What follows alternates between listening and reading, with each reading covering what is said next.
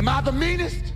Pawn's drunk. Am I the prettiest? Pawn's drunk. Am I the baddest mofo low down around this time? Pawn's drunk. Well, who am I? Pawn's drunk. Who am I? Pawn's drunk. I can't hear you. Pawn's drunk. AKA Mr. Moo Woo Shot himself. Of Harlem.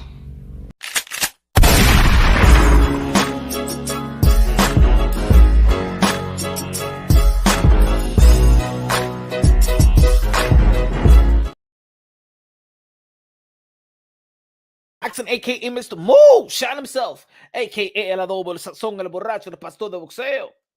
Ladies and gentlemen, first and foremost, God bless each and every one of y'all. God bless each and every one of y'all. What's good, what's good, what's good? People in the chat, what's good, man?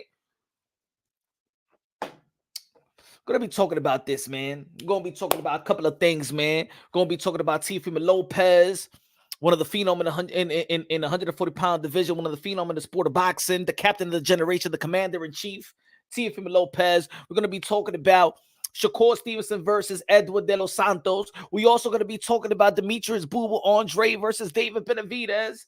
All access already ready to go. I think the first episode is going to be tomorrow. November 11th is going to be tomorrow, y'all. Can't wait for the fight November 25th. Also, what else? What else is going on in the sport of boxing? Jerome Bruce Ennis elevated as the IBF.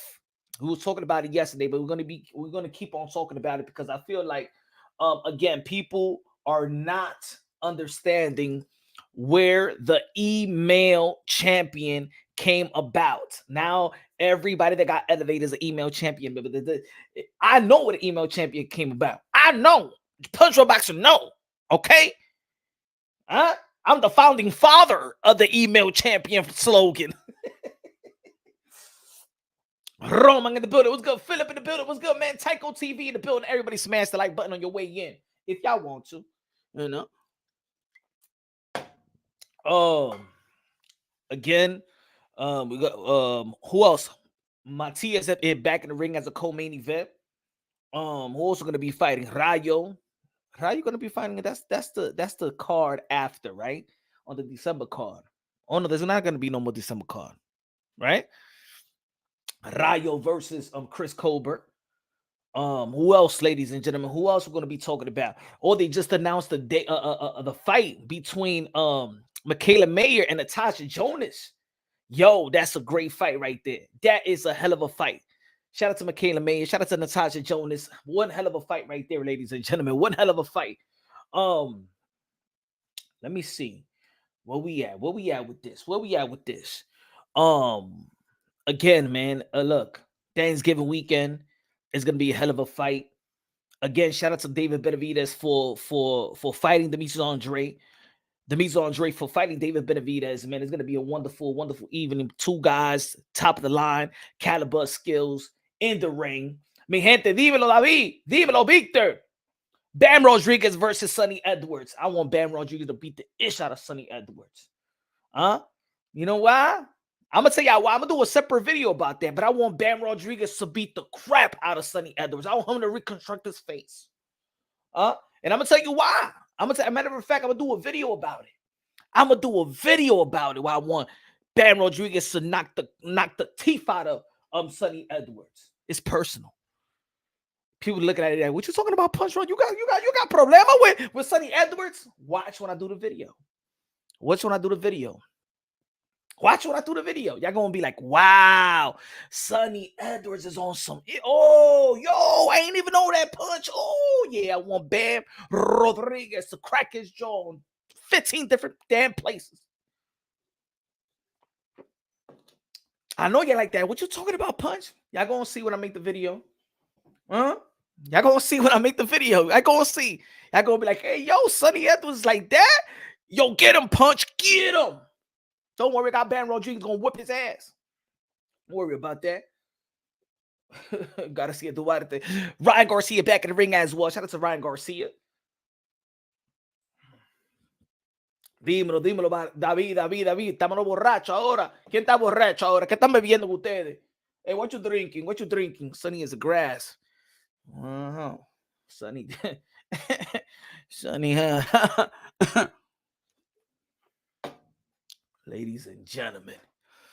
Ladies and gentlemen, of course, man. And yo, y'all gotta tell me who y'all got. For real, for real, for real. I know some of y'all don't. I know some of y'all be hating on Boo Boo, but tell me, I know little by little, I see the comments. And yo, I see the comments, ladies and gentlemen, in all the channels that Boo Boo got interviews and David Benavidez got interview. Now the All Access came out. I'm seeing the comments. I'm seeing a lot of positivity. I'm seeing, you know what? And I told y'all a long time ago. Once a fight is announced, because to be honest, I don't believe y'all been studying a Boo Boo Andrade in the past. I think a lot of people have been following the narrative. I think a lot of people just, you know what I'm saying? Oh, he went after Canelo Alvarez, and because he went after Canelo Alvarez, y'all hate Boo Boo Andrade and stuff like that. But now I see people actually studying Boo Boo Andrade. And you know what they're coming up with? Yo, I think Boo Boo's going to beat him. Hey, yo, Boo Boo got the skills, yo. I mean, I don't know. I'm looking at, I'm reading enough. Matter of fact, let me read a couple of comments. Look at how people now is talking about Boo Boo. It's funny because now you're actually sitting down and studying Boo Boo. Now you're actually going to YouTube and searching Demise Andrade versus, or Demise Andrade highlights, Demise Andrade versus. And y'all be like this. Fucking Boo Boo and shit like that. He ain't nothing. He never fought nobody. And he got a good jab. Yo, Boo was fast, yo. Yo, what's that balance that people was talking about? I don't see him falling around and stuff like that. Hey, yo, Boo be dropping everybody that he faced. Hey, yo, Boo be switching from southpaw to orthodox. Hey, yo, he got some good reflex. Damn, Boo. Yo, Boo got height, bro. Boo good. See, now y'all studying Boo Boo. And y'all like, see, remember when I was talking about Demond Nicholson? Hey, yo, but he got dropped by a bum. And yeah, but look at the whole fight. Y'all like, that's like, damn, yo. Demond Nicholson ain't win one round. Yo, look at the combination. He threw that shit in the 8th round. And he dropped him in the 10th round. Let me see the Jason Quigley shit. God damn, Boo be going at it. Damn, I thought he was a boring fighter. Yo, he be going. He be trying to knock people out in the first, second round. Man, they ain't boring to me. Now y'all studying Boo Boo. I know it. Let me check the comments. Look. I'm going to read you a couple of comments that I never heard before. Hold on. Let's go. Let me see. Hold on, ladies and gentlemen. Let's read a couple of comments that all of a sudden, y'all know what Boo Boo is. Let's read a couple of comments. Let's go. Love this clackback. This is exactly what we need to see before the fight. I really like Andrade, and I feel bad that he's been chasing these top guys for years and not getting the fight. I hope he wins or at least becomes popular and gets something better next. This guy's a class act. Can't wait to see him get his shine. Yo, pero mira esto. Ahora usted le están respetando a Dimitri Boo Boo Andrade, the boogeyman. Mira eso. Let's read more. This guy went to almost everyone's press conference, but is being avoided.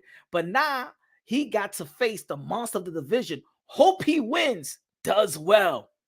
Wow. My man, Demetrius Andrade is relaxed, super in shape, confident, and giving credit to the Most High. Andrade by stopping. Pero mira esto, mi gente. ¿A dónde está saliendo esta gente? Oh, I never. Listen, this dude representing the Puerto Rican well. He ain't Puerto Rican anyway. I feel the itch on my bones. It's like euphoric feeling. I can't wait for November 25th. Keep the same energy. Y'all hated and disregarded greatness for years. You're gonna get this shit whether you like it or not. Mark my words.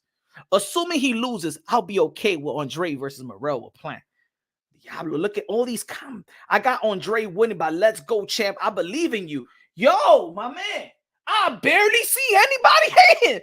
Hey, yo, look. I barely see nobody. I got Boo Boo winning. The narrative for this fight is power versus skills. Andrade Kaswa. It's not just the skills. I believe Andrade can hang with Benavidez in the pocket successfully. Pero mira. Wow. Wow. Hey, yo, shout out to Shadow Ghost. What's good, Shadow Ghost? What's good, my brother? Low Nose Boxing in the building. What's good, man? Hey, yo. Hey, yo, explain to me what is this?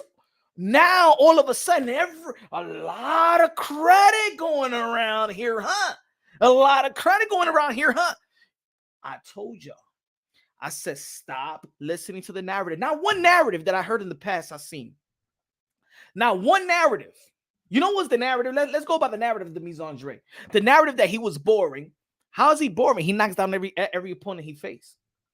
Yeah, he fight like Devin Haney. Really? He knocks down every opponent he faced. He broke the jaw of Jason Quigley. He knocked down Damon Nicholson 3 times. In his first time at 168, he knocked down Liam Williams, switched to southpaw, switched to orthodox, then southpaw, 1-2, boom, hit him and touch him in the ground. Who is El Africano, Suleki? You know what I'm saying? Like, tell me when do you like, man, these guys boring. See, that was the narrative. What was another narrative? Hey, yo, his footwork, he's man sloppy. He's off balance. Where's he off balance? He's awkward. The word that you wanted to use was awkward. Awkward. Punch from different angles. Remember, because there was a video of a hater that did a video and they did a video of the Mise Andre falling and stuff like that. And they'd be like, oh my God, Demetrius balance all over the place. Ain't no trainer ever said that the Mise Andre was off balance. Where y'all hear that from? A troll? What trainer?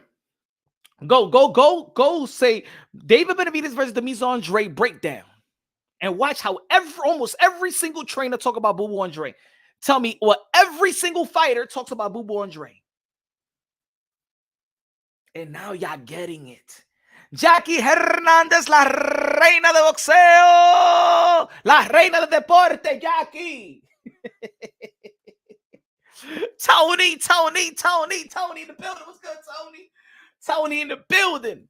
Demon over the mind, he said, Boo Boo coming, period. And he sound good. Boo Boo coming, period. Yeah. That's all I need. He said, Boo Boo coming, period. That's all I need. Shit. Don't need even the model. Eric Gomes in the building. What's good, man?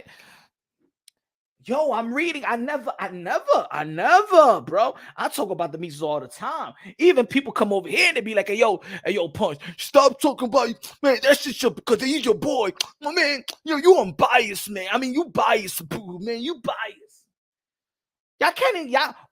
Why is it a crime for me to support a fighter? Is it a crime for me to support Canelo Alvarez when I say King Nelo, aka Cartelo, aka Cash Nelo, aka Payday, aka get the fuck out of here, man? Can I say, yo, Chamel Charlo is an undisputed, he the man at 154? Why people get mad because you like give props to different fighters from different ethnicity, from different weight classes? Hey, yo, Shakur Stevenson, I don't see nobody outboxing him.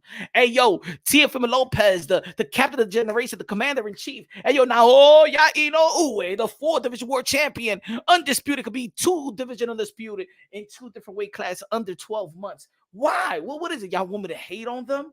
Is that gonna make you feel better? Y'all want me to hate on them, clap on them, hate on their wives, hate on their what you want me to do? You don't want me to give credit to nobody? Does that intimidate somebody when I give credit? Do I automatically have to be a fanboy because I give fighters credit? What y'all looking for?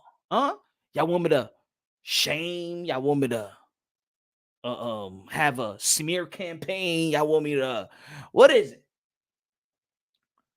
What is it? See, now y'all studying Boo Boo. I know it is. See, now it's the first time his haters is the first time that Demetrius Boo Boo Andre's haters are actually studying him. Because now some people like to bet on boxing, and now they actually sitting down and looking at his fights. And this is the reason I'm seeing so many positive, because now it's like, oh, wait. Let me be smart about this because I'm a hardcore boxing fan. Let me study Boo Boo. You remember a bunch of dudes be like, hey, yo, man, you know what I'm saying? Boo Boo's like Caleb Plant. Boo Boo is nothing like Caleb Plant. Hey, yo, I even listen to people that try to compare Caleb Plant to Demetrius Andrade. Demetrius Andrade and Caleb Plant. Oh, he got footwork. So you know, David Benavidez did good footwork. Look what we did to Caleb Plant. And Caleb Plant is like Demetrius Andrade. Hey, yo, my man, those are two different type of fighters, bro. Two different. They're not even the same, bro. Not even one bit. Not even the way that Demetrius Andrade throws his jab is the same. Demetrius Andrade throws his jab like Andre Ward throws his jab. Demetrius Andrade throws his jab like this. Boom, and he gets out of line. As a matter of fact, Demetrius Andrade throws a jab. Let me get from the southpaw stance. Demetrius throws a jab, and he always get out of line. And he when he throws a jab, he bends down to the waist. That's not Caleb Plant. Boo Andrade is southpaw. Caleb Plant is orthodox. Demetrius Andrade is awkward. Caleb Plant is traditional. Throws shots from weird angles. Caleb Plant don't throw shots from weird angles. So where do you hear where are y'all hearing this from? You know what it is? Lazy analysis. Y'all lazy about it. And I'm not talking about people in the chat. I'm just speaking to natural. Y'all already know I'm just doing live and I'm just saying y'all, but I'm not speaking about y'all. You know what I'm saying? Y'all, because I feel like the people right now that's looking on, y'all educated.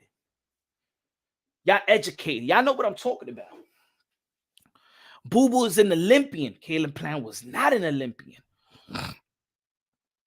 Boo Boo, they did the numbers. They did the numbers. Dan, what's his name? Dan, I forgot his Italian guy that does the numbers. Demetrius Boo Boo Andrade gets hit less.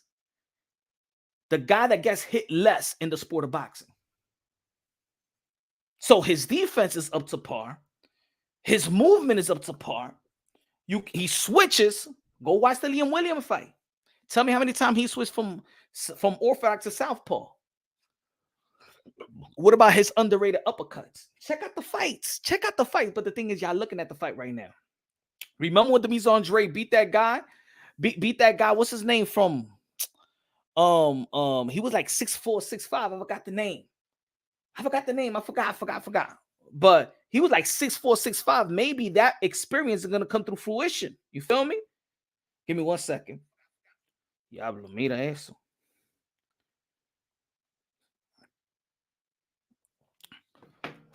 Tony. Shout out to the IBFP in the building. What's good, IBFP in the building? He said Boo Boo style was different from Plant. 100% correct. Eso verdad. That's true. Oh, yes. Fox. That dude was like what? That dude was like 6'4", 6'5". I think that, and the thing, and you know what? When I was doing film study what was it, like 2 weeks ago, I said maybe that fight right there, like, yeah, of course, you know, Demetrius Andrade don't have the elite experience, but stylistically, you've seen all his opponents, they all different styles from different parts of the countries and countries and states and shit like that.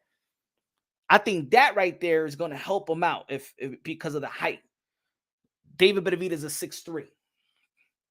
Benavidez needs to move up and stop bullying the small fighters. I'm gonna say it like this, man.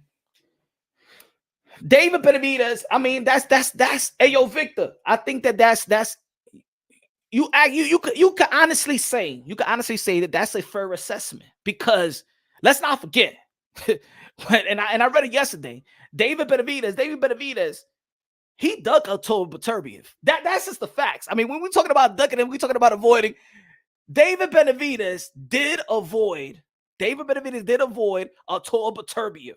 Remember when he got stripped? He got stripped because he lost his belt, and the WBC came as a superhero and be like, you know what? I know you didn't come in weight. Okay, I understand. You are fat, you're sloppy, and we're going to move you to the 175, and you're going to get a chance because nobody beat you, but you're going to get a chance for Artur Beterbiev. Hey, yo, they got so scared. They were like, yeah. They got so scared. They sent a letter. They sent a letter to Mauricio Sudamar. No. Hey, please. Samson told Mauricio. I said, hey, Please, we want to go back down, please. I know you got to give us a tune-up or something like that, Mauricio Surma. You're my best friend. Why would you tell me to go fight? Look at the letter. Look at the letter. Look at the letter. Look at the letter. Hold on. I got the letter right here. I got the letter right here. This was the most complete duck in our era. And nobody really said nothing about this. Look at it. Look at the duck. Hey, yo, we talk about duck, but this is a duck. That motherfucker got so scared. Samson, Likowitz, David Benavidez, his team got so scared. They typed that letter so quick. Please send us back to 168. He said, I am writing regarding my fighter, now former two-time WBC super middleweight world champion David La Bandera Roja. Nah, he was a Mexican monster before. First, let me say, while Team Benavidez appreciate your generous decision to install David as the #1 light heavyweight in your latest ranking, and the champion was Arturo Beterbiev. They looked at Arturo Beterbiev, the Drago of boxing. And I am writing to inform you that David wishes to continue his career as super middleweight. Oh, hey, yo, no me habla de Canelo Álvarez. At least Canelo Álvarez went up there and fought Sergey Kovalev and fought Bivol. At least he had the heart and balls to go up there. As soon as they put David Benavidez, that came from 240 pounds, to fight, mira como they send them una letra and an essay. That shit wasn't even not even a letter. This is an essay. This is a what? 1, 2, 3, 4, 5, 6 paragraph letter. Oh, he said, as a team, we wish to apologize for David missing weight. Please, we apologize. We apologize. Don't give us a total Beterbiev. And dominant 10th round stoppage of California Romero Alexis Aguno. Please note that David has never before missed weight in the professional career as long-time promoter. I've seen David come into the fight weak, roughly 3 pounds over the limit. Many times. And by the weigh-in, he has used running on a treadmill, swimming in the pool, and the little man, I didn't want to read this shit no more.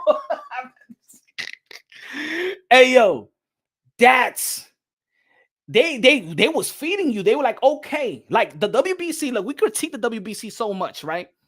Hey, yo, no, that's the real IBFP, my brother. That's the real. We know we are, me and IBF, we got our differences in certain things, but you know what? You know, he could give it, I could dish it, he could take it, I could take it. You know what I'm saying? Pause. But you know what I'm saying? Got a hell of a channel, by the way. Got a hell of a channel, folks. But that's a complete duck. That's a complete avoid and duck. And the thing is, look, let's be real. We criticize the WBC. All right, let's criticize the WBC for the franchise. Let's criticize the WBC for Jamal Charlo, not what's the champion of recess, not putting him in champion of recess and things of that nature. Much love, brother. Much love. You already know. But when the WBC says, okay, understood, you can't make the weight. All right, you missed weight. I got you. But the thing is, you can't be playing the shenanigans. First, we gave you a chance. You sniff coke and stuff. We gave you a chance. You young. You partying. You know what I'm saying? That's the happy drug. I get it. That's the happy drug. Okay. Hey, my day, David. In my day, I did it. You know what I'm saying? All right. Then the second time, pow. The second time, baby, pow. Now it's punishment. But we're going to do you a favor. I know that you're good. And I know you have pounds of weight. I know you came from 240 pounds. What we're going to do is go to the 175 and get your title shot right there with Arturo Beterbiev. And what did he do? So, and this is what I say about when we're talking about Canelo and when we're talking about fighters that was in position for Canelo Alvarez fighting, things of that nature. Just like we said in the middleweight division in 168, like at 154, right? The reason why, it's like me. I always say, yo, I wanted the Mise Andrade and Canelo Alvarez at 154. I wanted Canelo Alvarez and the Mise Andrade in 160. And now I want the winner to fight Canelo Alvarez, and I want Canelo Alvarez to actually fight the winner. The reason why Canelo Alvarez doesn't get shame in 154 is because he was always trading a legacy fight for a legacy fight that arguably is a harder challenge. So when he ain't fight Demetrius Andrade, a fight that Demetrius Andrade was the champion, he was the number one man, the number one in mandatory position, not necessarily a mandatory, but a number one, the number one in the WBO. But then he fight to get to a Cotto fight in the middleweight division. So then if you look at it like, who should I fight, Demetrius Andrade or Cotto? Let's move up and fight Cotto. That's the money fight. He's a legacy, and on paper, he could be a harder fight, right? On paper at that time. So boom, you can't get mad at Canelo Alvarez, right? If you were nitpicking, you can't get mad. And then in 160, we know what happened, right? We still want to see the Mise Andrade, Canelo Alvarez, undisputed, right? All right, he can't get that fight.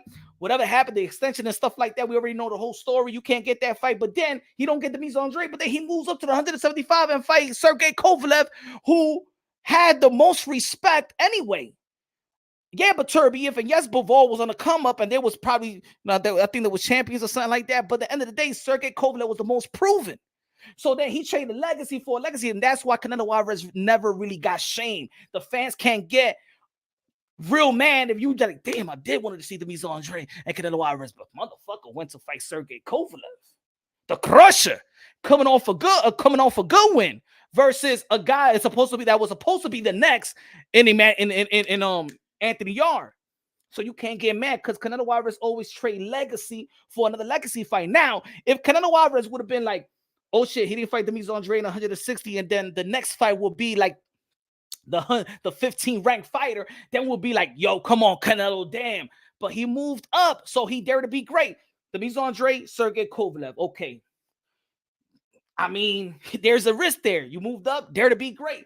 That's the reason why Canelo Alvarez really, you could be nitpicking and we could be like, damn, I wanted to see that fight because I'm a fan of both of them. But damn, he's daring to be great.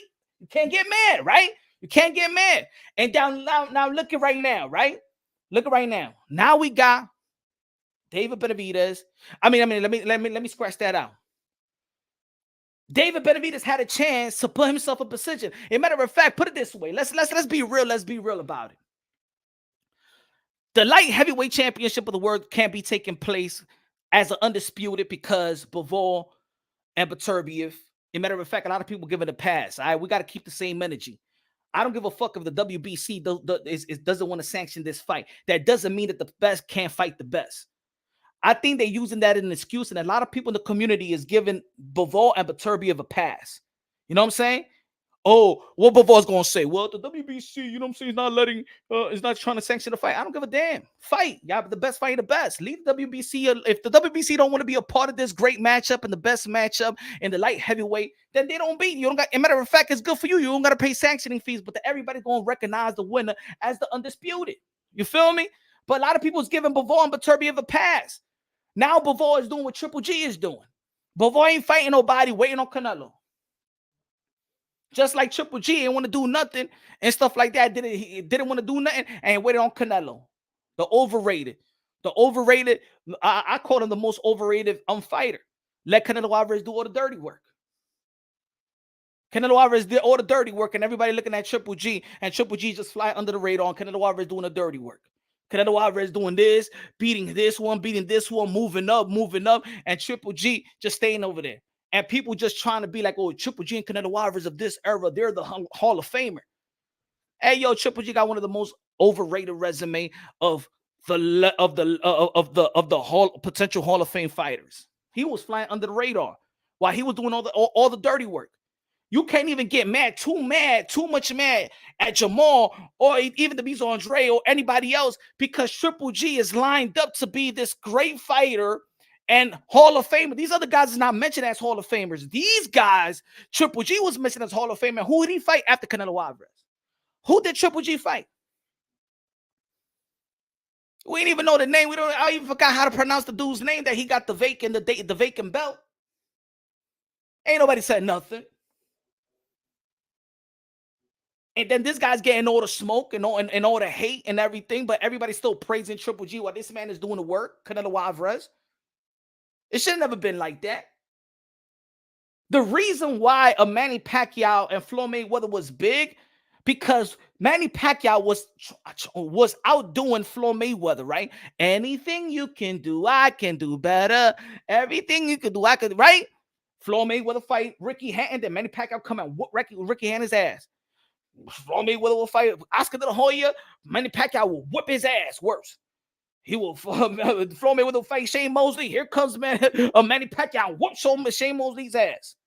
Right? So they was building each other. You do something good, I do something good. You do something great, I do something greater. You do something greater, I do something greater. And it was building. It was building. He beat Margarito. Floyd was like, I ain't gonna do that now. I am in the pack. How you pushing it? You pushing it with Margarito. You know what I'm saying? Manny Pacquiao was like, okay, you do this, I do that. No, you do this and I do that. No, you do this, I do that, right, Frank? You do this, Canto Margarito, come over here. Floyd Mayweather said, hey, yo, ESPN, he did a poll, man. Who y'all want me to fight next? Amir Khan. You know what I'm saying?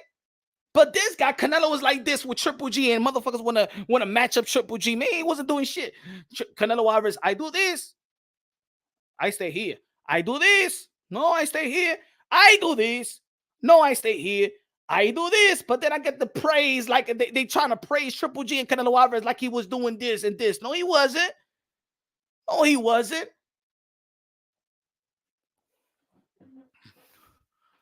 But Bavaro Beterbiev, now, put it this way now.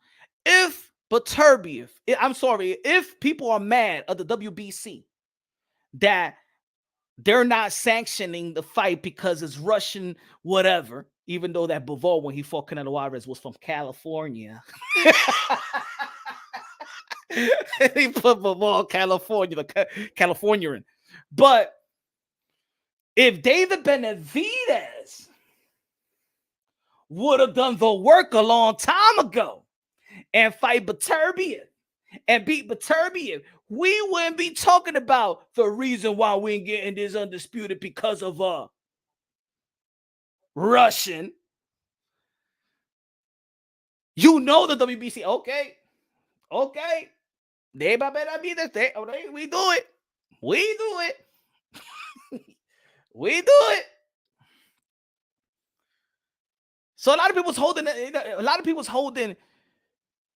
David Benavidez accountable just because he the sniffy sniffing and the weight. But let's not forget that he was put in position to be the man at light heavyweight. And he said, no, I want to go back down. Give me Lemieux or give me the other guy. I forgot his name before Lemieux. I not ready. If Mike Tyson knew that part, I don't think he would call him the Mexican Monster. If you would have beat Beterbiev, that's the Mexican Monster.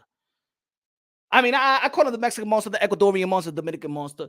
But I do. If you really seen the interview with him and Jamal Charlo, Mike Tyson and Jamal Charlo, you know that Mike Tyson didn't know David Benavidez's name. That's why he called him the Mexican Monster. He didn't even know that. He didn't know who he was talking about. As a matter of fact, he didn't know who he was interviewing, Jamal or Jamel. Remember when he was looking at the tape, he said, they was looking at Jamel highlight, and he's like, that's a good. He said, nah, that's my brother.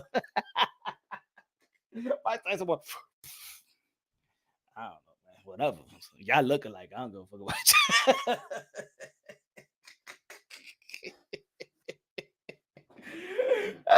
you. Smash the light. Tell him.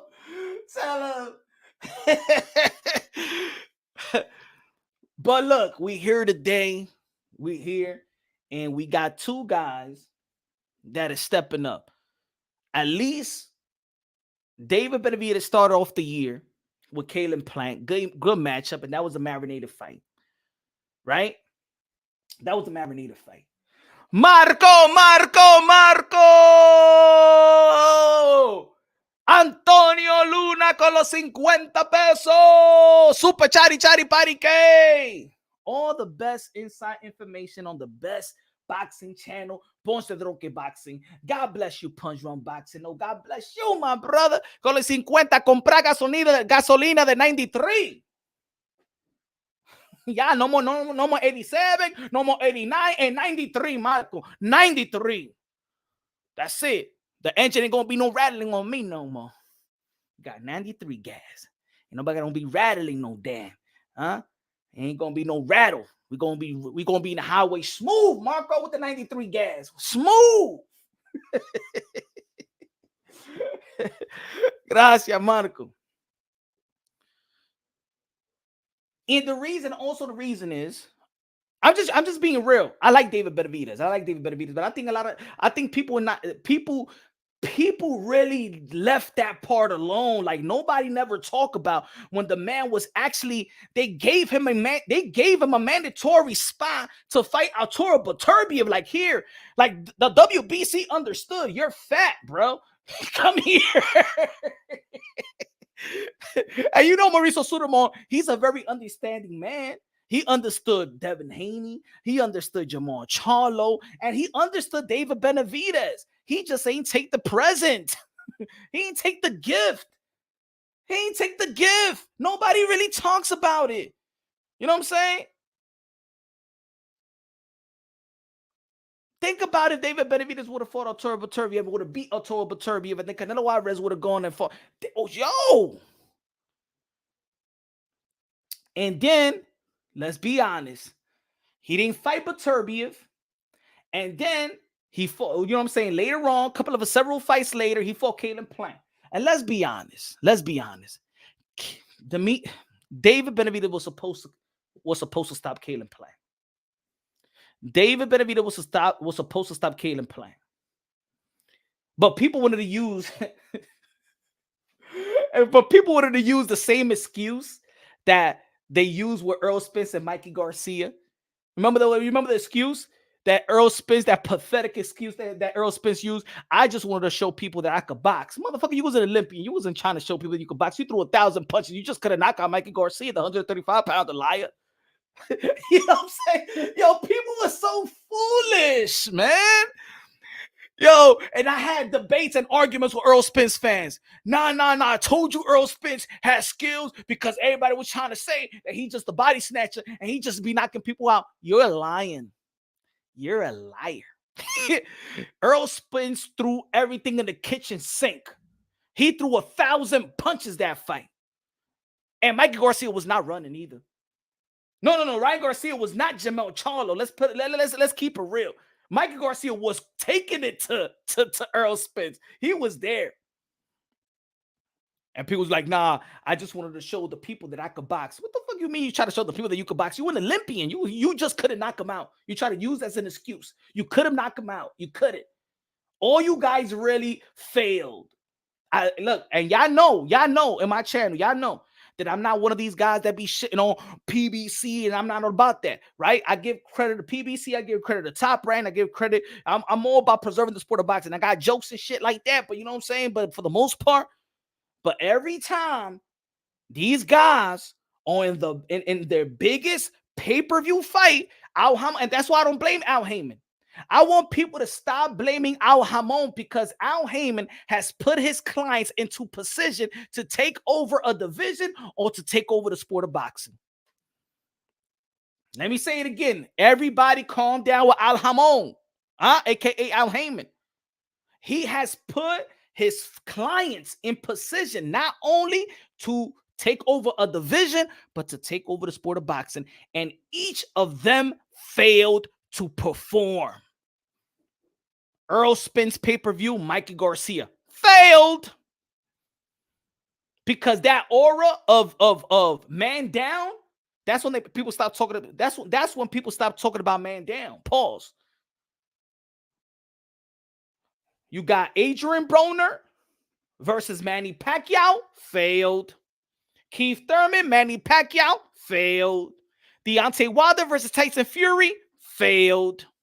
Caleb Plant versus Canelo Alvarez, failed. Jamal Charlo versus Canelo Alvarez, failed. And that's why I'm one of those. I'm one of the channels that be like, yo, I'm not blaming it on Al Heyman. Al Heyman is a manager advisor. He's doing his job. I'm gonna get you the bag. I'm gonna get you, and I'm gonna get you. Look, if you beat Manny Pacquiao, it's a passing of the torch fight for you, my brother. Failed. Hey, yo, Earl Spence, I'm going to put you up against Mikey Garcia, right? And Mikey Garcia got the second best Mexican following outside of Canelo Alvarez around that time. Mikey Garcia got the best following. All right, boom. I want you to wear the beautiful colors of the red and the white and the red. I want you to pander to the Mexican fan base, all right? Earl Spence, I beat Mikey Garcia from pillar to mother effing post. Failed. Deontay Wilder, we're going to give you Tyson Fury. He's the lineal champion. Beat the hell out of him. Failed. Don't get mad at Al Heyman. Al Heyman did his job. As a manager, advisor, he did his job. He did his job. He did the... Look, they waited... Remember, Canelo Alvarez actually... Remember, before Callum Smith... And this is what it is. People always forget. Canelo Alvarez won the Kalen plant first before even Callum Smith. What did PBC? No, they kept Kalen Plant, save him for last. Good strategy. Good strategy, save him for last. But Canelo Alvarez asked for Kalen Plant first and Callum Smith. But save him for last, good job. That's the job of Al Heyman. He did his thing. Canelo Alvarez gonna come. He gonna, and that's another thing about Canelo Alvarez. Even there's certain like, see, my criticism of Canelo Alvarez is this much. Because he just does shit that, like I said earlier, he trade legacy for legacy. I want to see this fight, but damn, he got this fight. You can't be mad, right? Canelo Alvarez, while everybody in this community, and we heard the Earl Spence and the Bud Crawfords of the world talk about the crossing of the street, Canelo Alvarez said, "Pues yo voy a cruzar la calle, déjame quieto." Eddie Hearn, after the Billy Joe Saunders fight, look how gutsy is Canelo Alvarez. Canelo Alvarez, after the Billy Joe Saunders fight, what did he do? He's the A side. Everybody in boxing knows he's the A side. Where did he go? He could have easily be like, hey, yo, my man, you coming to the zone because you soy Canelo Alvarez, ya yo estoy aquí. Y mira el número, look what I did. She said 73,000 people watch my fight, okay? What do you mean I got to go to you? What do you have for me over there? Canelo Alvarez won the undisputed by any means necessary. Let me do. Eddie Hearn, come on, stay here, blood. Stay here, bruv. Stay. Nah, man, get the fuck out of here, man. I'm going to get my belt. I'm going to Al Hamon. You don't have to. You're the A side. You don't know what could happen in that card. You could get robbed. Me, Rob. I'm going over there. Went across the street while these motherfuckers was waiting for how long these guys was arguing about crossing the street, back and forth, crossing the street. Motherfucker needed a crossing guard and shit like that. Bud Crawford, Earl Spence, I ain't going to cross the street. Canelo Alvarez, as soon as he had a position to cross the street, he crossed the motherfucking street. He did not need the crossing guard. He didn't need the sign, stop. He didn't need the traffic lights. He just crossed the motherfucking street. As soon as he was in a position to cross the street, he crossed the street. Every time. The only person, and this is why, the only person that hasn't failed Al Hamon is Gervonta Tank Davis with Ryan Garcia. That's the only person that hasn't failed Al Hamon.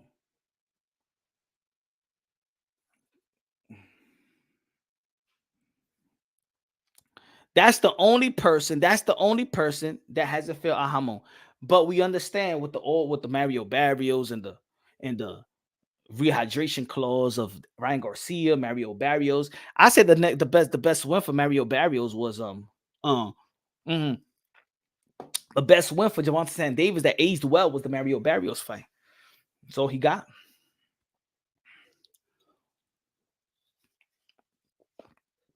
Resto Boxing Now is the voice of the UK London, bro.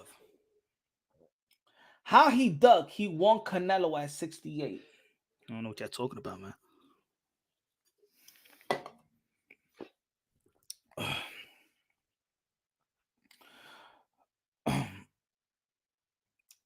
Salute. Check this out. Let's talk about the Teofimo Lopez. Let's talk about the Teofimo Lopez, right? I'm saying, is Teofimo Lopez trying to burn his bridges? Look at Teofimo Lopez. Shout out to Teofimo Lopez. You already know he got no hair in his tongue. Teofimo Lopez speaks his mind and speaks his mind very well. Sometimes he say shit that we be saying in the community, but people get mad when he say it. We could say it. He goes, got to get rid of the thieves that don't do nothing of our sport. Call it what you want. I'll carry my sport. Because this person said, yo, Tio, taking advice from where you standing burning bridges might not be the best to take. And Teofimo Lopez replied, got to get rid of the thieves that do nothing for the sport. Call it what you want and carry my sport. Is he trying to burn the bridge? We understand that Canelo, that Teofimo Lopez talked about Showtime going down several years ago. It came to fruition. He's talking about he went in on Eddie Hearn. He's going on the zone. They said the zone is only going to last 5 years. You already know he's been going on. He goes at Top Rank. He's going on Steven Espinoza. He's going on everybody. Now the question is, and remember what's his name? Remember what is his slogan? His slogan is the takeover. So he's trying to take over. And I think people miss the takeover part. No, he's trying to take over. Yet, is he's in position? Is he burning his bridges too early? Because remember, Teofimo Lopez even with the interview with that he chopped it up with us in this channel and with other outlets, he said that he want to get the takeover promotion. He wants to get fighters. But if you burn the bridge with ESPN, Top Rank, The Zone, Matchroom, and Golden Boy Promotion, which he was chilling with Oscar De La Hoya several weeks ago, right? But he's with the Zone, so he shits on the Zone, he shits on Matchroom, he shits on Top Rank, he shits on ESPN, he shitted on Showtime, Steven Espinoza, Mayweather Promotions, he shits on everybody. Let's keep it real, let's keep it high, let's keep it real, let's keep it funky. Is it smart for Canelo, for Teofimo Lopez that wants to take over to be burning the bridge, or is he rebuilding this bridge? Is he's burning this bridge but rebuilding his own bridge? Yet the only thing is, who is helping Teofimo Lopez out?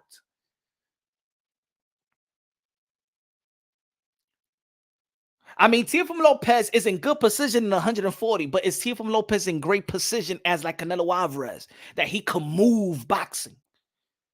That he could move, that he could send the shockwaves, that he has that type of power. Is he the Jay-Z of boxing? Not yet. And it's cool to expose the fuckery in the sport of boxing. But look at the poll. Let me see the poll. Let me see the poll. Let me see the poll. Let me see the poll. The poll, I said, is Teofimo Lopez doing the right thing in exposing promoters and network, etc.? Yes, someone with balls has to do it. 57% says yes. 22% not. No, not smart and built and burning bridges. 7% says until he's not in power position. Not sure, 14%. So people want Teofimo Lopez to expose it. Right? Teofimo Lopez also tweeted today, I'm saying this now, just like I said a couple of years back about Showtime. No, this was in October. I'm sorry. Knowing you old heads will keep the same system going. I give our beloved sports no more than 7 to 10 years left before not one network will want to contribute with our sport. We need change. To be honest, that phrase right there, I've been saying for quite some time. What Teofimo Lopez feel, I actually feel as well. I've been saying it for a long time. Think about it. HBO gone. Showtime gone. Our two massive American Northeast network has left boxing. Showtime and HBO, our beloved HBO and Showtime, left boxing. Now we got ESPN, but peep this. But Top Rank only got 2 more years left on ESPN. Tell me the money that they have generated. Where's the money that they have generated? The type of money that tells ESPN, well, we're going to give you a long-term deal. Look at Golden Boy Promotions. They're on a month-by-month basis. They don't even have remember, I spoke to Oscar De La Hoya. We had an interview with Oscar De La Hoya. Oscar De La Hoya said that we're still negotiating. My man, you've been negotiating ever since y'all was about to take Golden Boy Promotions to Triller. The Zone that wasted a lot of money with Matchroom USA. Remember, Eddie Hearn spent a lot of money on Matchroom USA. That's why Eddie Hearn don't even want to. He really don't. He's skeptical now. Now they got him on a leash right now. So the Zone ain't trying to give Golden Boy that type of money yet. Showtime is gone. PBC is looking for a home. So this part when Teofimo Lopez saying, knowing you old heads will keep the same system going, I give our beloved sport no more than 7 to 10 years left before not one network will want to contribute to our sport. I agree with him.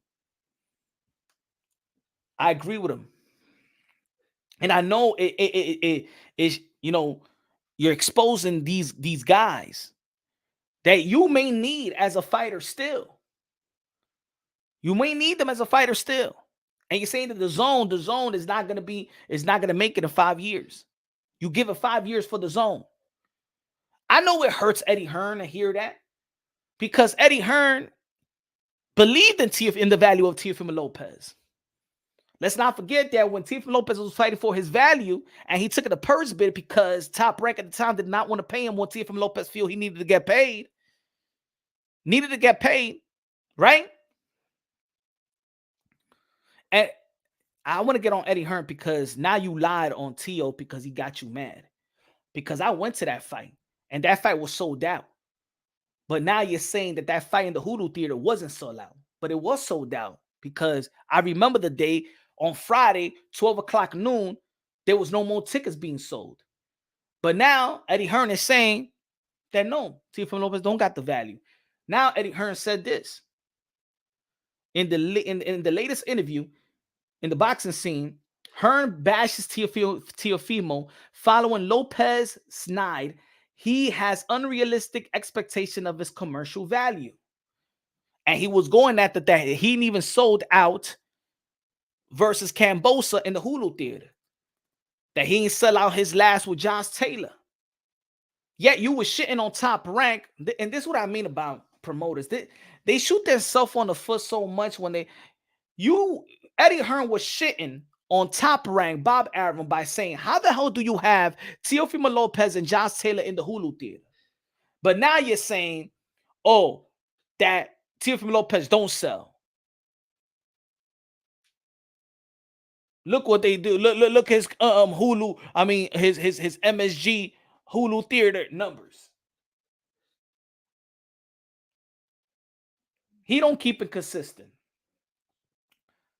And I like Eddie Hearn as a promoter. I like the way that he promotes. I think he's actually a promoter that actually promotes. He laid back a little bit, but he's a guy that promotes. He got the lip to promote. But talking about unrealistic expectations, and this is what I always say: don't ever put value on fighters. Eddie Hearn, you had to learn the hard way. But actually, not the hard way, but remember when I was debating about Amanda Serrano and Katie Taylor for y'all? Y'all remember? And I be arguing with people that people like to put value on fighters, be like, hey, yo, he don't worth this much. He don't worth this much. He don't worth this much. My fault. I'm not even seeing the comments right now. Hold on. Give me 1 second. Give me 1 second.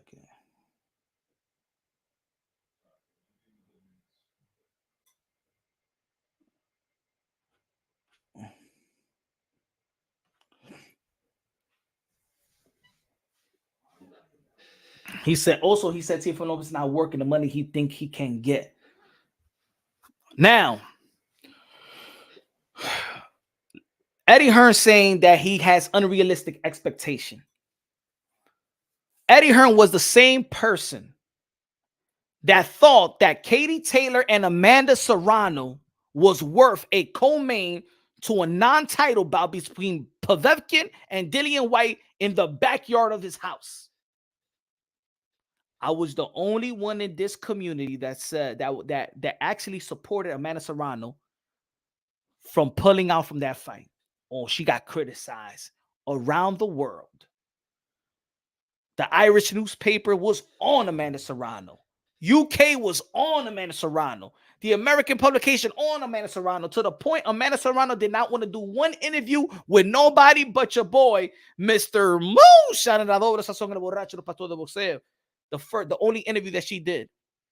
The only interview she did, because people was trying to smoke Amanda Serrano. And I was like, I agree with Amanda Serrano. Pull from that fight. You're worth 7 figures. Baby, you worth 7 figures. I said it time and time again. Time and time again. Now, peep this. I said, don't put value on fighters. Eddie Hearn thought that Amanda Serrano and Katie Taylor was worth a co-main, not even a main event, a co-main in his backyard. I said, hell no. If y'all ever check the archives, I said, hell the F no. Hell the F no. That fight is humongous. It's huge. It's big. And I said that before a Jake Paul came around. Before Jake Paul was around, I said that. And I tell y'all folks, I said it again. I did the video. I'm a New York City native. I go to Madison Square Garden. I've been there practically since I was like 6, 7. I used to go watch wrestling in Madison Square Garden. I never heard a pop, a constant pop like Amanda Serrano and Katie Taylor. If anybody was in the building, if anybody in the building, I don't know if y'all went to the fight, anybody in the chat, nobody has disagreed with me. I never heard a pop. I'm talking about Stone Cold pop. If anybody be in the WWE when Stone Cold ever came out, I'm talking about Ultimate Warrior pop. I was there in SummerSlam. My mama took me. Huh? My mama took me to Madison Square Garden. Huh? And Hulk Hogan and Ultimate Warrior versus Sergeant Slaughter. The Rock. That pop. LJ. 4-point play. That pop.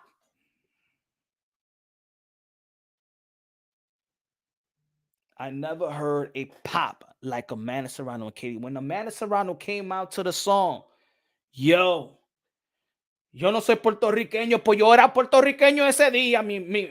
Mira, nena, tú me estás, coño, me está lucando yo.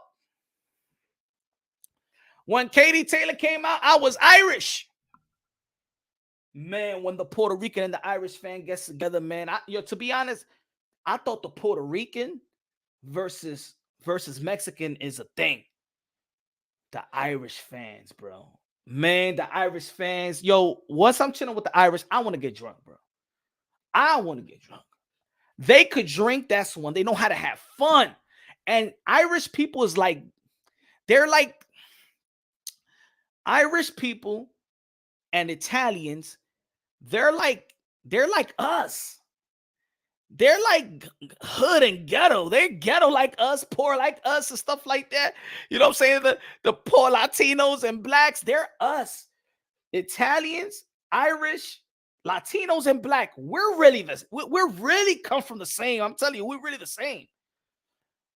But yo, when the Irish comes out, bro, the Irish comes out.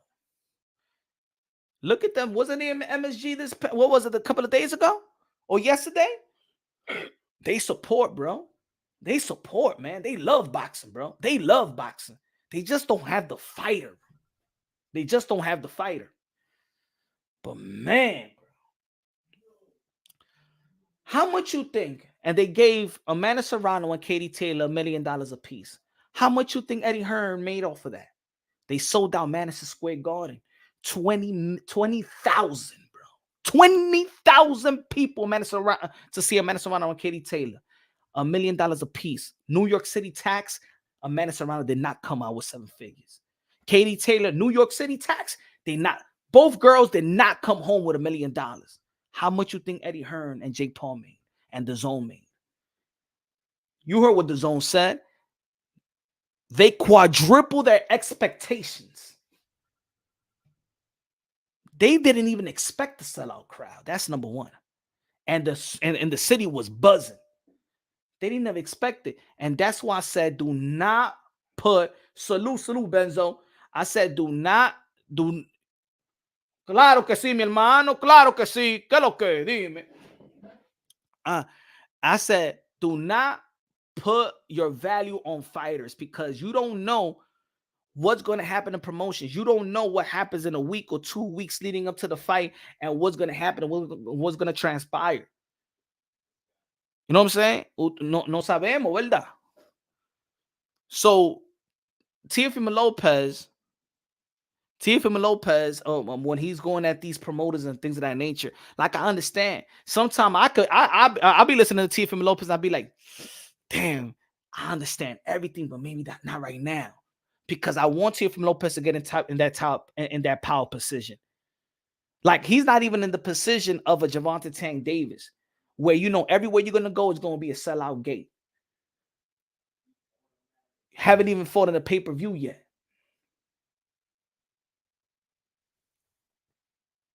They deserve bonuses for smashing their expectations. They deserve bonus for smash. But MAW, who's gonna give them bonuses? Huh? Are they gonna give them the bonus? What promoter gonna give a bonus? They're gonna pocket that shit. They're gonna pocket. Can you imagine? I think, man, please, they're gonna pocket that. What about Amanda Serrano versus Heather Hardy? A long time ago, they had the Hulu Theater buzzing.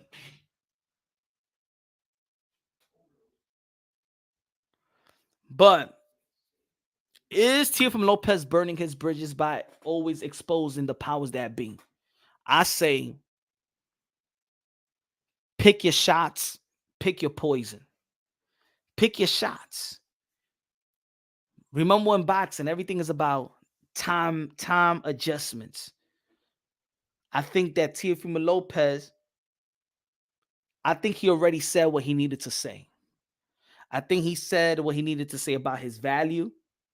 I think he said what he needed to say about certain networks and things of that nature. But I say this, if you are trying to establish the takeover promotion and you're trying to get fighters, and you're trying to sign fighters, and you rubbing every network wrong, what is the possibility of them saying, F you? I don't want to work with you, bro. Every time you took a shot of my business, man, I'm working with you, and F your fighters. And if you're not working with Bob Arum, Bob SM, F you, man, F you. I remember when you used to go at us, that we cheap and all that shit, F you. And let's say Steven Espinoza is back in place. Let's say he get a job at Amazon Prime or something like that. No, get the hell out of here. I don't want to do business with you. You're not even relevant no more. I don't want that to happen to Teofimo Lopez as well. I feel like he loves the sport of boxing, and I think that he wants to do and care about the sport of boxing more than any other of the young fighters. He's fighting for this shit. He's fighting for the morals of boxing. But understand that you also want to take over the sport of boxing. And you got to be in the house for you to snipe the master. You got to work with them. I'm gonna give you an example. Al Heyman. Let me give you an example. Al Heyman came to the sport of boxing. Got a couple of fighters. You know what? Let me work with Oscar De La Hoya and Golden Boy Promotions. When Al Heyman gained the trust of all these fighters, because of course, you got Floyd Mayweather, you got Andre Berto, and you working with Oscar De La Hoya.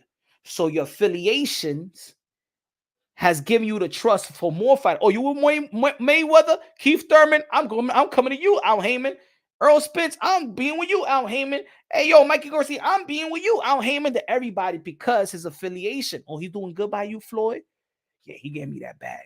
I want Al Heyman. And you work with Oscar De La Hoya. Oscar De La Hoya said, is Al Heyman good? Yeah, Al Heyman good. Okay. Oscar De La Hoya telling me Al Heyman good. Bruno Hopkins telling me Al Heyman good. Floyd Mayweather telling me Al Heyman good. These are the two most successful people in the sport of boxing. All right. So Al Heyman gaining power, gaining credibility. The time that he gained the credibility, ahí mimito se lo quitó todo a Oscar de la Hoya. Dame todo. Let me get all your fighters. Now I got PBC. Now I got my network deal. I got all the fighters. I made you build them up. They mines. Let me get my contract network deals. Power. Él lo hizo inteligente. He took his time. Fighter at a time. Bill Keefe. Build Danny. Build Danny. Build Keefe. Build Adrian Broner. Build Deontay Wilder. Ese momento, Young se lo quitó todo, except Canelo Alvarez. But Canelo Alvarez also had a choice too. Si él tenía Canelo Alvarez, también se lo quita todo. Took them all.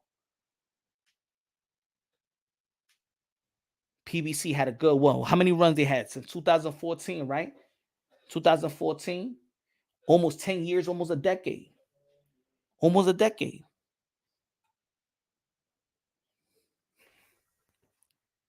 He had the Charlos. Golden Boy Promotions had everybody. Build them all. Golden Boy Promotions build them all. He se lo quitó. That's power right there. That's smart. Al Heyman is smart. As much as he gets criticism, and let me say it like this, Al Heyman's going to get another deal. He's going to get another deal.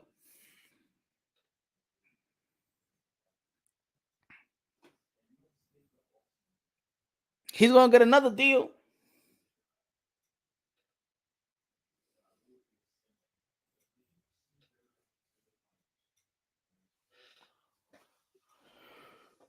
So, I'll tell you this, man. I think that you got to pick your poison. You said what you said. You can't constantly expose businesses, expose, and expose again and expose again. Get in position, get another fight. Boom, beat this guy. Gain more power. And then you can make a change.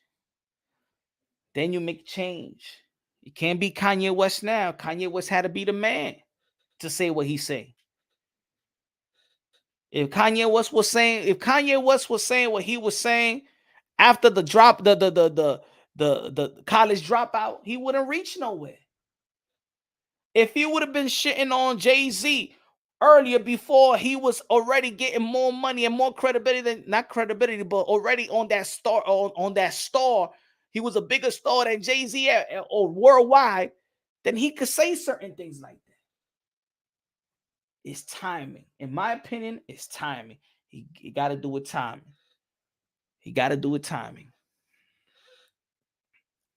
Yeah.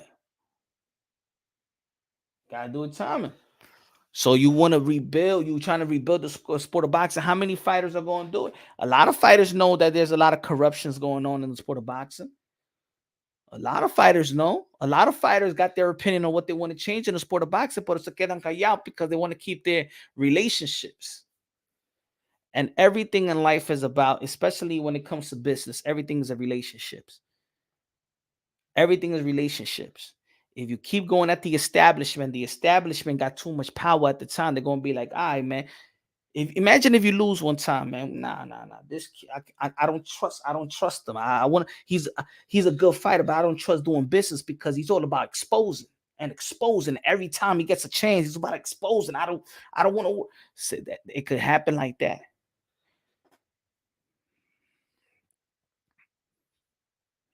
You know what I'm saying? It could happen like that.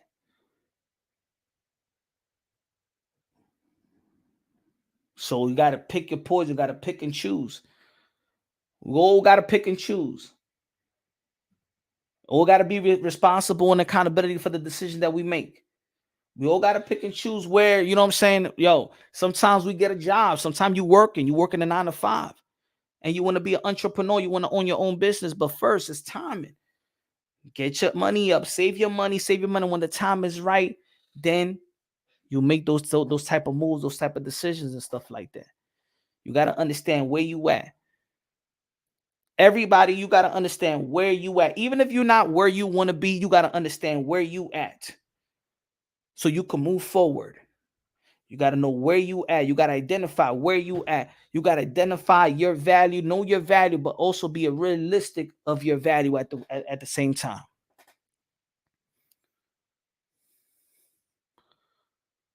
You gotta know where you at. You gotta be smart about it. In boxing, you got this window of opportunity right here. Ain't nobody gonna have a long career like the Manny Pacquiao's, like the Nonitos. Dímelo. Fuck that. They all like that. They all hate. Do you?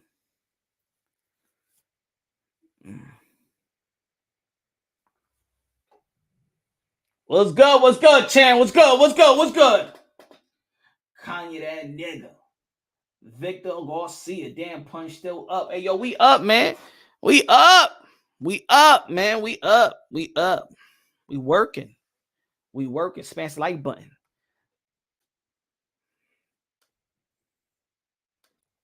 Shout out again to my brother Marco. Shout out again to Marco Antonio Luna for the love. You know what I'm saying? For the love. For the love of mine. For the love of mine. I remember that song? I remember that song. I like that song. Hey, yo, rap star. I told your boy Tyson Fury to stop dancing with the stars, and he should have prepared for Francis Ngannou, but he in training camp. That's all he was doing in training camp. Mira esta ballena. Hey, Free Willy. Hey, Tyson Fury. Coño, mira, Tyson Fury. Mira, Free Willy. Mira, check it out. Mira. Wow, baby. Wow, baby. Wow, baby. Mira. Free Willy. Ballena. Tyson Fury. Coño.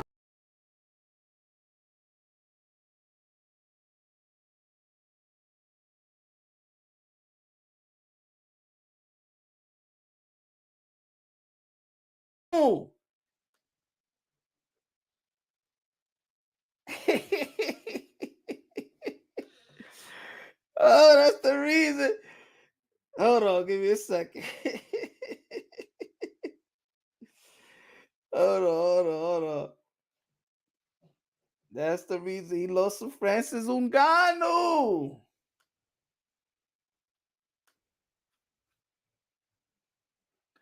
Oh, I'm muted. That's the reason he lost to Francis Ngannou.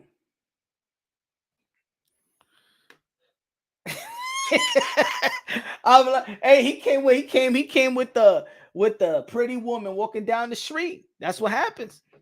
That's what happened. That's why Francis Ngannou whooped his ass, because he was busy. Mira esta ballena. Hey, Free Willy. Hey, Tyson Fury. Coño, mira, Tyson Fury. Mira, Free Willy. Mira, check it out. Mira. Wow, baby. Wow, baby. Wow, baby. Mira. Free Willy. Ballena. Tyson Fury. Coño.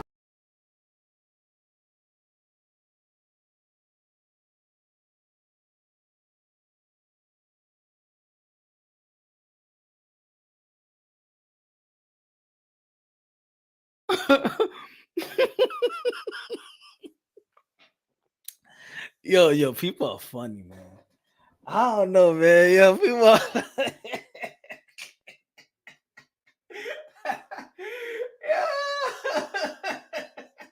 Yo, Chuck.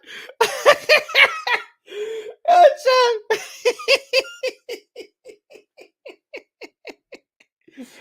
Hey, yo, Chuck. That causes... What's going on?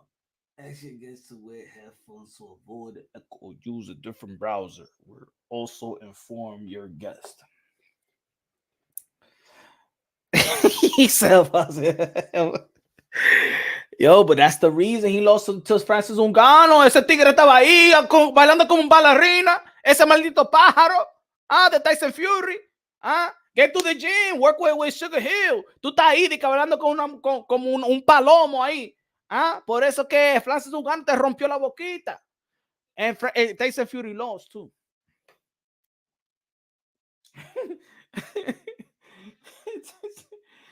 Tyson Fury lost. Shakur versus De Los Santos coming up. What you got for real, bro? We up.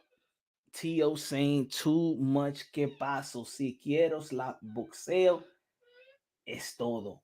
You needed that, huh? You needed that. Fury not the face no more. Hey, yo. What embarrassment, bro. Embarrassment, Tony. Tony, okay?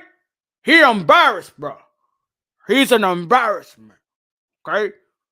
How dare you gonna go like that to Francis Ngannou, Tony? How the hell are you gonna go to that ring and do that shit, man? Huh? How the hell are you going to perform like that?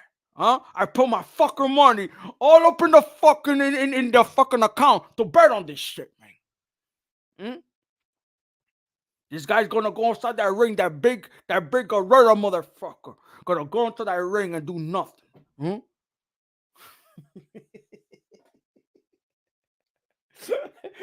That's said play it again. He said, "Yo, yeah, send it to Fury right now. Tell him what the hell he was working out in the battle as a ballerina, huh? Rap star, you in the UK? I want you to tell him what he was doing. That this is not the regimen. This is not the crunk regimen. This is not the crunk regimen. Mira esta ballena. Hey, Free Willy. Hey, Tyson Fury. Coño, mira, Tyson Fury. Mira, Free Willy. Mira, check it out. Mira. Wow, baby. Wow, baby. Wow, baby. Mira. Free Willy. Ballena. Tyson Fury. Coño.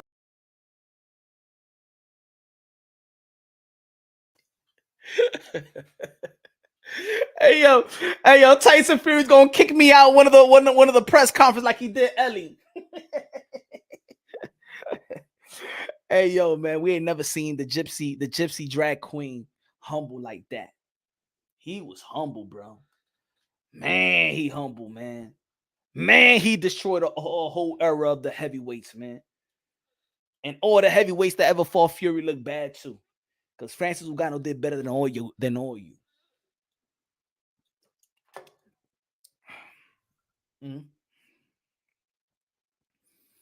Ladies and gentlemen, it's going to be a great fight. We're going to end the year real good in the sport of boxing, and hopefully PBC finds a home. Hopefully PBC finds a home. They're going to kick me out like they kick Ellie out. Hey, yo, kick him out. You Dawson. ¿Qué? Tú eres un Dawson. ¿Qué? Ya, we don't believe you. We need more people. You a Dawson. Matter of fact, I don't want to be in the gym anyway. Mira, palomazo, gordiflón. That's what happened. You got to be in the gym. Or you thought you bigger than everybody and stuff like that. You think that you can bully people and stuff around because you 7 foot and weigh 350 pounds. Eso está bueno, mi hermano.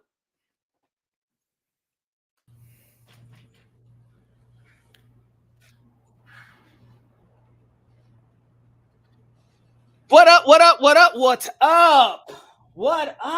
Straight? Why'd you have to put on your headset? God.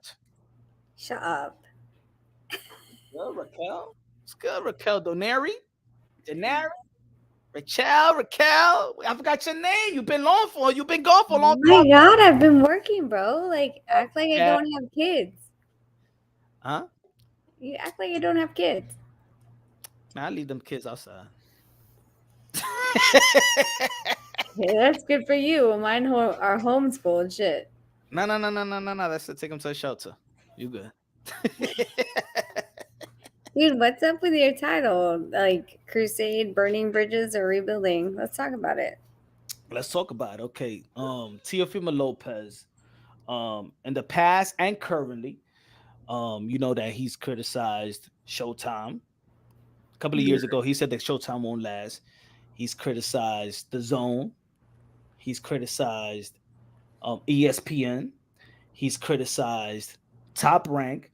So he really has criticized and has tried to expose every network and every major promoter. So I'm saying, you know, cool. There's certain fighters. I mean, you could call out the certain corruptions or politics or whatever was need to be fixed in the sport of boxing, belt federations and everything, right? But the question is he in good position to call these things out? Because if you want to establish takeover promotions and in the future you want to establish signing fighters, but you have tried to expose every entity in which you may need help, you may need to do work with this particular promoter, but you smoking everybody to the point. Is it smart? Are you burning these bridges? Are you burning these bridges before you even get a position to really want to help other fighters and things of that nature, or build your takeover promotion brand? What do you feel? I think like I love the fact that a lot of these boxers are exposing what the hell is happening. Like, remember when we went over The contracts? Yeah, we went over the management promotion. We didn't even go over extensions. We didn't go over that was 5 hours. We ain't even hit 5-10% of what could be exposed. Exactly. And so I love the fact that they do, but I feel like when you're doing these things, there has to be an out, right? And so him doing these promotions, you don't necessarily want to burn the bridges that may be, right? Mhm. Like, you want to give them a chance. First of all, when it comes to any of the promoters that you are dealing with, possibly may deal with it in the future, unless you really have, first of all, one, hard evidence that they are doing such, to give them a way to allow them to do something different. You got to work with them. So that, I think I put a tweet out, but it was just a general tweet. I said work with you. You got to work with the establishment, gain control while working with the establishment, and then you can make change. Correct. You know what I'm saying? Yeah, no, that's exactly what I'm saying. Like, whether it's Top Rank that he's talking about, whether it's Matchroom, whether it's Golden Boy, whatever it is, I feel like if you're trying to establish change in being a promoter yourself, you need to be able to have these discussions and saying, hey, this is what I want to do. This is how I want to change it. Are you on board with it? You have to give the possibility for them to change. And then if they decide to go another way, then understand that you also have the discussion and the ability to say, okay, well, I can say he doesn't want to work with me because of I had this discussion with him and he's like, nah, fuck the fighters, right? Or B, we're still working it out and still hoping that that conversation is open for discussion to change. I think when, like, I really don't know if Tio is trying to establish a promotional company. Yeah, I mean that's what he's promoting. Yeah, he been trying to establish this promotional company, and that's why in his clips of late, he's saying takeover promotions and things of that nature. And then he was working with a fighter and stuff like that. That probably and he told me that he wants to sign fighters. He wants to make his takeover promotion, establish that to sign fighters. You know what I'm saying? And I'm like, that's great. That's great. I mean, it's good. Like you said in the beginning, it's good that there's fighters that have the balls to call it out. You know what I'm saying? Just like you have the balls to call it out. Not. I'm not saying that you got the balls. I'm saying you understand. Yeah, I got you. We're okay. We're not in those weird, like, you need to be like PC. We're okay. But it's almost let's put it. Let me get CCI. Good looking out with a super chat. CCI con Lopez de Plátano Benavidez running the same game. CCI again, con los 2 pesos de plátano. Said Tio's time is coming, man. I ain't worried about him. It's like right now, right? Let's Nonito's in the twilight of his career. We don't know if he's gonna keep on fighting or retire, right? But let's say before that, you would have started smoking Steven Espinosa Showtime and smoke PBC and smoke Top Rank and then smoke the Zone. and now you want to establish. I want to establish after the career, I want to establish a promotional company, sign fighters and things of that nature. Now, how would you approach after smoking everybody? Do they have the right to be like, man, I ain't trying to work with this Rachel, man. You was talking shit about me the other day. You trying to mess up Yes. my business model and my business. Yes, and that's 100% what I'm talking about. Like when we were going over the promotional contracts, could I have, especially for the fact that I didn't disclose the contracts that who we were talking about, the promotional companies, etc. So I didn't do that because of the fact that I can and I do run into these promoters constantly. Yeah. Right. So why am I going to burn that bridge Mm. when we can work together? Whether or not, like, we, for example, a fighter that I had, we couldn't see eye to eye on that fight. Okay, great. Like, I feel like it was shitty and you feel like it was great. Like, if I burn them, are they going to work with any of the other fighters that I bring to the table? More so Exactly. not.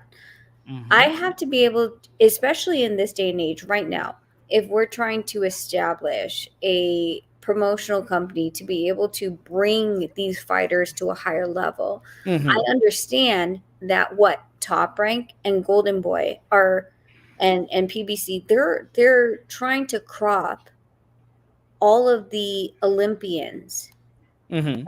And they have the money and backing to do so. Yeah. So if they're picking the cream of the crop from the Olympians, and I'm picking ones that they had overseen or overlooked because of the fact that they just didn't feel like they wanted to put in the money. Yeah, that happens And a lot. yeah, and I'm like, listen, like, okay, well, you pick the Olympian, the safe bet. I'm gonna pick the animal that you looked over. But I still need to have my animal fight your guys. Yeah. At the end of the day, I need to be some type of PC with these people to be able to be, because of the fact that we're not in UFC. Yeah. You got to work together. It's not one umbrella. It's different umbrellas, and those umbrellas need to come together. No, because there is no absolute reason unless, and I say unless with At a certain point, like if you were gonna make the biggest fight, at a certain point, if you want to make that big fight with Ryan, and you want to make that big fight for Tank, you're gonna have to work together. Yeah, but there's an asterisk there. There's conditions, right? So the conditions are going to be held with whatever the promoter's saying, and and what we have, right? So TV network versus a streaming platform, promotion versus a promotion, all these other things, in addition to what is really the sanctioning body going to press us to do. So, for example, Tank versus Ryan, that wasn't sanctioned, like it wasn't pressed as far as a mandatory that someone was going to be stripped or someone was going to be elevated based on. Besides that type of factor, which we have all seen, even if the sanctioning bodies require you to supposedly fight and they worm their way out of it, if it's just something that's a money fight, your biggest player versus my biggest player, why would they want to play if I'm saying that, hey, player A from Top Rank, you're getting swindled, you're doing this, you're doing that? Why would Top Rank want to play with me if I'm talking crap about them? Facts. And then they don't even have to. They don't even have to do business with you. Exactly. Not if we're just doing just a regular fight, not even a title defense, and just and not the mandatory position where the sanctioning body is being pushed, the mandatory is being pushed upon us. Why do we have to? Yeah. So I feel like in this day and age, like, do I want, every fighter to stand up for their for what they should be owed? For sure. I think that they need to understand, though, the business of how much it costs to really put on a promotion. It's not 100,000. It's not 200,000. You're talking about reserving the T-Mobile, reserving the MGM Grand, The reserving deposit, you know what I'm saying? The deposit, that's one. the deposit, right? And then Mhm. if that doesn't sell, um, the negative, like what you got yourself exposed to, in Mhm. addition to how much are you supposed to pay all the people that are Are part of the show, part of putting up the the show show, and the undercard. promotion.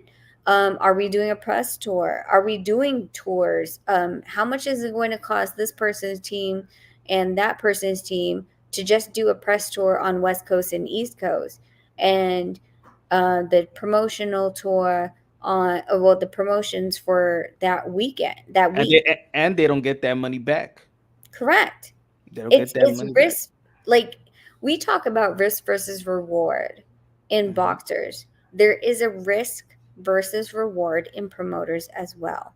And so when any of these boxers are wanting to reach for that, I completely respect it. But you Yeah. have to also understand that when you're putting that money up to run a promotion, you have to understand that you can be under.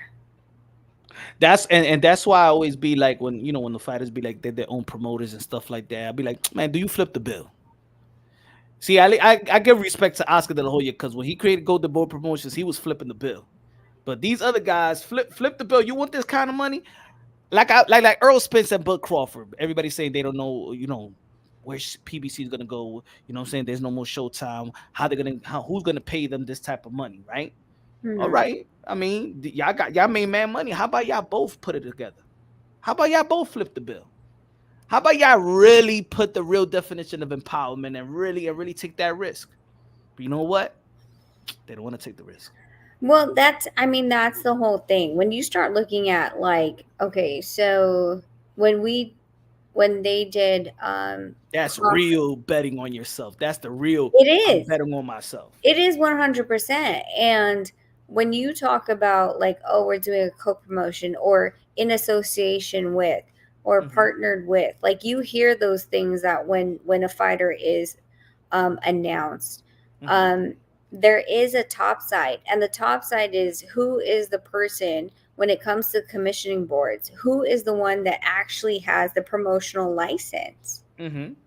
And that promotional license is the one that's going to be liable for the entire card. Like So, TGB. like TGB, with Terrence Crawford in Omaha against Abernesian, it was Bash for a quick second. I believe at the last minute um, that BLK Prime had gotten someone in there, but who was Mm. the top promoter?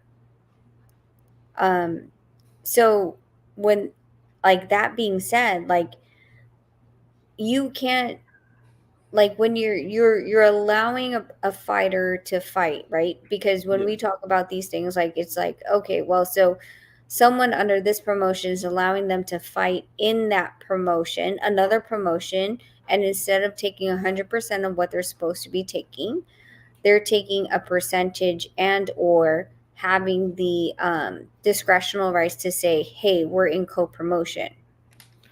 I give you an example of how to lose the money. Remember, with even the George Camboso and Teofimo Lopez with Triller, and he called COVID, and and Ryan Kavanaugh said that's $5 million down the drain. We spent $5 million on promoting the fight, and we can't get that money back. Yep. Those are the risks. So which fighter is gonna be like, damn, Ryan Kavanaugh, my bad, bruh. Right? Like, damn, my bad. You know what I'm saying? You lost $5 million. I'll be ready next time. Yeah. Yeah. I mean, like, that's the thing, is like, it sounds amazing. And I think someone like Floyd had the team behind him to be able to pull out a promotional entity, right? Someone else. Listen, like as much as what Floyd, like you guys can hype Floyd all he wants, and he did amazing in the ring. Well, he did what he had to do in the ring, Yeah. but He ain't fight no girl. if you guys honestly think that Floyd was the one that was like moving the logistics of the fight undercard and negotiating with all those fighters on his undercard, negotiating the site fee, negotiate. No, Nah. there's no way he was doing that. But here's the problem. What we see is Floyd Mayweather Promotions, because it's Floyd Mayweather Promotions. We believe that he was the one that did everything. He had a team behind him to understand how much was, if we were to sell out the stadium or do even 50%, because what you don't do is you don't do 100% of the stadium to break even. 50% or 25% of the stadium sold. And then you price it out accordingly. You honestly think that Floyd Mayweather is sitting with a calculator and saying, hey, so we need to, this is what this tier is supposed to be, that tier. You guys are tripping. Hell no. He's not. So do I believe that any of these boxers in this day and age can? I believe that they can. Do I believe that they should? Yes, I 100% believe that they should. But do I believe that they need to take it under, if they really want to be the side of the business, the way that we're talking about it, the person that really is hands-on, then they're going to need to be an intern. Understand how these monies work. I'm literally playing with like Excel spreadsheets with Devin Haney and freaking who is it? Shakur and like pulling out these numbers, and you need to understand these numbers. You need to understand how much you're going to get, international pay-per-view, masters, tickets there, and all that stuff. Everything. You have to understand what your, first of all, your numbers that you're going to bring and what you're willing to gamble. Black, red, or green. Which one are you willing to gamble on at this point? And it's like, look, because I was comparing, being in a position of power to take the type of risk to expose something, to change something, right? You got to be in position of power, and I translated, how Kanye West, I translate to the music or whatever, he was trying to explain himself with the fashion, but even he had to humble himself and intern. He interned. He learned the business of designing, and he learned how to, sell his clothes, make his clothes, distribute his clothes and stuff like that. He swallowed his pride and entered from the lower level to learn. And he took his time. And hey, he flourished his clothing business, but it's not that he just dropped clothes like that. Now he actually interned. So what you just said right there is actually, you know what I'm saying, is facts. Like, you gotta go. You want to know the business? You really want to know how much you earn? Humble. Don't get on them. Be like, I want to learn the money. Go sit with your manager and stuff like that. Let's really learn your business. That's your really learn it. Really learn it. How much you really work. Because when somebody be like, and everybody exposing and saying, now you really did 4,000, like Eddie Hearn, we know the numbers. Teal, you did only 4,000, 5,000, and let's say Teal saying no. Top Rank saying the same thing. Eddie Hearn, their competitors saying the same thing. So, or who is telling you different? Yeah. Yeah. I mean, and you're talking. I mean, I'm good for expose them. I want fighters to speak up, but I feel like, but also do it at a timing. Know where you at, know how to do it, and depending on what's the end game. Because if it's just to expose, or if it's to expose to change. And the end of the day, nobody want their business to be disrupted. Nobody. Yep. Don't disrupt my business and then come to me and say help. Don't dare disrupt my business. Take money, food out my plate, expose me and stuff like that, and then tell me, oh, I got some fighters and stuff like that. Let's work. And that's the problem with boxing, though. Like, and we talk about it like it's always like this. Like, let's do the balancing scale, right? Like, so should we be like UFC? Mhm. The way that UFC has all like the belt, and there's only one really promotion in UFC. That's it. UFC is UFC, and they have their own like UFC belt. That's it, Yeah. right? So within boxing, there's what, maybe 3 or 4 that are really strong, and then there's 4 strong sanctioning belts, and then you have to understand the politics within those promotions in addition to the sanctioning belts. Mm-hmm. And if you're not bringing that money the way that you're assuming that it's supposed to be, why is anyone going to jump on that bandwagon at Yeah. all? And again, if Eddie Hearn has a fighter that you want to fight, and you're throwing Eddie Hearn on the bus, and you're not the he doesn't have a fighter in the mandatory position, or you are not the mandatory position for his fighter, Mm-hmm. what would push him to even make that fight? And that's what makes it like you have to be, until you're that one, which I don't honestly feel there is the one right now. There's not I, legitimately the one. There is, you have Top Rank, they have great fighters. You have Matchroom, they have the other group. And then PBC, I don't know where they are right now, but they had a stable, right? There is not I, the one. me either. I said the other day. I said, you know what I'm saying, like in all actuality, there is not the one. I think that right now where we at in boxing, the fight is not one. I don't think there's one real. I mean, of course, Canelo Alvarez is a cash cow, but I think that his numbers is coming down. Mhm. I think the fight, give the fans the fight. The fight is the big thing. What do you feel? I don't know if you talked about this, but um, Showtime. What do you feel? Mhm. What do you feel? What do you feel about where PBC is gonna go?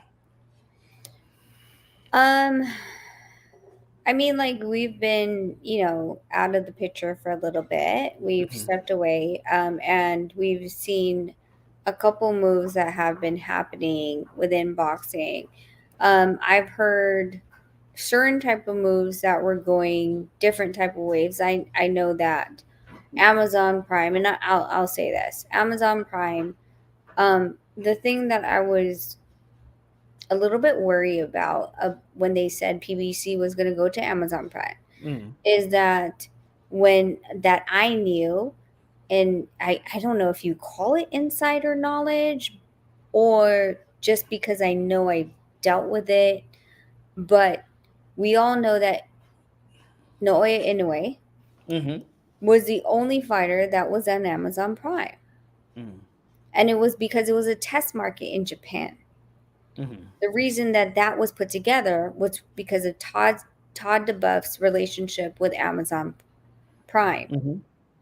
And if we were to assume that relationship was strong, why would Todd DeBuff step aside to allow PBC to swipe an Amazon Prime deal in the US? Mm-hmm. That is the only reason I was like, you guys really, like, when I heard PBC was going to Amazon Prime, I'm like, I'm not saying that it can't be done. I'm just saying, if Todd walked Naoya Inoue to have an Amazon Prime deal in Japan as a test market, what makes you think that he's going to just step aside as his Mm-hmm. test market, Japan, is being taken over by the US by PBC? Mm. So now I'm hearing Netflix, right? Yeah, Um, I heard that rumor. yeah. So, I mean, at this point, like Netflix, I'm not really quite sure. I know 10 years ago, Jesus, I would say that we were approached as far as Netflix wanting to come into the sports industry, live Mhm. streaming. Yeah. And that it of course, never came into fruition then. As far as now, I don't know because I haven't reached out to, of course, the people in Netflix and like, oh, so you guys are wanting to go down this path again, because I know 10 years ago it wasn't. So I haven't reached out to, because of the fact that it's not personal to us for me to call anyone to say like, hey, where are we going and why and when,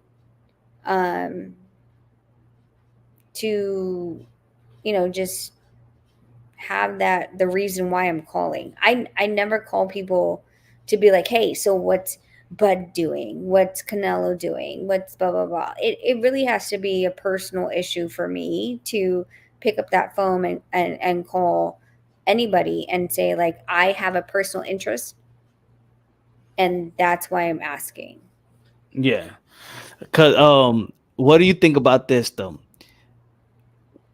Cause people would be like, yo, how it was a great year for Showtime, and they still, I mean, we had Tank and Ryan and Canelo. They signed Canelo, and we got Bud and Spence, and they still went. Do you think it was the fans' fault, the promoters' fault, the fans' fault, the promoters' fault, the network fault? Who would you give the blame of why Showtime just couldn't stick to boxing I think with like the success of 2023? with the success of 2023, the thing is that you have to understand that in the beginning of end of 2022 and the beginning of 2023, Paramount was already taking over.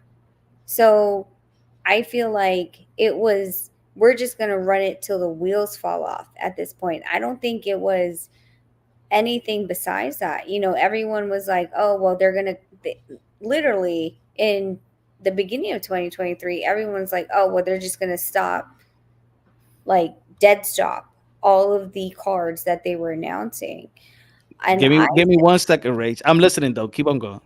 yeah, I'm you're good.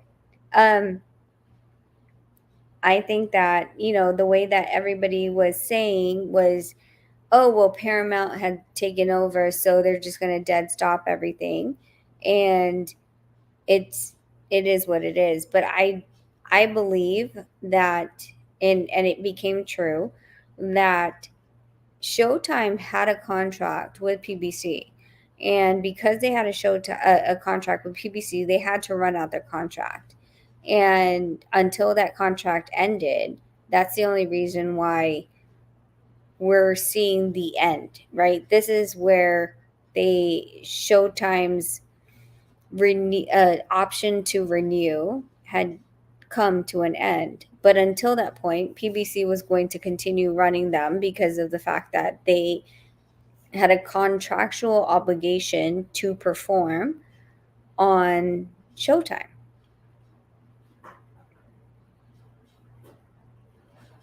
So I think that's the reason why, like, we saw the last hype or the last push, because they knew that whether or not they were going to extend the contract, their contract was still valid until the end of 2023.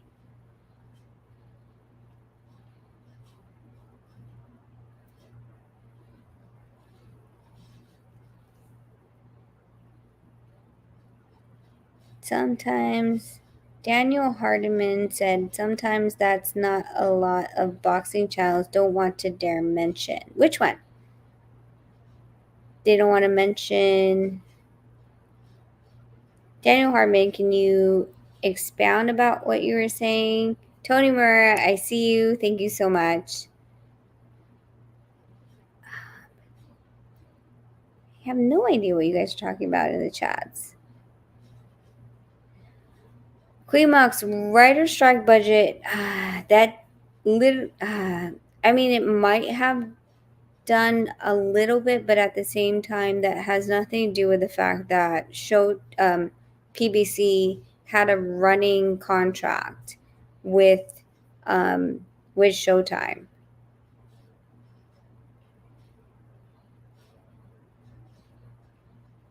Oh, sorry, Daniel. Didn't know. I have no idea like who's talking to who and when. I'm just trying to help you guys. Yeah, my fault. You're good. Huh? You're good. I was trying to Oh, answer some people in the chat, and they're like, "We weren't talking to you. We were talking to someone else in the chat." So that didn't work. But anyway, but it's unfortunate. It's unfortunate, but hey, man, I've been saying for quite some time. There's one with there's a tweet though that actually Teofimo Lopez tweeted, but I've been saying it for a while. I've been saying this for several years already, and I really felt like this. Let me see if I can find it. Was it this one? He said, let me take this one out of the way. Give me 1 second. He said in the last part, knowing you old heads will keep the same system going, I give our beloved sport no more than 7 to 10 years left before not one network will want to contribute with our sport. I agree with that, but what I agree with is I don't think that any network is going to give guarantees. I don't think they're going to be televised. I think that boxing is going to be streamed and pay-per-view. With the other sports, for example, like college football, that brings in way more ratings than boxing. Every sport, even golf, brings more rating than boxing. Women basketball brings more rating than boxing. You know what I'm saying? So it's like, why would I have boxing on TV to give me 1 million or 900K or 800K views if I could have college football, college basketball, other sports? Why would it be in network TV? And I think this is the reason why even the zone or it's just putting the pay-per-views. Two more years. What they say, the Top Rank got 2 more years with the contract with ESPN. I had the interview with Oscar De La Hoya, and Oscar De La Hoya said that he's still negotiating. And I actually thought, when I asked him, I said, because I heard that they locked in a 5-year deal where, and it was even surprising when he answered no, we're still negotiating. And then I hear also that they're on a month by month basis with the zone. So you got Golden Boy Promotions on a month by month basis. You got PBC looking for a home. Showtime left. HBO not here. Top Rank got 2 more years. How accurate you feel his statement in that tweet is? I think it's very accurate. I've been saying since the get, like Jesus. When did we do our 2010, maybe 2009? Nonino and I were the first YouTubers. We were paying people to produce our like little series, right? Before like anyone else started doing it on YouTube, and it cost money. And YouTube wasn't, like the thing it is today. They don't want to understand and move with what the times is. Promoters, like, here's the thing, like, promoters, they're supposed to promote, right? That, I mean, like, if you're gonna put, like, okay, if you're gonna give a fighter a signing bonus to be able to promote them, but then you drop them until it's 8 weeks, maybe 6 weeks, literally is what we're seeing right now, 6 weeks to 4 weeks before the fight. How are you really promoting them? And what's crazy is that you actually have exclusive rights to the name and likeness of these fighters for 365 days of the year. And yet you're only promoting them for 6 weeks before their fight. And if they're only fighting once a year or 2 times a year, how is anyone supposed to know them? It's faulted. They don't want to move with the times. Facts. I don't know why, but they don't want to. I've been saying that for a long time. I've been saying it for a long time. Like, I've been like, I remember us sitting into Top Rank's office and being like, listen, we're doing this, series. I announced I was pregnant on our YouTube, like all this other freaking stuff where Nonito didn't know. We set up the cameras, all these things. So they were checking like me, getting the pregnancy test, all these other things. Like, we have to understand what we are in, and this was, again, this is years ago. Mm-hmm. More so today, we are in an age where people are looking for a connection. That's what social Yep. media is about. Yep. Whether they hate you or not. They want to feel like they can reach you. Social media, they can reach you. Correct. And if you want to pick Top Rank, pick a fighter in Top Rank. What fighter in Top Rank do you feel like you can actually reach? Who do you know where you're like, okay, besides you running up a fucking hill, which, I'm sorry, Punch, do you associate yourself with like, oh my God, Tio's running up a hill?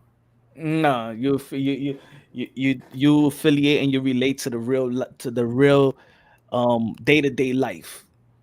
Okay, so let's take it a step further, and I'm sorry, Tio, if you don't want me to put this out or whatever. No, go But ahead.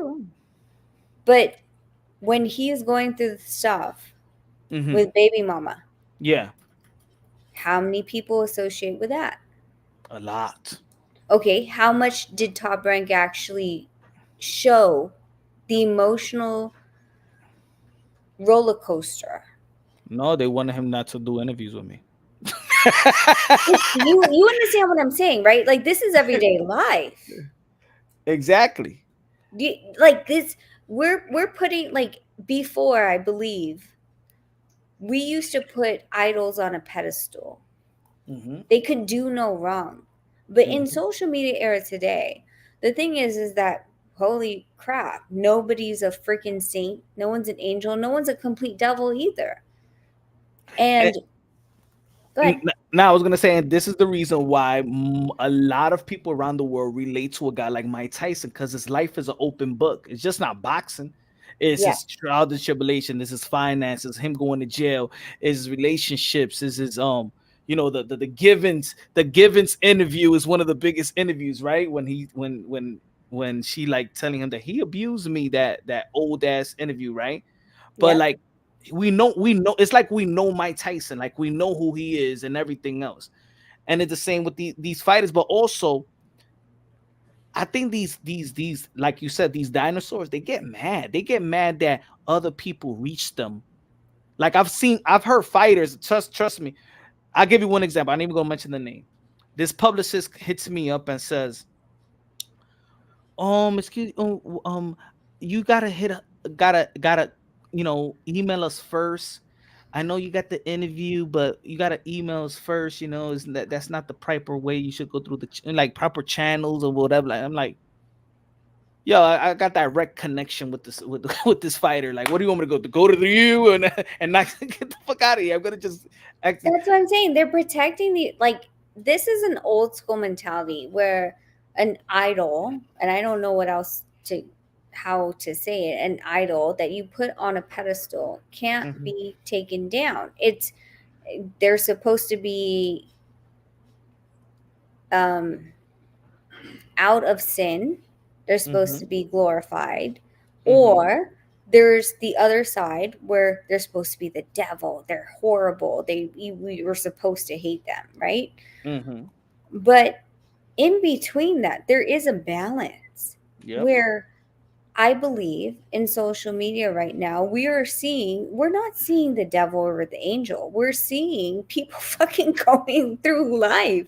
Yep. And that makes fighters or a social media personality more personable to the person that they're sitting with or seeing on the street. And Yep. Mm-hmm. because they want to shoulder them and protect them from those type of situations, they're actually hurting themselves because, like, oh, this guy, he's just a fighter. All he does is run up the fucking hills. And look, there's a video of him doing bags. Okay, who gives a fucking shit? We've seen that. We've seen that way too many fucking times. In addition to, No Needle's been told to run up a hill that he's never run up just because they wanted to the camera. Just for the camera. Yeah. Yes. So you ran that story into the fucking ground. Mm-hmm. And we, you know, Punch, we've talked about this, and Nonito's story has been out. Yeah. Where he has issues with his dad, right? Mm-hmm. It all of a sudden it's like, oh my God, what do you mean he's having issues with his dad? His issues with his dad has been since fucking day one, since Darchinian.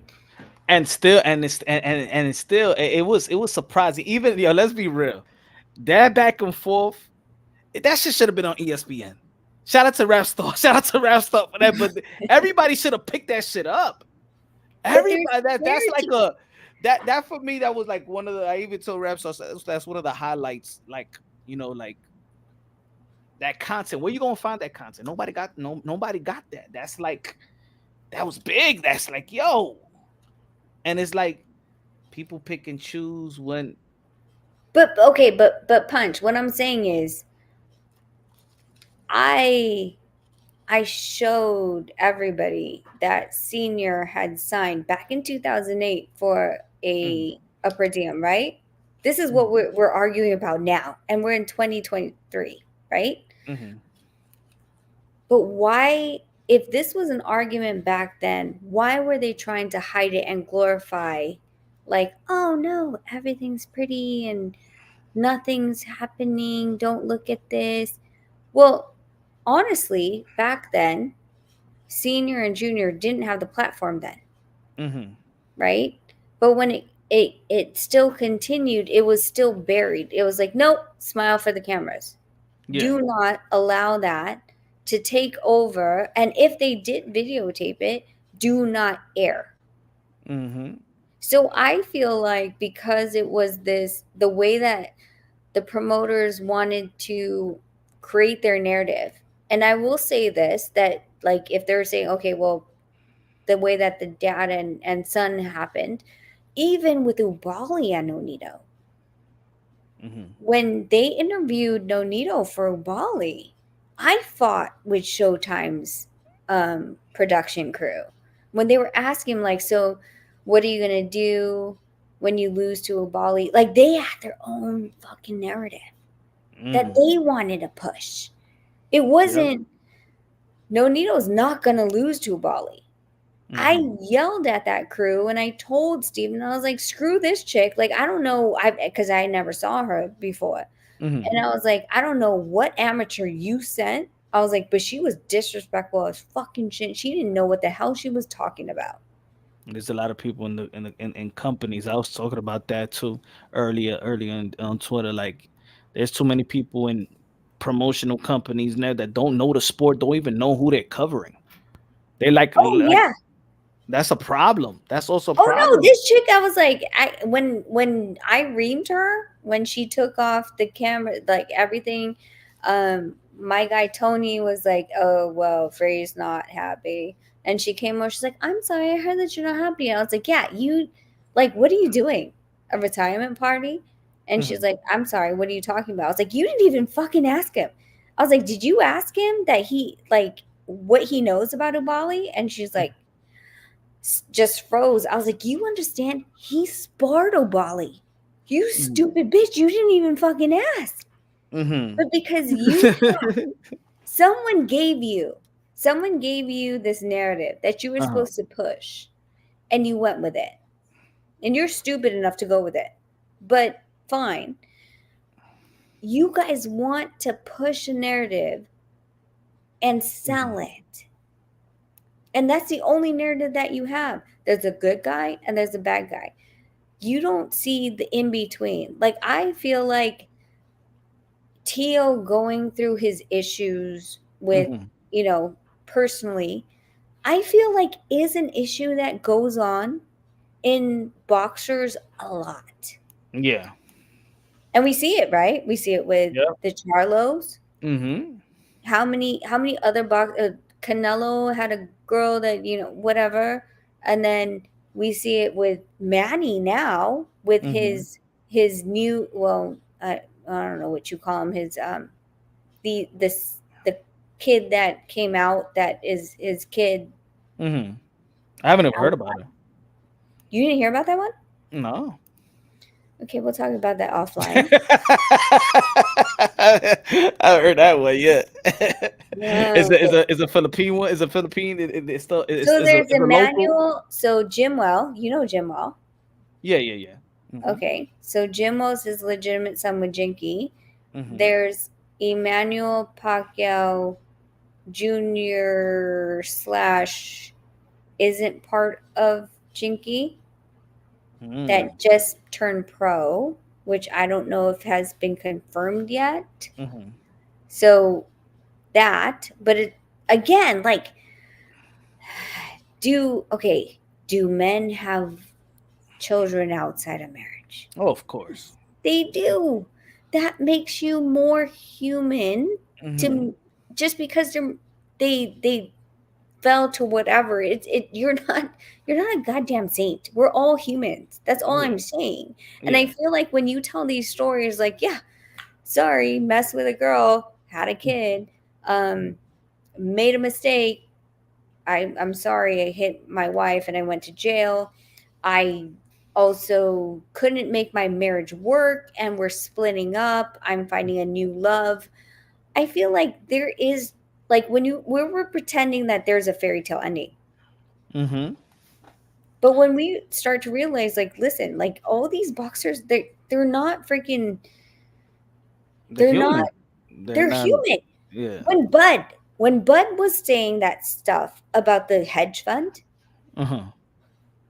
Jesus Christ. I was like, are you fucking kidding me? I was like, that's not what hedge funds do. Blah, blah, blah, blah, blah, blah. Right? Mm-hmm. Eventually, he said, okay, that wasn't my best decision because I didn't know what hedge funds do. Mm-hmm. That's human. Yeah. I You love know. that. It's okay to say that you didn't know. Mm-hmm. And a lot of fighters don't know about their own business. And about the when you were saying the spot of knowing of fans not knowing, to their life to be relatable to the viewers and stuff like that. It's like I told Demetrius Andre the other day. I'm like, do people know the man? Does Yes. anybody know who Demetrius Andre is? He's 15 years pro. Has anybody is of all his fights, have they covered how he grew up? Who's his mom? Who's his dad? Well, if you know Paul and Dre, um, his kids, his significant other. Does anybody know about his life? Does anybody not know about What it? does he stand for? What's his Exactly. passion? Is it homelessness? Is it abuse against women and children? Um is it And when I communicate with him, I'll be like, yo, man, people got to know your story, cause he got a story, and I'm like, yo, I'm gonna wait for you to tell because you got a story, man. People just don't even, you know, asking the same rhetorical questions and stuff like that. Like, yo, he got a story, like he got a story, like even like I touched based on it just because we had that when he had that PBC podcast interview in the beginning. He says they said, I'm sorry about your loss and things of that nature. And then I'm like, yo, okay, I'll speak on it because you spoke on it just a little bit. But while he's preparing for Demar Nicholson, his mother's in a coma. Nobody heard about that. Nobody, you know what I'm saying? His yep. mother passed away several weeks where they had to pull the plug. So they looking at it when I tell people like, yo, he's on demon mode. Like this man he's been on some like he wants this. This is like, you know, his why he's like that, and they just criticize and stuff like that. Like, yo, people got there. It's like Jamal Charlo. Look at Jamal Charlo. You think I'm gonna be one of them channels? What he's going through and fighting for his kids and fighting for him. Oh man, he need to get back in the ring. Cool, cool, cool. All right, let the WBC do their part. But the man right here, people forget, and I was just trying to explain to the people is like people forget that when you have a family and you be like, this is my life, my kids and my family is my life. Yes. If you lose your wife, However, people see it from the outside in, they got drama and stuff like that. They think that losing your wife or your significant another is like, okay, just losing another woman. Nah, this man been with this woman since they was in high school. This is his high school sweetheart that got 5 kids and they're married. He lose that, it's like he's losing half of himself. Oh, he got, you know what I'm saying? Every man go through that. Man, not every man considers their family and their wife their life. Like we all say it. Yeah. Well, let But me just put it this way though. Like there's I would say like maybe two instances Mhm, that the boxing world, and I'm talking journalists, mhm, like all the journalists had called me. The first one was I had said something. Basically, Nonito went off to camp for a couple weeks over in San Francisco, and I was like, and we agreed when he came back, I was going to go for a weekend in Cabo for a girls trip, and then he was going to go and leave again. mhm, And so I said something. I was like, "Holy shit, single parenting is hard." mhm. I got so many calls in Cabo because they're The like, divorce. "What happened? Did you guys break up?" Blah blah blah blah blah. Right? Mhm, Second one literally was nothing. It was we said that we had a disagreement over what types of phones we're supposed to have. Nonito went Apple and I went Android. mhm. And but people didn't even look at the picture and what we were talking about. We're like, we decided to go our separate ways. But Yeah, okay. right, you remember that post? Yeah. I remember. I Mhm, feel like because people have been involved in our relationship for so many years, mhm, that's why they're so keen into like, what do you mean? Like what's going on? So I feel like because of the fact that we've been vulnerable in our relationship and allowing them to see the process of where we came from in 2007 all the way till now, people are invested. mhm, And I don't feel like the promoters are doing their job to show what these fighters are outside. Like you were saying, like if he was going through an issue health wise with his mom, I feel mhm. like people would understand that. Exactly. They will understand him. And then you look at the fight and it will be more meaningful. Like you'll be more intimate to that fight. Like back in the days when we used to know fighters, we used to know their family structure. You know, it's a poor man's sport. We used to know the story. Like if you go look at documentaries of fighters, these we knew the fighters. We Yeah, knew everything about the fighters. Now we don't know the fighter. We know that they 8 weeks out, 8 weeks correct. out, and that's it. The the American public does not know these fighters, and that's the reason. That's another reason why in America boxing is declining very very fast. They don't know these guys, you know. And you think that these managers or publicists going to be like, oh, yo, let's put them in a podcast, you know, let them do an interview on a podcast, let them put them on the Breakfast Club. They got a big platform, bro. They don't even know they don't even know these fighters. And then it's almost like me interviewing a poet on my platform. If I interview a poet, everybody gonna be like, everybody got it here. It's gonna be like 5 people looking on. That's the same thing putting on these big platforms. Like y'all trying to shortcut whatever. Y'all not doing y'all due diligence. Y'all not promoting right. No, they only what would they put him on the Breakfast Club like 4 weeks out? Yeah, like They who's put him on these the Breakfast guys? Club. And then these guys don't even talk about the sport. So you tuning out your own audience. It doesn't matter how much subscribers they got. It is y'all don't talk sports. No, y'all never talk about boxing. Then y'all got Jamel Charlo there. These guys don't know Jamel Charlo.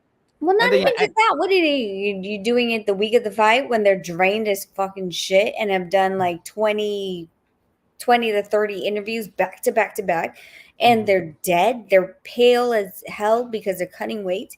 They don't have any energy. And then you expect them to show up. And then these bigger entities that they're supposed to be getting viewership on, they're like, dude, bro is dry as shit. Like, they're monotone. They don't have any personality. Why do I want to watch him fight? Like, like, how are you? if you're supposed to expand your audience, and again, they do this the week of the fight, back to back to back to back. You honestly think like that's going to bring in any type of viewership? But this is what the old mentality is. Yeah. But then they get mad at the people that don't got. Let's say I give an example. People when they listen to Deontay Wilder, Deontay Wilder is going to go to 78 Sports TV or Blue Bloods. If Deontay Wilder is comfortable going to Blue Bloods, why don't just Showtime say, you know what? Let's hire Blue Bloods to do the interview for us. Easy. Since he opens up so much to these guys on 78 Sports TV, let's have them interview him. Damn, if y'all telling me Top Rank, y'all people's telling me that is that Teofimo Lopez open up. He's so comfortable when he talks to you. That motherfucker, if y'all really want y'all want him to, then have me. Have me. If y'all want the Nonito and the father, let's say for example, the father, okay, let's call this guy rap star. Let's because it looks like he could, you know what I'm saying? He's both parties are comfortable with this or whatever. You know what I'm saying? Like think about it. The highlight interviews of boxers has not been with the Brian Custis with Showtime. It hasn't been with them. What is it? Shakur Stevenson versus Devin Haney at the same time. That was H Money. You know what I'm saying? Like, you know what I'm saying? Like we have had the highlight interviews in boxing, but boxing don't respect us. I agree. Like sometimes they don't even share it. No, I mean, like most of the interviews that Nonito does, it's super about like just really the comfortable questions. Mm-hmm. Like comfortable questions, I'm sorry, right now does not get you the clicks. Mm-hmm. It's the controversial questions, the ones that make you uncomfortable sitting in that you don't want to answer. Those are the ones that start stuff. And as much as people don't want to intervene in, boxers' personal lives or whatever, the thing is that we're not trying to garner boxing fans that are already boxing fans. Mm-hmm. We're trying to garner people who have never seen boxing. Why is it that Floyd Mayweather goes to a grocery store here in Las Vegas and an old person's like, oh my God, I saw you on Dancing with the Stars? Do you think, like, she didn't just turn on the TV and see Floyd Mayweather boxing and she's like, oh, I want to see him. Like, she's like, no, I saw him on a cross promotion of a different complete platform. Mm-hmm. And I'm like, oh my God, what do you do? Okay, well, you have a fight in like 2 months. Well, let me go and watch that. It's about expanding the viewership that we don't have right now. It's not about expanding the viewership that we have, because there's boxing purists, and then there's boxing casuals, and then there's people who, the majority, don't give a fucking shit about boxing. Yeah, that's where we need to get. And then with the look, I always pay for the pay-per-view, but with the pay-per-view, if the high invested fighters and the people that's supposed to be the money makers or the stars, right? When's the last? It's like, let's say for example, Bud Crawford and Errol Spence, there's 600K reported, right? When's the last time the fans saw Errol Spence versus Lamont Peterson? When was the last time the Bud Crawford free TV? When was the last time? So now these people don't really know who Errol Spence, and now these fighters are only fighting one time a year. Yep. So I really don't know you. Y'all don't do no interviews. That's number one. Y'all only fight one time or every other 14 months, like Errol Spence. I don't know you guys. You know what I'm saying? And then that's the thing. Is like they were so like weird about like, oh well, why is Ryan Garcia getting paid so much? Does Ryan Garcia have an amazing track record in boxing? I don't believe so. No. Sorry, I don't. But does he have the social media presence where he has captured an audience to be able to follow him through. Same thing with Jake Paul.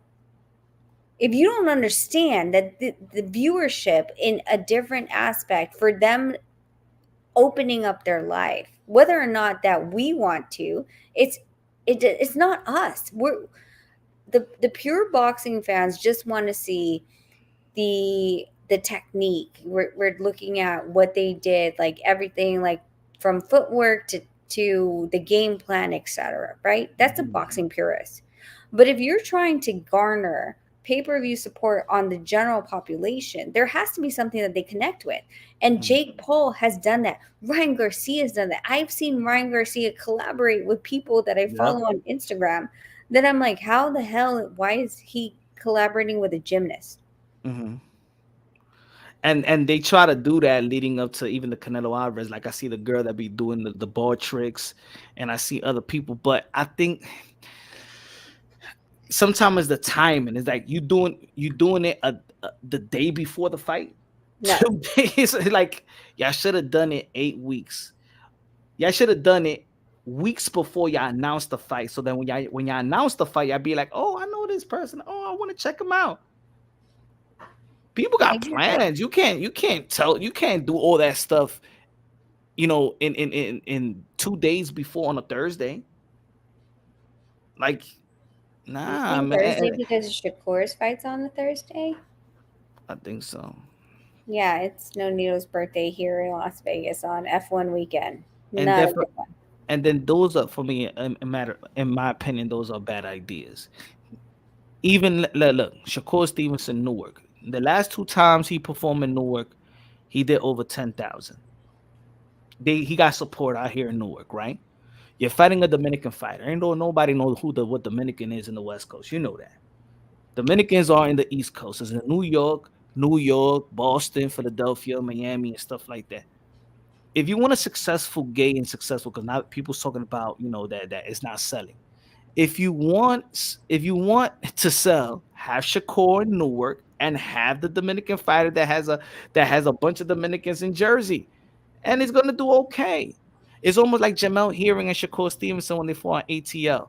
They're tri-state area. Jamel Hearing's from New York, and Shakur Stevenson is from Jersey. Why are you putting this fight in ATL for? No, I completely agree. Like, first of all, the F1 traffic is a totally different genre. Totally. That fan base is different. Mm-hmm. And second of all, when you come into F1 territory, there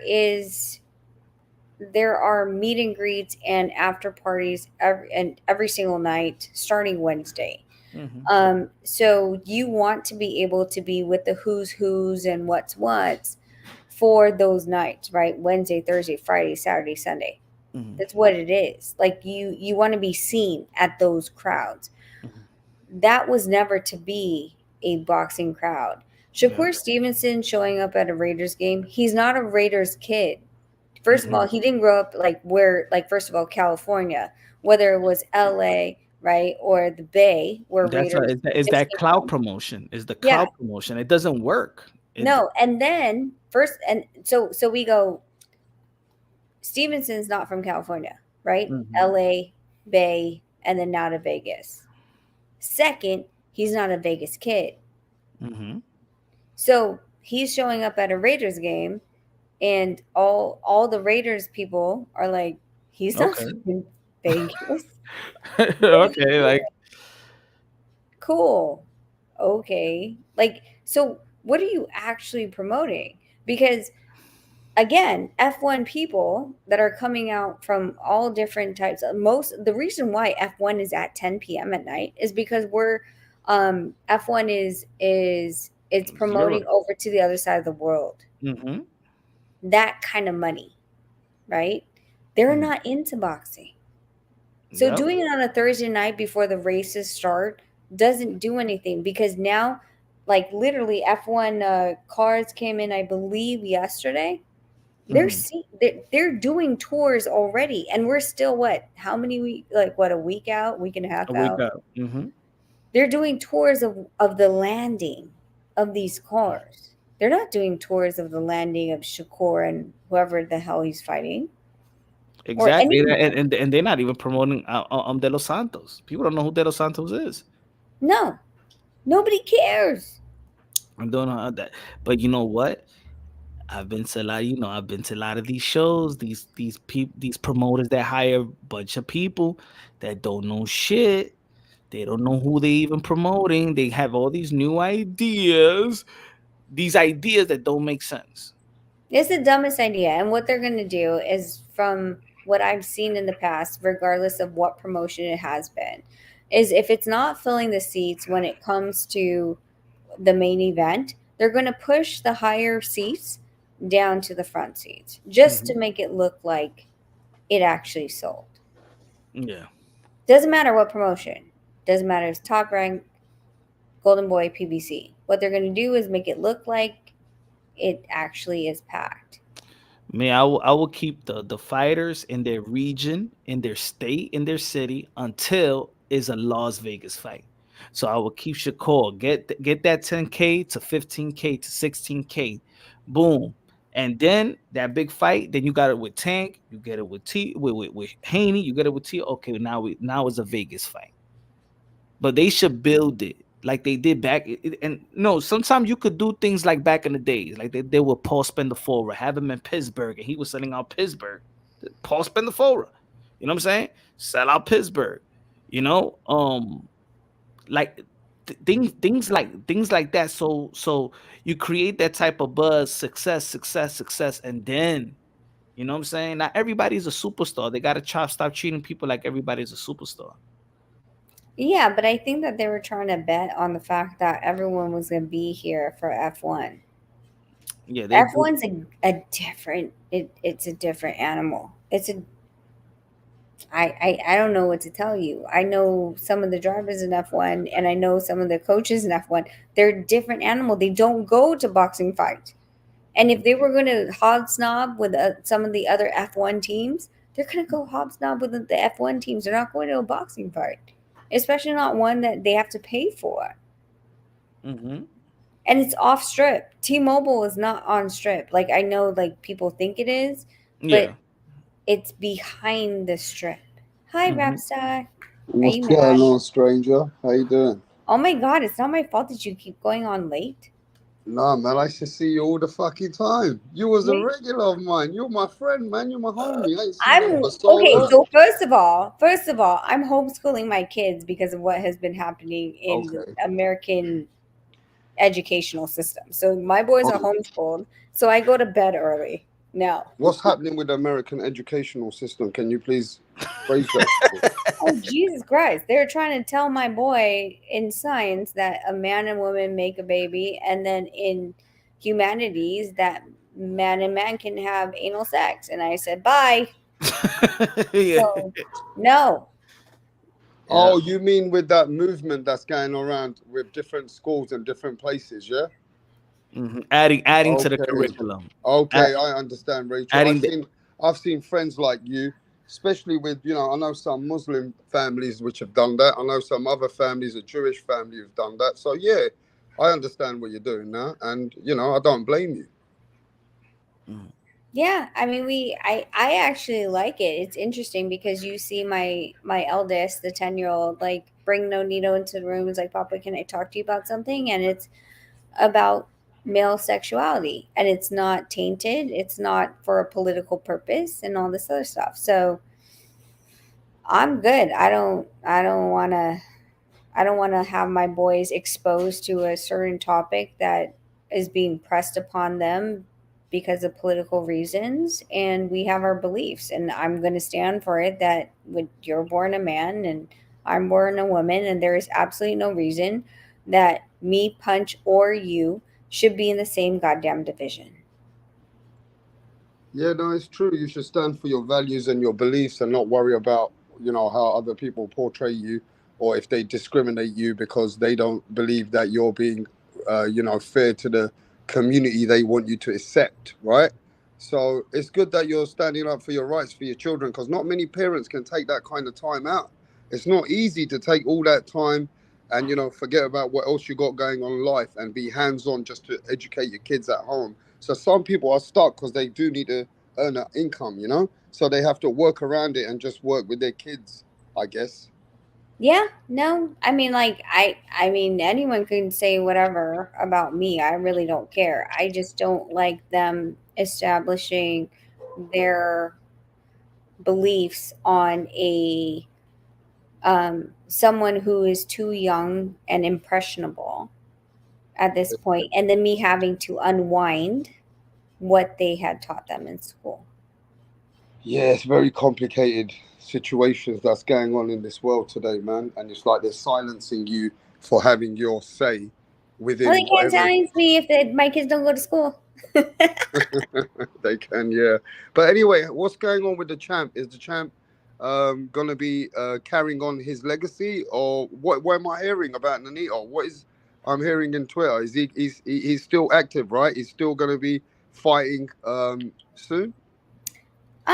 I mean, Nonito is our home is always going to be an active home, regardless if Nonito decides to continue or not. We've been working on just our Choco, choco, choco, choco, we've been working on a Nino, choco, choco. Chocolatito. I've been saying that for a while. I've been You saying have it. been. I mean, we've been like just taking a time out and just enjoying what we have. But is Nonito training 100%? But that's not to say like anything because of the fact that like our home is literally that. Yeah. You know, But what's going on is I mean, you know, for the fans, is he retiring? we haven't had that discussion yet. Okay, so because- we're not there yet. We're not there yet, right? So it's not like we know Nonito's next move yet. Either he's gonna fight or he's gonna retire, right? Correct.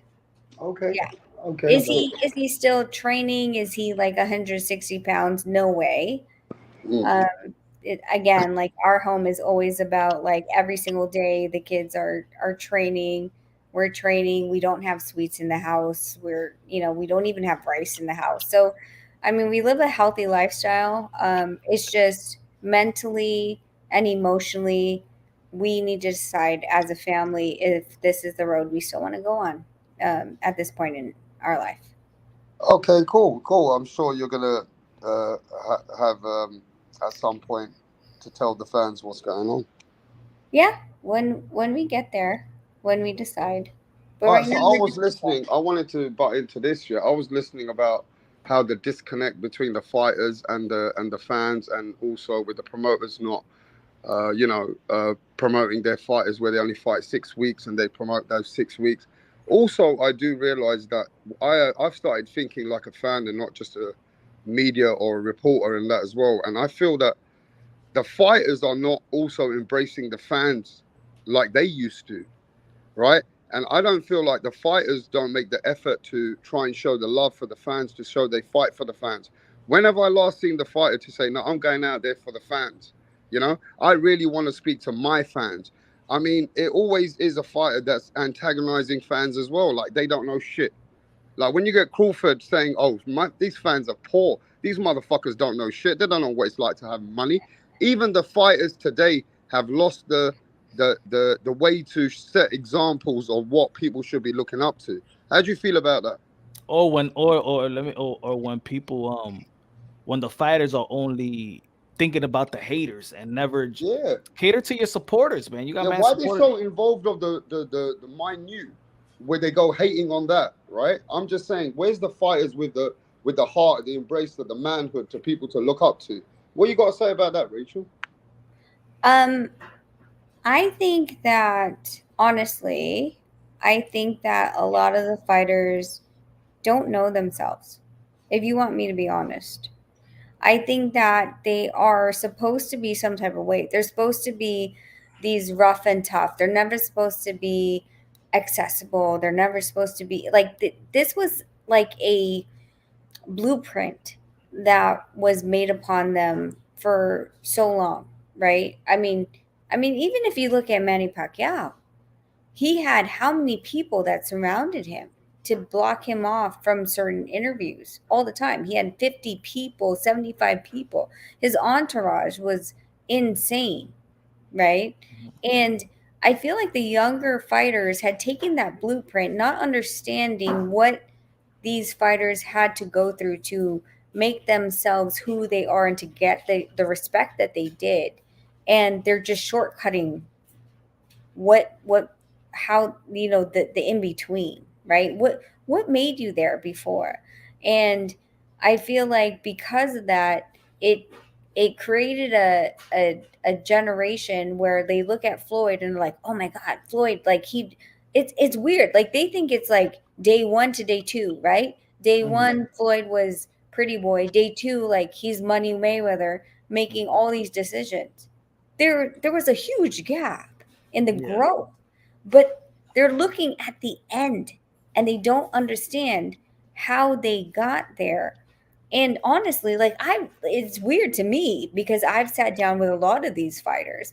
I've talked with Floyd. He's never been a freaking asshole to me, ever. He and That's the misconception. it's He's not the guy that he portrays in camera. I heard a lot. I heard a few people say that. I yeah. know that personally to be like, yo, he's one of the most humble Yeah, guys. but we don't see many punch. Like we don't see. You got to remember this. These fighters came up like where we came from. Most of these fighters should be able to relate with us because they came from a life like we've lived. Or No, but what they're they never seeing came is with money. Floyd, They though. haven't been spoon fed, right? Yeah, but what they're seeing is you have to be the bad guy, right? Unfortunately, a lot of people see Floyd as I'm the bad guy. I talk mess and I'm the best. I'm this and this and that. I don't know why they don't compare it to Ali, but it's always Floyd. And they're like, oh, well, he's got in trouble with the law, but he's making millions of dollars, right? And so there's a disconnect especially when they come out of the Olympics, they believe they should be making Floyd money. So to make Floyd money, what they believe is they should be acting like Floyd. They should be doing the gold chains, right? They should be having all the girls, the cars that they can't even afford right now. And because of social media, it even emphasizes more so perception. perception's everything. And it's weird to me because I know dude, I met Tio when he just signed a Top Rank. I've seen these guys like Floyd, where we've gone to a party where everyone's trying to grab him. We walked up and he was like, Nonito, sat down with Nonito for 30 to 45 minutes, made sure that we were comfortable and gave us his undivided attention, didn't check his phone, wasn't talking to anyone else, made sure that we were okay. And then also see the Floyd that's on camera. And seeing that everyone is trying to be this type of way, like, oh, well, how big? I couldn't tell you. I'm not gonna. I don't want to tell you who said this, but there was another world champion in 2014. It was like, well, how big's Nonito's house? And someone told him, and he's like, what? Why does he have that big of a house? Well, I drive this car. And I was like, why is this a competition? It's a competition where they feel like they're supposed to act a certain way. And honestly, did we get caught into that? I will tell you, yes. In the very beginning, when Nonito and I got together, it was like, hey, we're supposed to be wearing designer. Like, we're supposed to be doing this. We're supposed to act this type of way. And eventually, it got to the point where we're like, why do I have these dresses where I can never wear them again? Because I got photographed with them. And I didn't give a shit. I was like, you know what? I'm going to do Rent the Runway. I'm going to rent that dress and then I'm going to send it back because I can never be photographed with it again because of social media. I'm going to wear Walmart because it costs $23 and then I could throw away the dress. I don't care. But is the social media, in addition to what the blueprint was before, emphasize more so a life of lavishness, overextensive of like, hey, I'm a boxer and I have gold chains up the U-Haul and diamonds dripping, even though I can't afford it? 100%. But then in the end, what does the like? I'm not gonna say that the fighters is not. There's certain fighters that is not trying, right? Like I seen the fighters that do have the chains and want to. You got the Edgar Belangas, and he wants to be this lavish, fighter. You got the Devin Haney, and you have the Shakur Stevenson, and then you got a To that he really don't have the chains and the glitz and the glamour. He doesn't walk with an entourage. He doesn't have security. You got guys like Jamel Charlo that be like USA. I do this for the culture, USA. But I've seen when he's pumping the USA thing.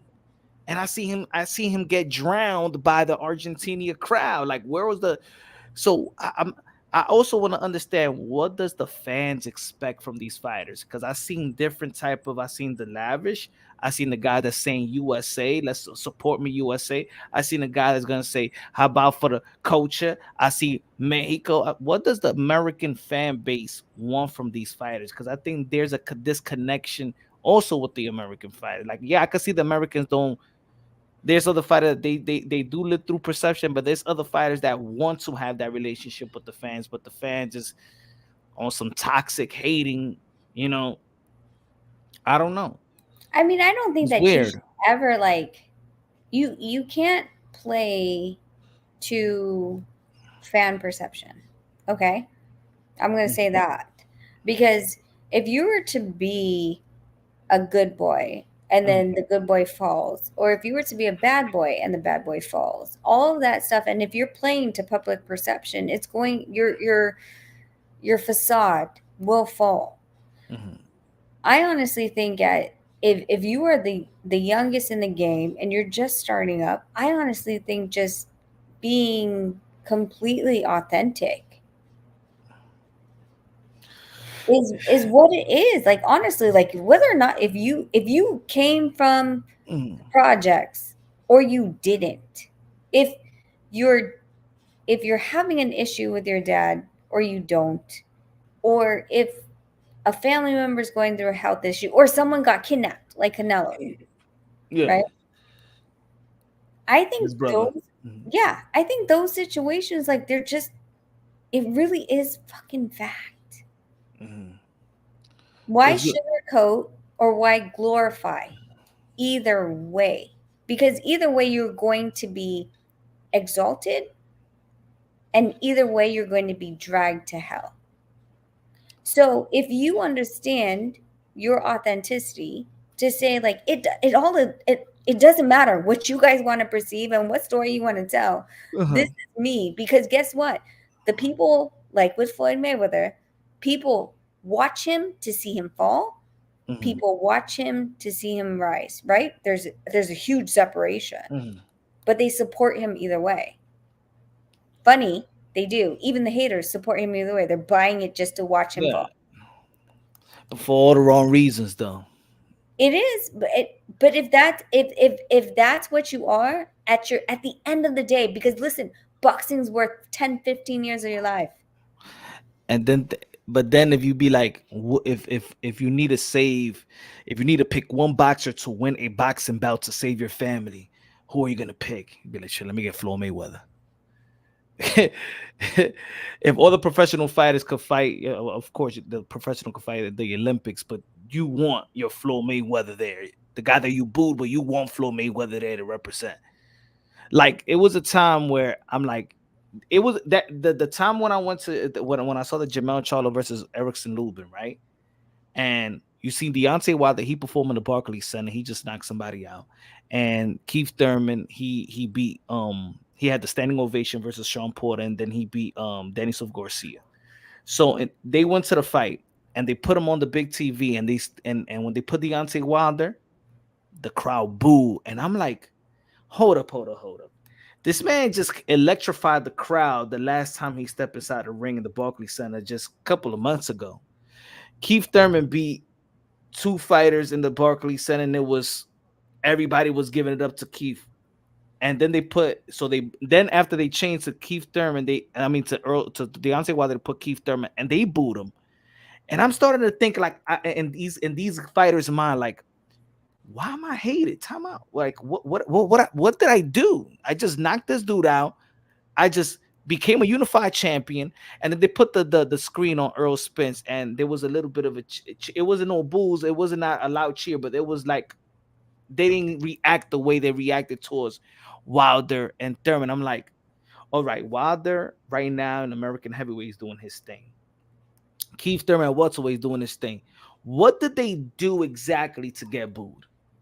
Like what did they do to the fans to get booed? Like at that time, think about it, at that time, Deontay Wilder is he's promoting good. He's an energetic person. He hasn't had no scrutiny.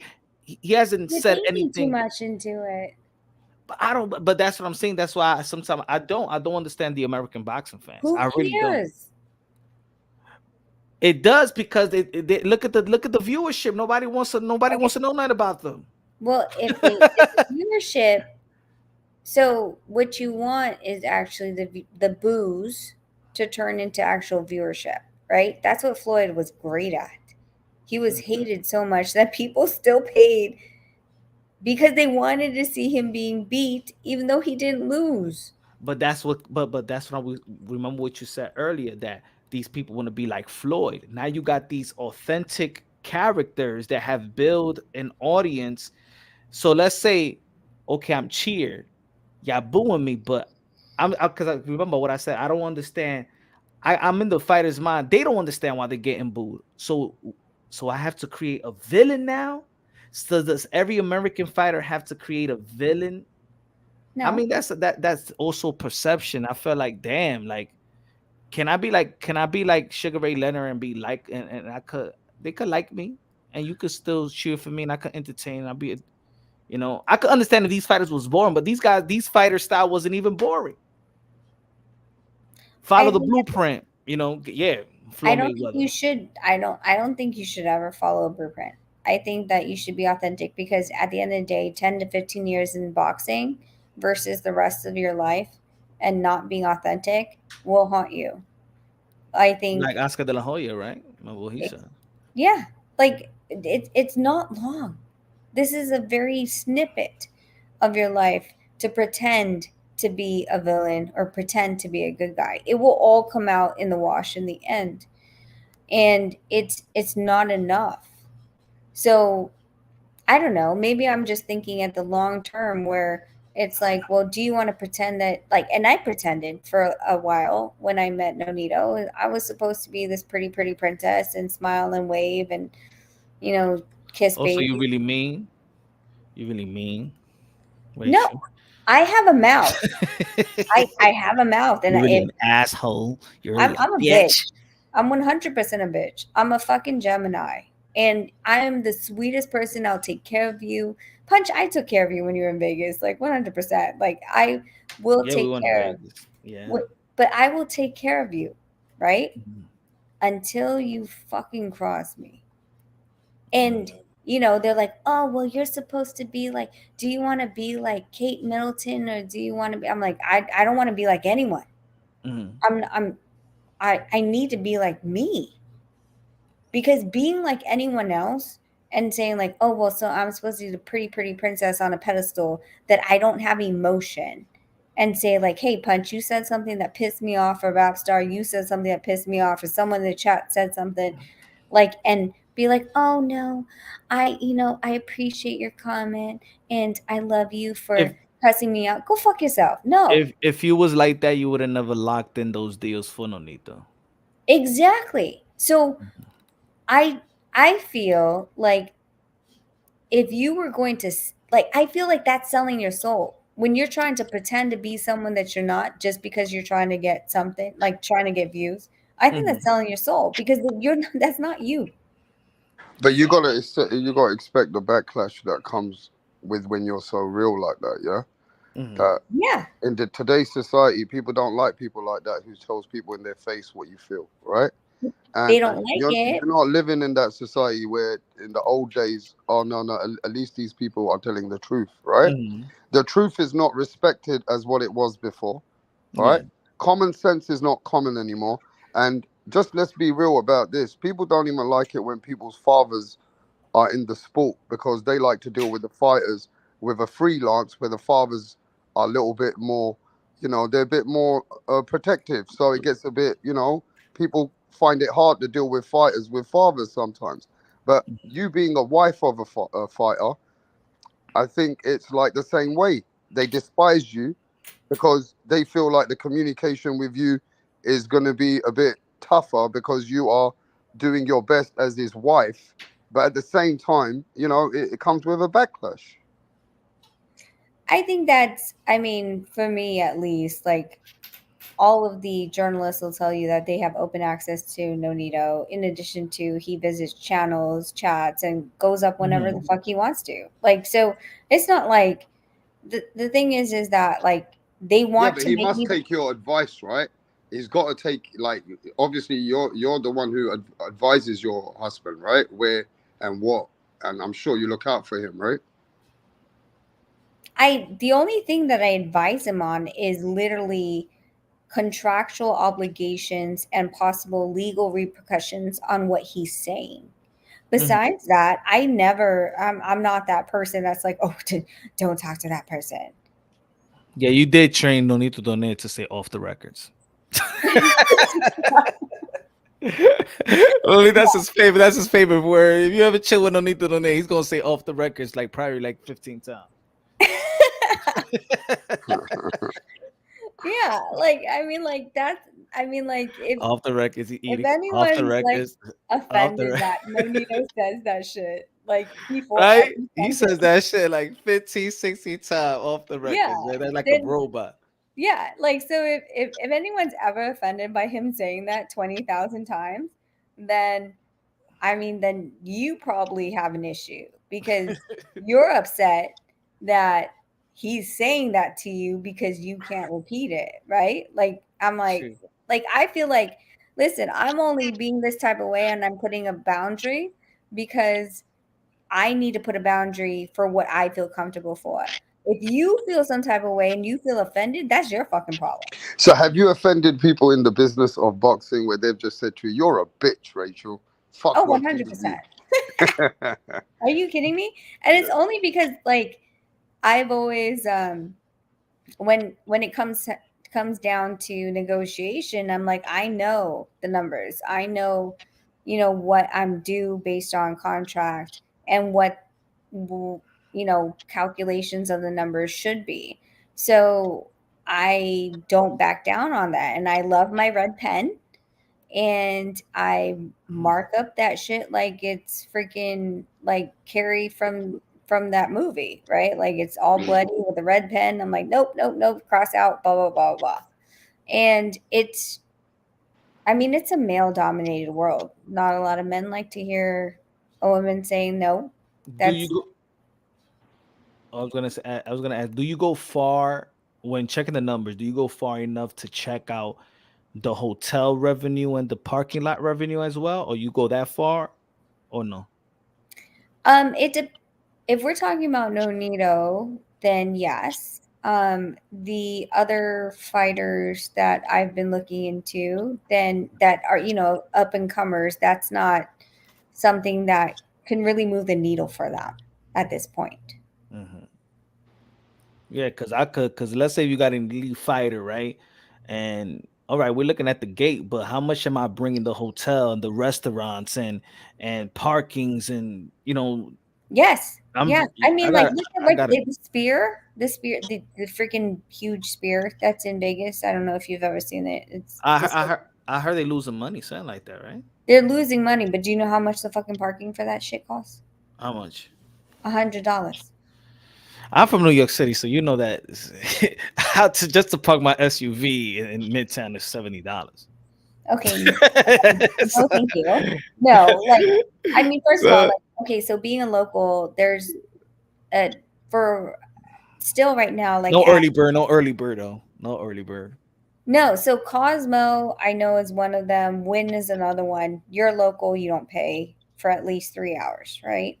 But when it comes to it doesn't matter with something like Spear, then you're looking at $100. And then if you're doing a percentage of that parking structure and it's over X amount of the threshold, I mean, Jesus, that's pretty much another pay-per-view, even though that person's coming to see you fight, right?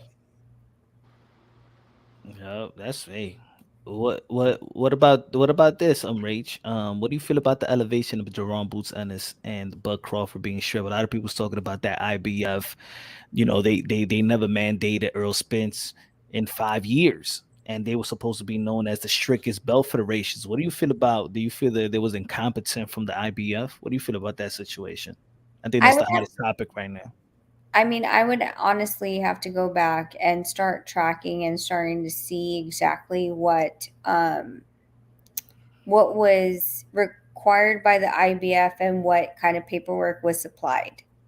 Because with him having the car accident, et cetera, what kind of medical excuse hash Mm-hmm. did he have to be able to postpone that is in the bylaws of the IBF to allow for that type of leeway for Spence? I would also assume that being that Spence had fought Crawford with all those belts on the line, that the winner of both fighters, the winner, quote unquote, would be mandated to fight the IBF champion because that was within their guidelines of, if we allow you to fight this guy, Spence saying like, okay, I fought Ugas, I'm going to fight this guy. Okay, well, whoever fucking wins that belt between Spence and Crawford, the winner has to fight the IBF mandatory.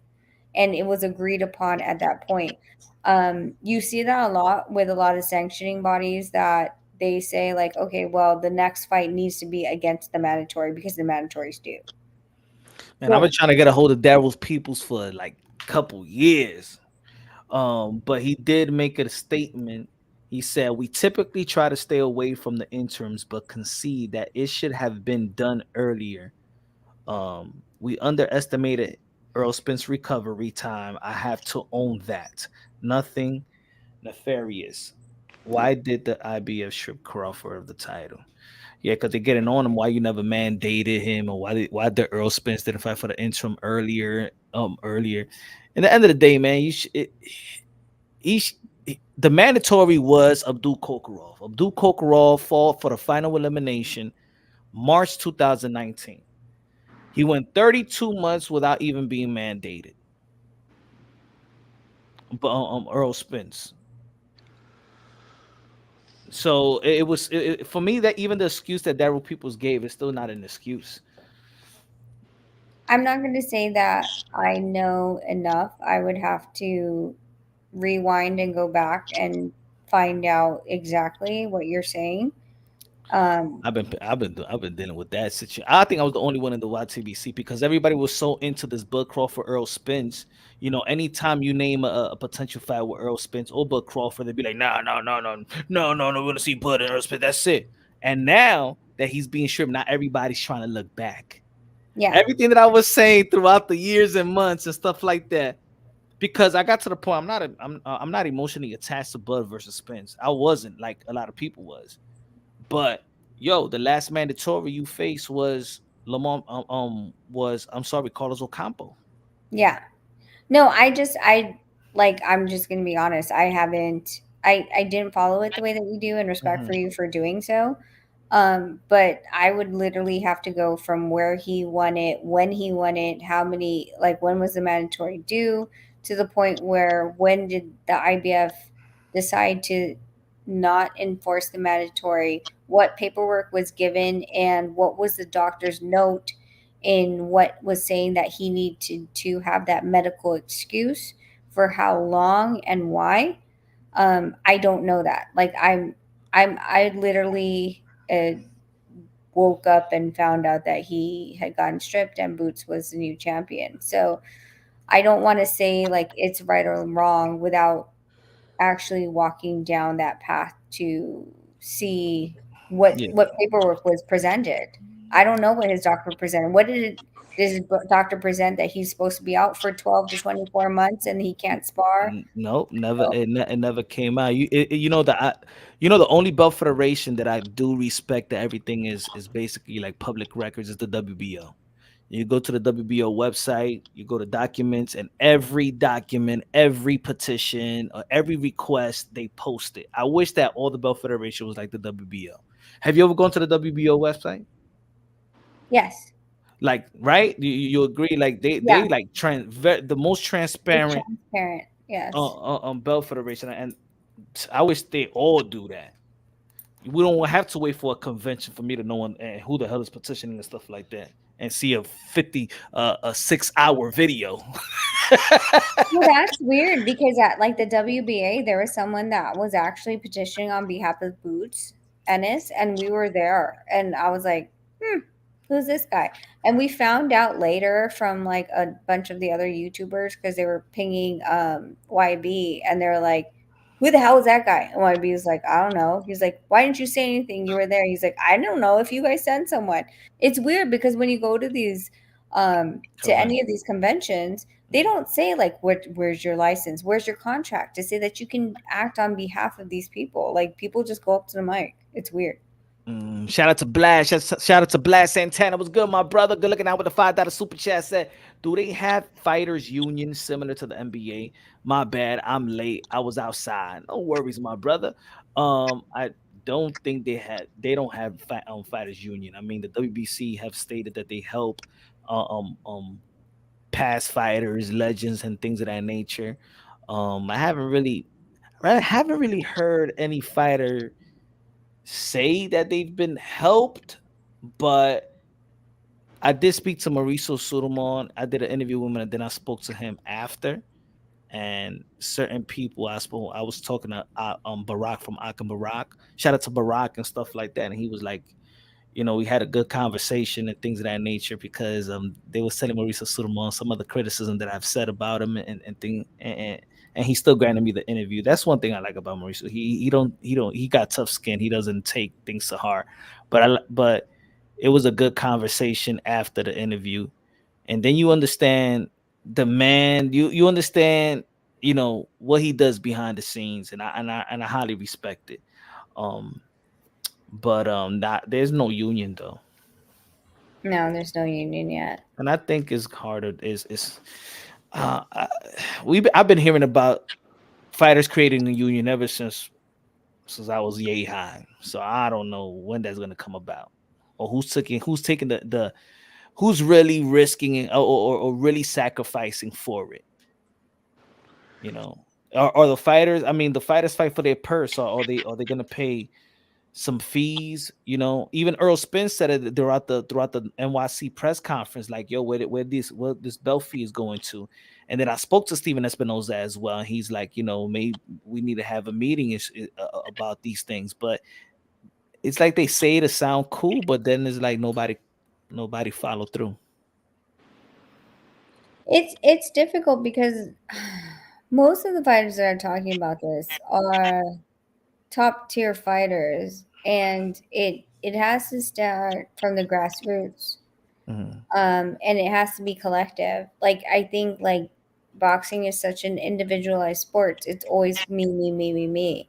Yep. So unfortunately, I don't really want to bring this up, but like someone like Jake Paul, who had gotten his purse and then decided to disperse it through his undercard because he didn't feel like they were getting paid enough. That should be the regular, but why is it not? It's because boxing is such an individualized sport that even as we are standing, we are arguing about the opponent of the main card. What makes you think if they're arguing about the opponent of the main card that they're going to share underneath? Also, though, Rachel, would you say to promoters when they say that they also take a risk on fighters, like they lose money on fighters, and you don't see that side of it? And they also say, like, when Eddie Hearn says, look, Canelo Alvarez could be a promoter, but ask Canelo Alvarez to risk any of his money to promote a show, he won't do it. He goes, because in this industry, you got to know what you're doing. And he goes, everybody's not willing to put their money up. So he goes, sometimes we lose money. And he goes, we're willing to lose money on fighters to build fighters. He goes, I've lost millions on Lawrence Okoli just to build him to be a world champion. So there are fighters out there that get built, and then when they make money, you know, promoters feel like, you know, we had a part to do with when we were losing money on you. What do you got to say about that? No, I agree that when you put in money, that to the person who puts the money in goes the spoils. But at the same time, I feel like we're not talking about a manufacturing job where someone is going around and making pencils. These people are putting their lives on the line, and there is no life insurance or anything after the fact of the repercussions of being in a boxing industry. So, yes, can you make short-term money on someone's life? 100%. But what is that worth for the person who has put their life on the line? Yeah, but it works both ways, though, isn't it? Because a company is promoting their product. The product takes time to build. Once the company has invested their time, effort, and money, you know, it's only fair. I know it's individuality, it's a boxing, it's a sport, you know, it's different, right? But we also know that it's a business. And it's only fair when the fighter actually reaches a pinnacle that the people that put their money behind it should be obligated to make their money too. I mean, it's only because it doesn't work without one or the other. You got to work hand in hand. Now, of course, the man who's putting his life on the line, he deserves the bigger share as he gets bigger, right? Mm-hmm. There's got to be something which makes moral sense there, right? But as a business has to be part of it, what makes sense to them. So if a fighter feels, look, today I bring in 30 million. I've seen the numbers. I got someone like Rachel working for me, but I'm only getting 15 million, right? He's going to Mm-hmm. fight to get more money.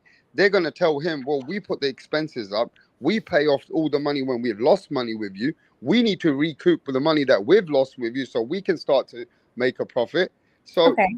there's so many different technical ways to look at it that if a fighter looks at it, it just looks selfish, right? Well, But if when a did business person looks at it, there's ways to look at it to say, nah, you know, not everybody deserves to make money.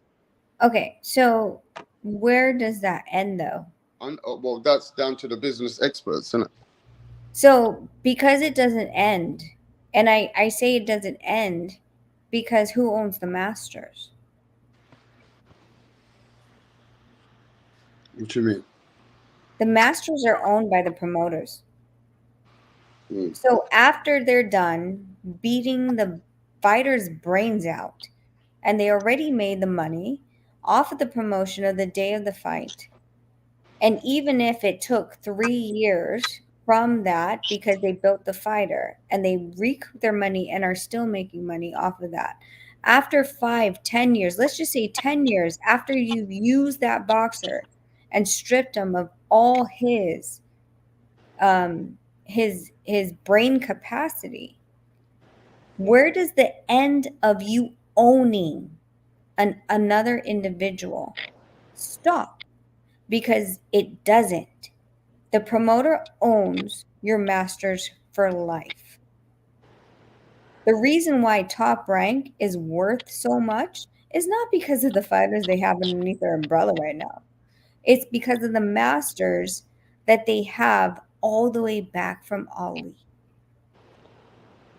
Yeah, but you know, we got to remember, boxers are gonna box because that's the sport. It's the sport that they like and the sport that they adapt and sport that they learn. And if boxers want to make money out of something that this is what they do, then they have to they have to understand that it comes with building the fighter. It comes with you know, working with the right people who can get you into the right places. So that comes with a fee. That comes with a price. You can't Where work does with if you work with Bob Arum, you know it's going to cost you a price. If you work with Oscar De La Hoya, it's going to cost you a price, I right? understand that, but So where they're does the that guys who are end? going to bring you to the table. Now, even Richard Schaefer, okay, he's a lower tier guy, but it's going to come with a price. But where does it Everything comes end? with a price. Where does it end? It only When ends you're when signing out your name and your likeness, for example, most of these contracts state, and I believe that we went over this, Punch, when we were looking over the management and promotional contracts. If Nonito decided to say, thank you, Dr. Smiley, who did my kid's dental work. Because it's Nonito saying his name and likeness off of dental work for his own kids. Top Rank owns it.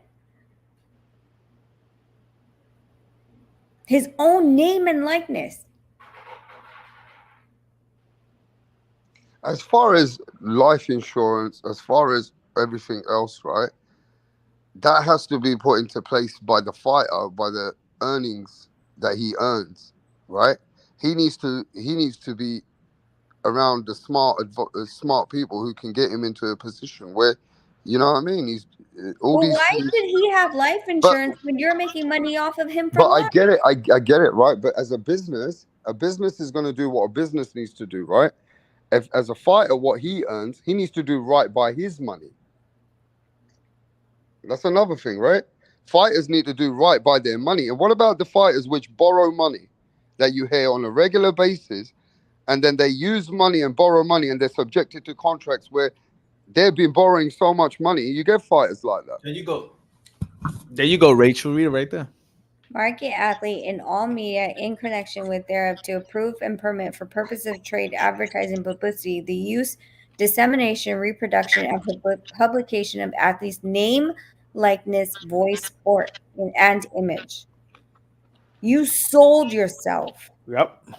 So if I'm selling myself, shouldn't you have the ability to give me a life insurance if I'm selling my life to you? What else can they, like, this is literally besides saying that you need to push through, like, that you who you're going to marry and how many kids you're going to push out. I mean, isn't there businesses done where people provide an all-in-one package or something like that for a fighter? What are you talking about? I mean, isn't there nothing like where Al Heyman doesn't, or people out there who would advise their fighters to say, okay, look, get your life insurance done with these people. Why should I put my no, life? but isn't that covered by some of the people behind the scenes? Or by no? you telling that you're advising me to go spend my own money when you actually have my life in your hands? I mean, we got to remember, right? I'm saying, isn't people doing business like where they can provide you life insurance within? Yeah, anyone can sell me life insurance, but if I'm already giving you a percentage But to don't have any my promoters life pay for insurance, any fighters like that? what? Don't any promoters pay for any fighters like that? Their life insurances? No. They don't? Not for certain fighters, they don't pick and choose. Like Eddie Hearn will give £100,000 Rolexes to certain fighters after fights. That's not a life insurance. I'm just saying, do you think that if he's looking out for the fighter and he can give him 100 grand Rolexes, he might not say to them, all right, man, I'm gonna pay for your life insurance. Rap, give me a second. My youngest is sleepwalking. Give me like 5 minutes, okay? I'll be right back. Yeah. What I'm saying though, Punch, it's not like the business people, right? They're not sweet. They don't know how to deal with their clients. Eddie Hearn's smart. He knows how to treat some of his fighters, gives them 100 grand Rolexes and shit like that. You know, if you're a smart businessman, right, you will know how to deal with your fighter, innit? If you're making that kind of money, you would say, look, man, I'll pay for your life insurance too, if that makes you happy. You know what I'm saying? If you're making that kind of money and it means that much, I'm surprised that these guys don't pay for it. You know what I'm saying? I mean, shit. You know what I mean? I'm just saying, right? But for these promoters, you know what it is. For these promoters, they could act like they care, but fighters come and go, and they like think about what Oscar De La Hoya said in that interview in the summer when he was talking about what Bob Arum told them. Don't fall in love with these fighters. Fighters come and go. Strictly business. So why would they even help for the life insurance when they know that this fighter, if he loses in that contract, I could say that's it, you out. Yeah, but Punch, if you're earning millions, yeah, and you in a business and they're the promotion, right? With your millions, you expect you to cover yourself and cover your ground, your medical, your life insurance, because that's what you need to do as well. if you know what I mean, that's on you. It's interesting because what the funny part is what you're saying is that shouldn't promoters give health insurance? I'm just saying. I mean, some promoters like No, no, Eddie no. Hearn's I'm rewinding relationship this with. because this is interesting to me. But because we're under contract. As soon as they sign that contract for us to fight on a certain date, so shouldn't they be giving health insurance? So if a fighter gets injured during a camp, shouldn't they be covering those expenses as well? I mean, it's a good point. It's a good point. Instead of giving Rolexes and shit like that, why isn't Eddie Hearn doing that? Maybe because them rough fighters like the Rolex better. You know what I mean? Because LLCs and businesses have X amount of expenses based on how much their expenses are at the end of the year for a tax write-off for gifts. Yeah. How much can you punch? You can gift your mom X amount that will be non-taxed based on your income. Yeah. So a gift is easier because it's tax a write-off based on the amount of income that you're bringing in.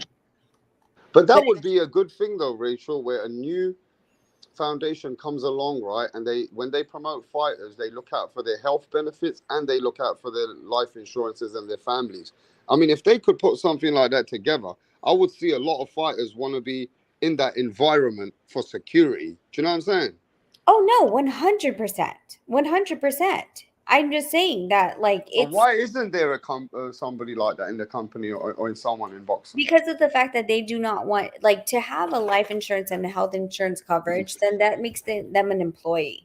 So if they get injured on the job, then that makes them legally responsible to actually cover what happens to them while they're on the job.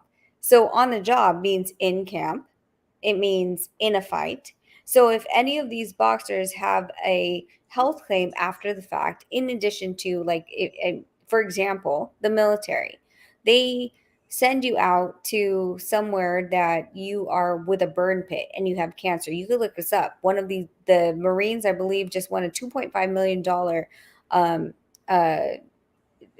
lawsuit against the government because he was exposed to a burn pit during his time in service. So when they become an actual employee then they're responsible for any of the after actions that happen because of the job that they were doing. So that being said, if anything happened 10 years after where you're seeing a stutter in a boxer, a twitch, loss of memory, and they could attribute it to a knockout that was during the course of work during the contract that the promotion had them under, then they're financially responsible, which would make insurance come up. In other words, you're saying people will be getting sued left, right, and center? Not sued per se, but their insurance policy would not be very low. And their insurance policy that the promoters will have to pay as a corporation will be higher due to the fact that their the cases or whatever is being claimed, the claims that are being put on the insurance will be higher. Yeah, it won't be feasible. Nope. So how many boxers are going to say I had problems after the fact, 10 years, 15 years after?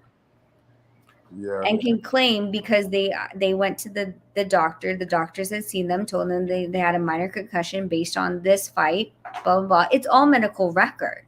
But isn't it true when a fighter who's fighting is fighting at his own risk, really? It is right now. That's he's fighting at his own risk, right? Does Donaire have to sign some kind of waiver? Yes. What does he sign? He signs that he's healthy, et cetera, et cetera. That's why they have the doctors for the prelims. But that doesn't mean that when you're actually performing your duty based on the contract, that that you're not healthy after the fact that you performed your job. So that's why they have event insurance. That's it. They only cover the insurance for the event. So someone like Z Gores, who was in Las Vegas and he was fighting under it was the Friday night fights here in Las Vegas. I can't remember who Manny Pacquiao was fighting on Saturday, but Top Rank used to do the Friday night fights. And let me add right before you go. Let me add the fighters pay for the medical fee. yes, we do. It's not the promoter; it's the fighters that pay medical fee right before they even get their check. It's already listed. Correct. Yeah. So let me tackle that before I go into what I was talking about. Zigor is yes, the fighters have to pay for their neurological, their eye, their blood, their what is it called? Their physical exam, possibly depending on what sanctioning body and what state requirements are. Ecos and MRIs, MRAs, depending, right? So those rack up and the fighter pays for that. When it comes to like a fighter like Zigores, who was fighting the Friday night before one of Pacquiao's cards, then it was a top ranked card. They had taken out an event insurance that only covered $750,000 of if anything happened to any of the fighters during that for one personal injury. Yes. The rest ended up going on to the state.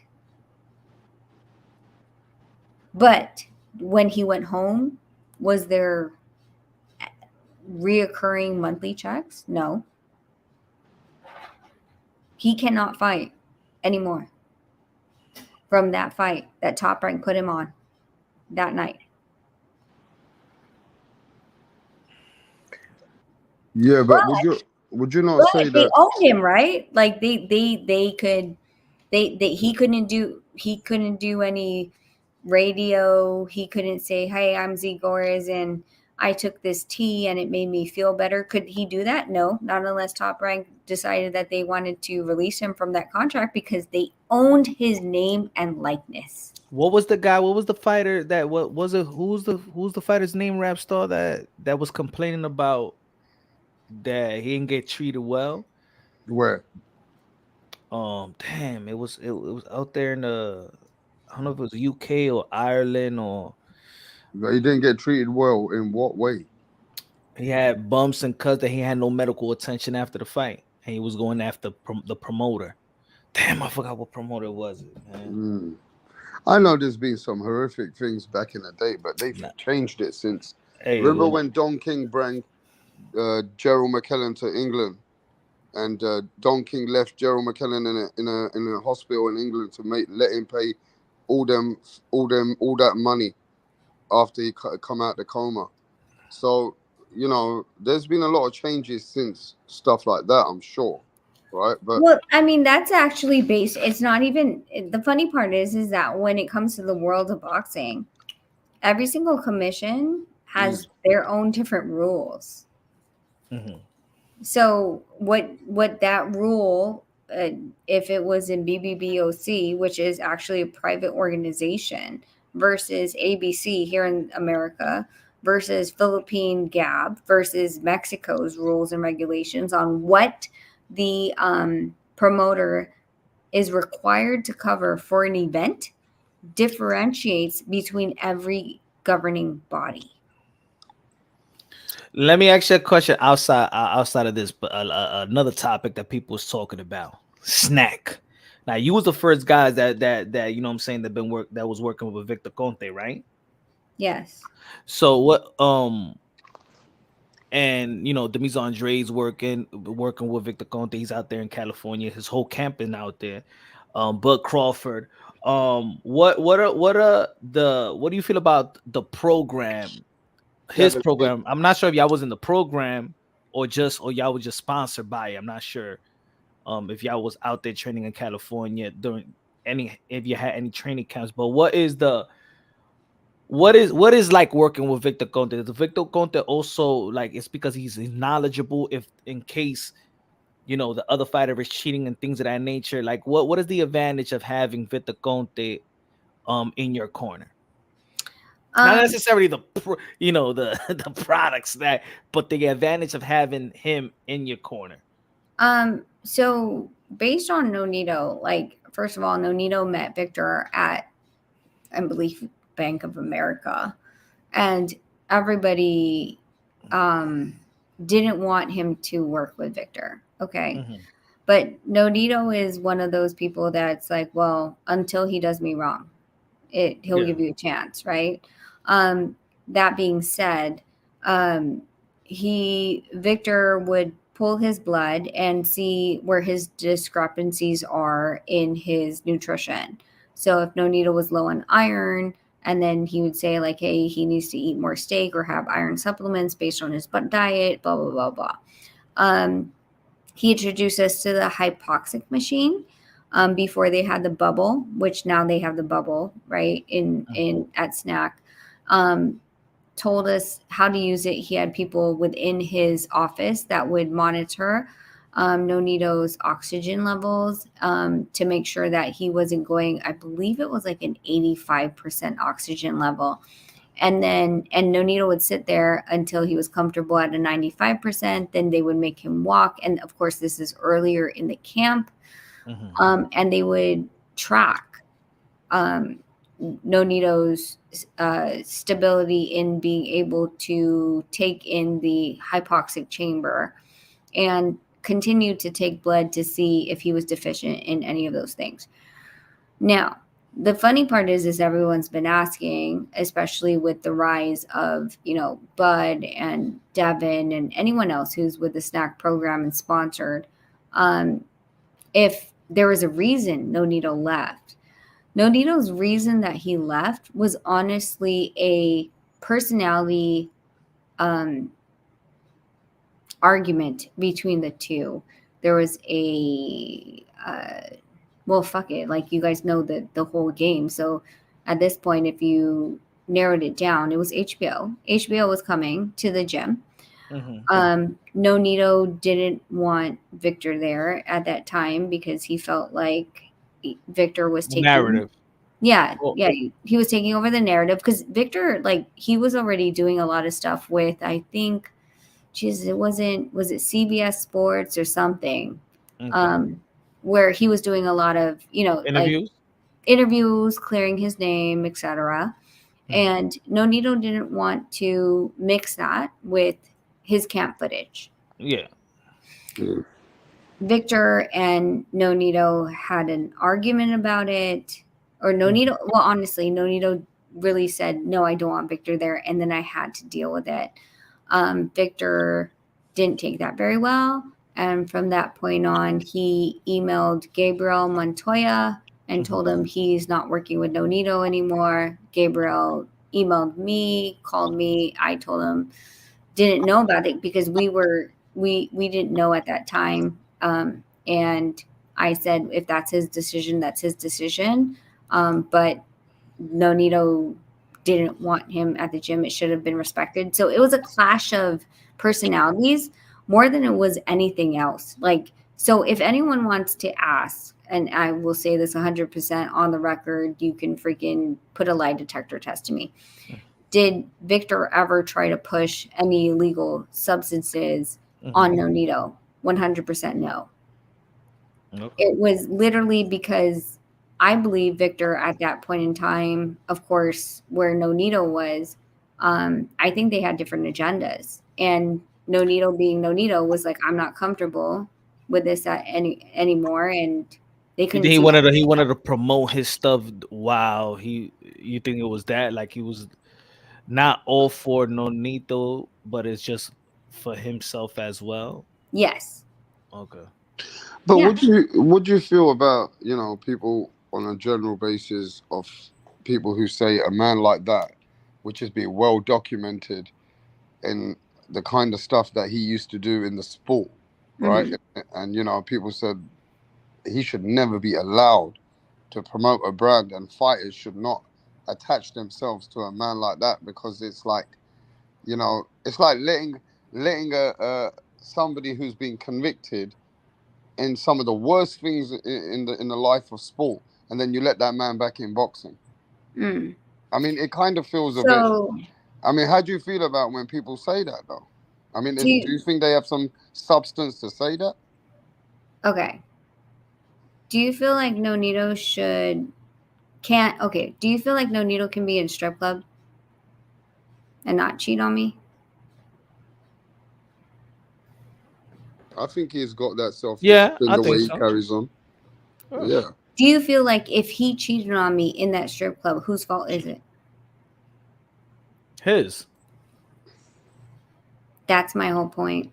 Anyone that wants to blame Victor for their discussions to want to inject anything, these are full-grown ass men that are over the age of 18, and you can't come around them with anything that they don't want to open their mouth and swallow for or take an injection for. Yeah, but So- Victor was a man who was showing remedies and educating fighters on how to cheat at the extreme level. So And, who? you know, But I yeah, mean, but you but can't tell me to cheat. Victor Conte was a scientist in some way. I get that, Actually, but if I don't want to cheat, if I'm Nonito and I don't want to fuck you, what are you gonna do? Strap me down and put a needle in my arm? Make me swallow what you don't want me to make me swallow?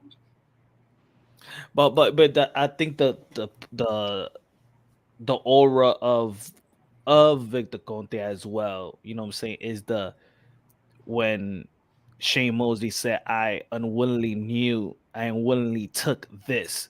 So could You guys stupid. like, No, you stupid.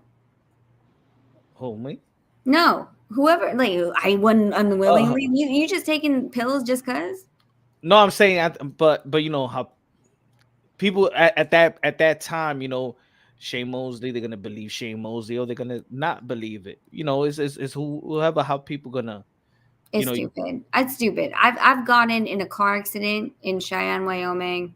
I was in the military. I was in a military hospital, and someone came and they gave me ibuprofen. Not harmless, right? Mhm. And then 20 minutes later, someone came to bring me more pills. And I asked them, what is that? And they said, it's ibuprofen. And I was like, I already took that. They're like, no, it's not. Like, you didn't take that. And I was like, yes, I did. Because 20 minutes ago, I already annotated what you gave me.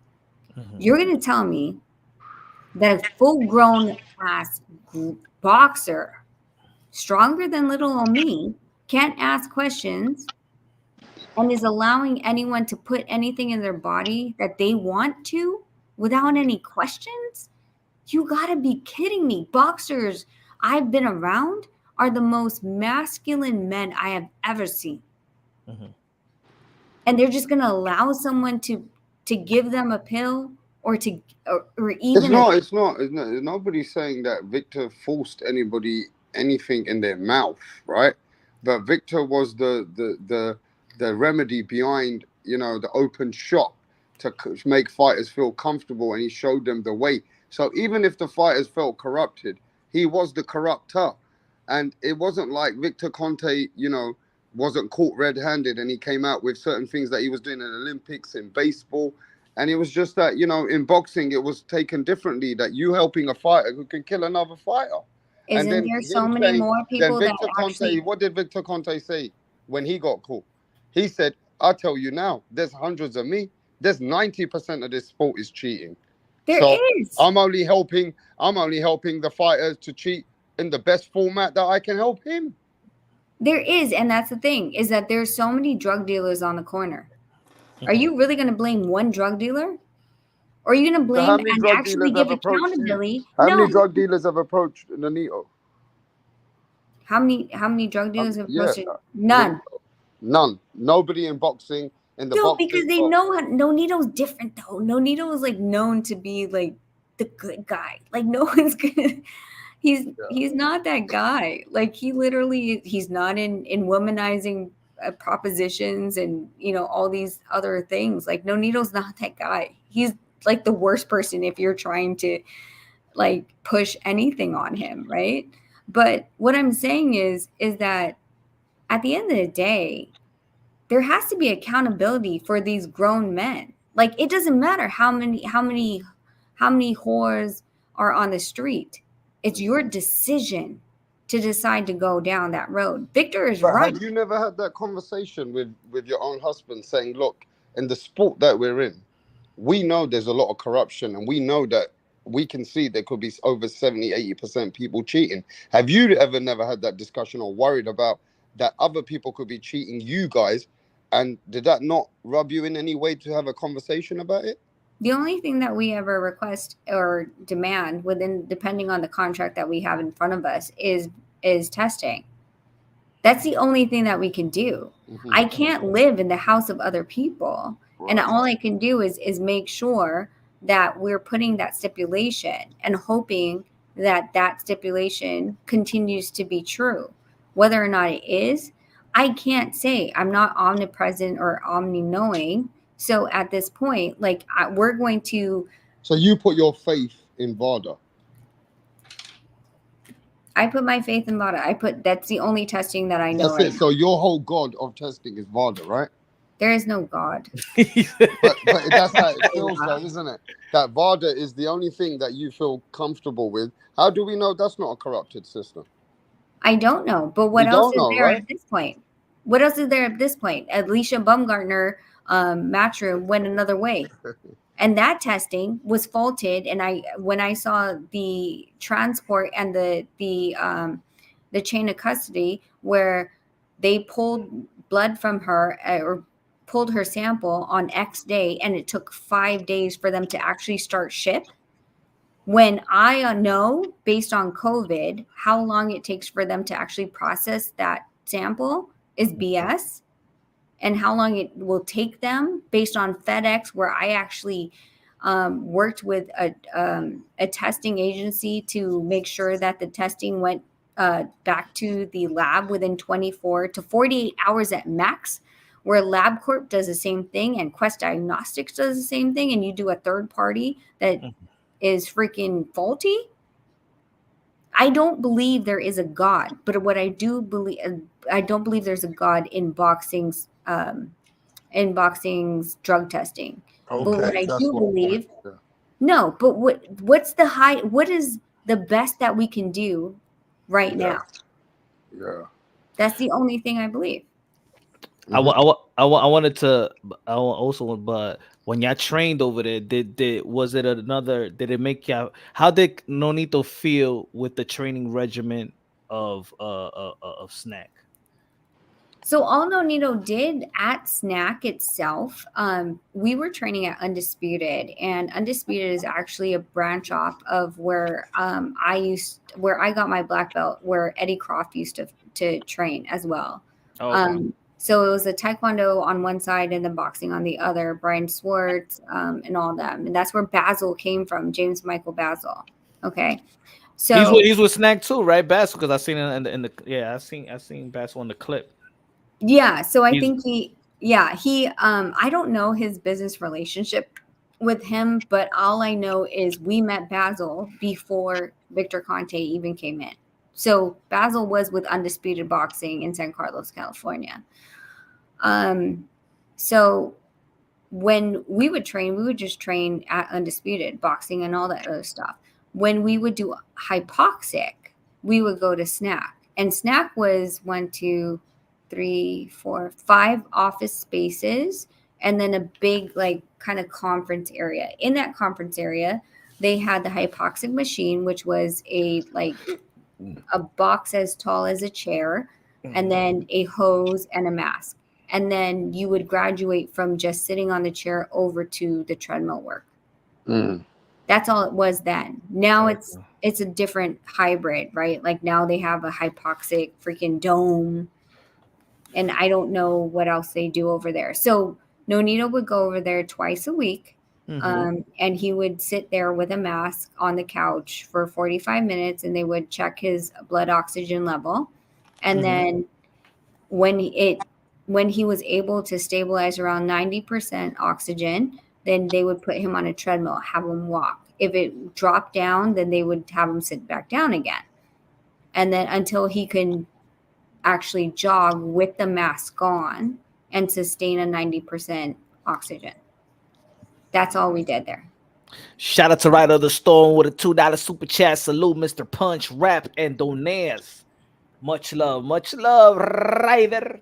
Ryder of the Storm.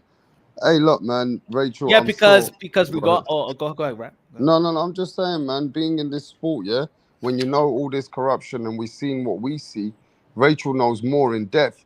I'm sure she's been a little bit worried about her husband when she says that her husband never indulges in any of this kind of life or drugs and that, yeah. He was So the first one to step up. exactly, right. So I'm just saying, right, it's Varda, it seems like the best that they got with the most strategic test they do. So maybe Rachel's right. She had to go with the best of what's there now. You can't say it's 100%. It's bad with the narrative, you know what I'm saying? The haters with the Bud Crawford narrative and the way that he beat Earl Spence. If Demetrius Andre beats the crap out of David Benavidez, what they gonna say? No, that's bullshit. Because if anyone, like whoever was like, they'll always go, oh well, Rachel's a Bud hater because what she said about Bud when he was negotiating with Errol Spence. But regardless, if you listen to most of my, whenever I would say it in the beginning of my interviews, if Bud and Errol were to step in the ring before they did, I said Bud would win. Mhm. Why? And it was because of Errol Spence's stance. It was too freaking wide. I thought that he was going to trip over his own feet, changing direction on what what Bud was going to give him. It happened the way it happened. So I don't believe like that the way that that fight played out had anything to do with Snack and what they gave him. I think that he was already the way that he was before he was with Snack, switching the stances, moving around styles, the angles that he was giving. I thought that that was already going to be a problem for Errol Spence because his stance was way too effing wide. It was like half of the goddamn ring. That's how wide his legs were. You can't switch, you can't move when your stance is that wide. Yeah, that's a fair comment. And I've still been waiting to ask you because last time I spoke to you, I remember we were speaking about the fight. The next day was Stephen Fulton versus Inoue. Mhm. And then Inoue put on a flabbergasting performance, knocked him out, right? Stopped him, sorry, right? Mhm. And it was a dominant performance. And I mean, now how good do you feel that Inoue is? I mean, honestly, I still haven't watched that full fight. That Right. was that was a week before Nonitos, or a week before, I think. Mm. And I haven't been able to honestly sit down and watch that fight. Do I believe Inoue is a great fighter? Great. Yes, I do. Like Yeah. the funny part is that like people think it's like, oh well, so he beat your husband, so blah blah blah blah. No, he has a technique, Mm. and he's strong. Now, if I were to say like, well, do you believe he can go up to 135? Like, wait, right now? Like, I'm just going to be a realist. I don't believe you go from 122 and 135. I Not don't. many people could do that. No. And the funny part is when we talk about Bud Crawford going to Canelo, same thing. And they're like, oh no, that's different. I was like, how is it different? You just might as well have Inoue go to Bud. And they're like, no, it's different. Do you know how many weight classes? I was like, well, fuck the weight classes. It's the same amount of pounds. Yo, can you imagine? I think for me, one of the toughest fight if he moves up one more and fight Robisi. But I think if he beats this guy, becomes undisputed again, right? I think people gonna call for Navarrete and now he ain't no way at At 130. 22. No, Like, 130. Navarrete moved up. oh, well, because I've been hearing, sorry, 22, who's the guy? Neri. I've been hearing Neri. I've been hearing Listen, Louis Casimiro. Neri, he said he'll never give him a now yeah, no, I remember he said he'll never give him a shot because he's a dirty fighter. He believes he's a dirty fighter. Like Well, he's not yeah, licensed in Japan yeah, I know. because, yeah. So Mhm. then the other one is Casimiro's been chasing him, Yeah, right? he said that ship has sailed. I think something like translated, something like that. I think I read that it's Yeah. too late for that. He's not So interested. 26. I mean, what all I'm saying is like when I'm seeing like this, what I feel like he's an amazing fighter and has proven what he needs to prove? Yes. Do I feel like he should jump from 122 to 147. And people are like, are you crazy? Why would you do that? Well, why would you want Crawford to go 147 to 168? Shit, I'm gonna do that poll right now. Let me see. No, but what? But like, do the calculation. What is it, like 2 or 3 pounds difference between the same jumps? 122. Do 122 minus 147. Then do 147 minus 168. It's like 2 or 3 pounds difference. It's not that big of a difference. And yet people are thinking like, it's too crazy to talk about. Yeah, but now you can't deny it. First, remember you said, well, he's only fought Nonito to get it, to really get certified that this guy really is a great fighter. But now he's beating the guy who was a unified champ, who beat Figueroa, beat Leo. So that guy, we are seeing something within this guy moving up in weight, that his power is transcending into a higher weight class. So this guy has really, how many more weights can he go up? That's the question. Oh, I'm gonna start this fight now, huh? Never ready, Inoue. Wait, what's the difference in poundage, dude? You even look. If you did Inoue versus Bud Crawford and Bud Crawford versus Canelo, it's literally 2 or 3 pounds difference. Yeah, I think Robeisy, Ramirez, and Inoue, I think that would be the next biggest fight for him. I think that's realistic. I mean, you even said Punch Inoue can go to 130 and beat England's own, who just beat Josh Warrington. I think, here's the thing. I think that there's certain fighters within the weight division that you're going to be able to beat. I think that there's going to be a cap, and it's going to be I don't know where his cap is. I don't know if it's 130 or whatever. Lee Woods. Or 126. No, there's going to be a fighter, right? Because 126, that's where we met Nicholas Walters. And when he walked in the ring, I was like, holy effing shit. Well, he was big. He was huge. When we fought Carl Frampton, we're like, okay, he's shorter. Even the width of Carl Frampton at 126 was way more than we expected. So there's going to be a point in time where the power isn't going to transcend. You're going to take shots. Happens to everyone, right? In the lower weights. Yes, that makes it for everyone, 100%. Yeah, I seen it's so different from one day to another. Like, yo, Charlo looked at like a good 10 pounds, 12 pounds lighter than Canelo Alvarez. But if you saw the weigh-in, it's like, okay. But in the fight, you saw it. You saw how Charlo was his frame was too small for Canelo Alvarez. Same thing with Earl Spence and Bud. That was the surprise. The way that Bud rehydrated compared to Earl Spence looked smaller than Bud. That was shocking right there. Yeah. I think people think too much about how they're like, oh, their walk around weight. It's not the same as camp weight. It really isn't. I mean, look at Spence right now. Do you honestly think he's anywhere near 147? Nah.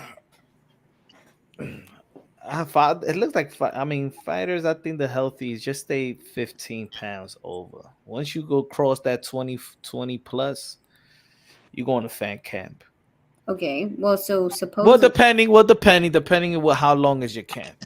Some people have 10 weeks. Then I don't think 20 is pushing it. 15 is okay. 20 is pushing it. 25 is too much. Okay. So if you're saying 20 is pushing at 147, Bud Crawford, you're saying 167. How much does Bud Crawford weigh right now that he's claiming that he weighs? Didn't he say he claims to walk around once high 160, 170? I thought recently he was saying that he was walking around 170, 175.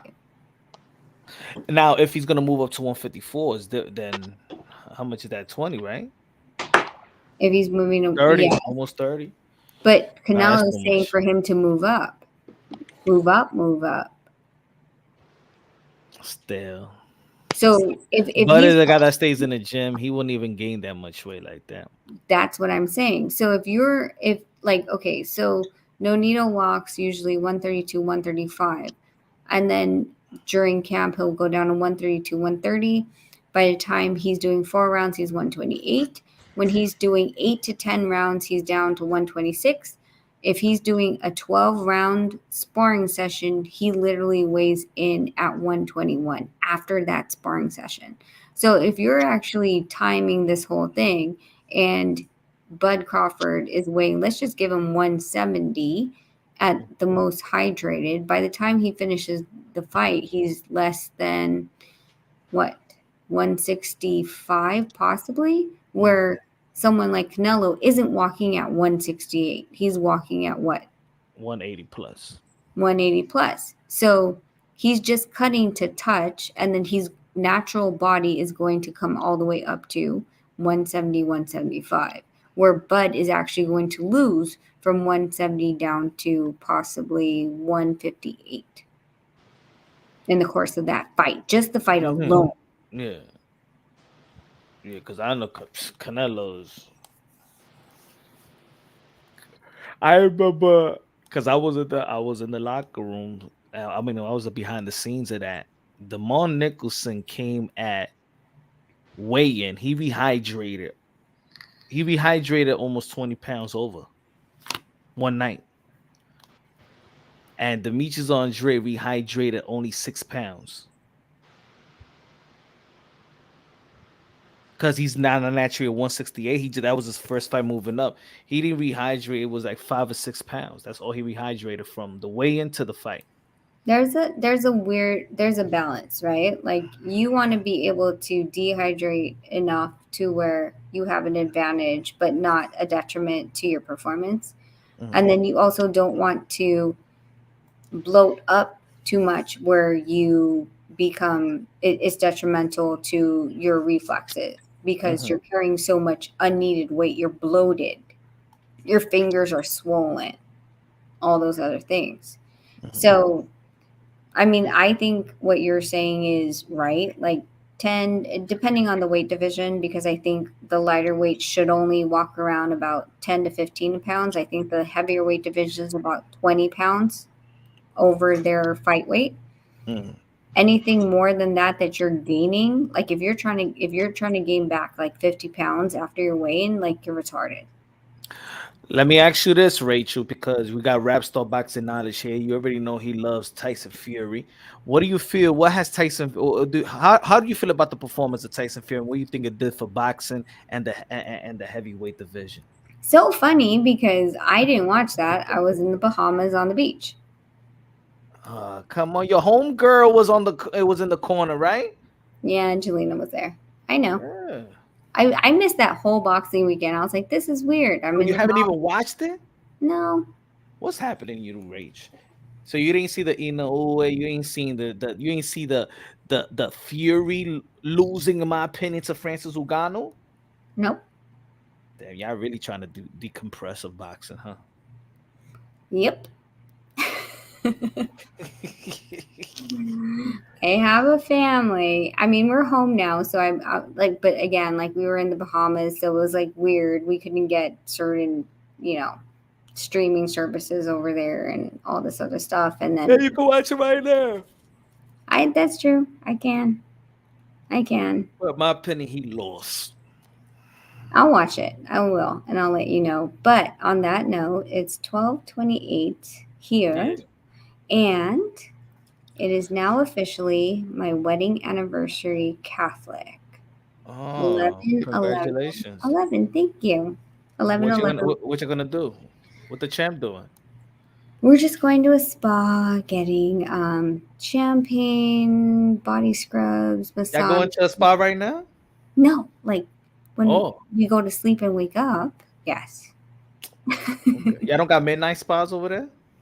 We do, but again, I homeschool the kids, so they're home. But tomorrow is Saturday. Saturday, yeah. So my sister's gonna come over and watch the kids. Okay, okay. All right. Congratulations, man. Congratulations. Thank you. Rap, I'll talk to you later. Punch, it was fun talking to you. Yo, Great. yeah. Congratulations, Rachel. I was just doing something. Congratulations to you, and I hope you have many more. And yeah, and hope to see you on the channel soon, Rachel. And make sure give Champ the regards from me, man. I will. I'll talk to you guys later. You guys be good. All right. Take care. Have a great night. Bye. Cool. Yo, Punch. Yes, What's sir. going on, man? No boxing this weekend or what? Is it UFC? Is it UFC? Man, yeah, we gotta go back to. We gotta start watching UFC. Oh yes, man! It's time to elevate the channel, Rap Star. It's time to elevate the channel. That's it. We're talking about all the sports. We're talking about basketball, baseball. We're talking about golf. We're gonna be talking about the smack, competition where they smack each other's face. Was that thing that they smack? We're gonna go to that. We're gonna go to we're gonna be talking about bare knuckle challenge, also the bare knuckle fighting. You know, that's another thing we're gonna be talking about. Even you heard the challenge where the girl smacked the ass of another girl. The hardest. We're gonna go. We're going to. That's it. The punch drum boxing is expanded. That's it. The boxing community don't. The boxing community feels that punch drum boxing has plateaued. You know what I'm saying? Boxing is not enough. The boxing community is not enjoying punch drum boxing anymore.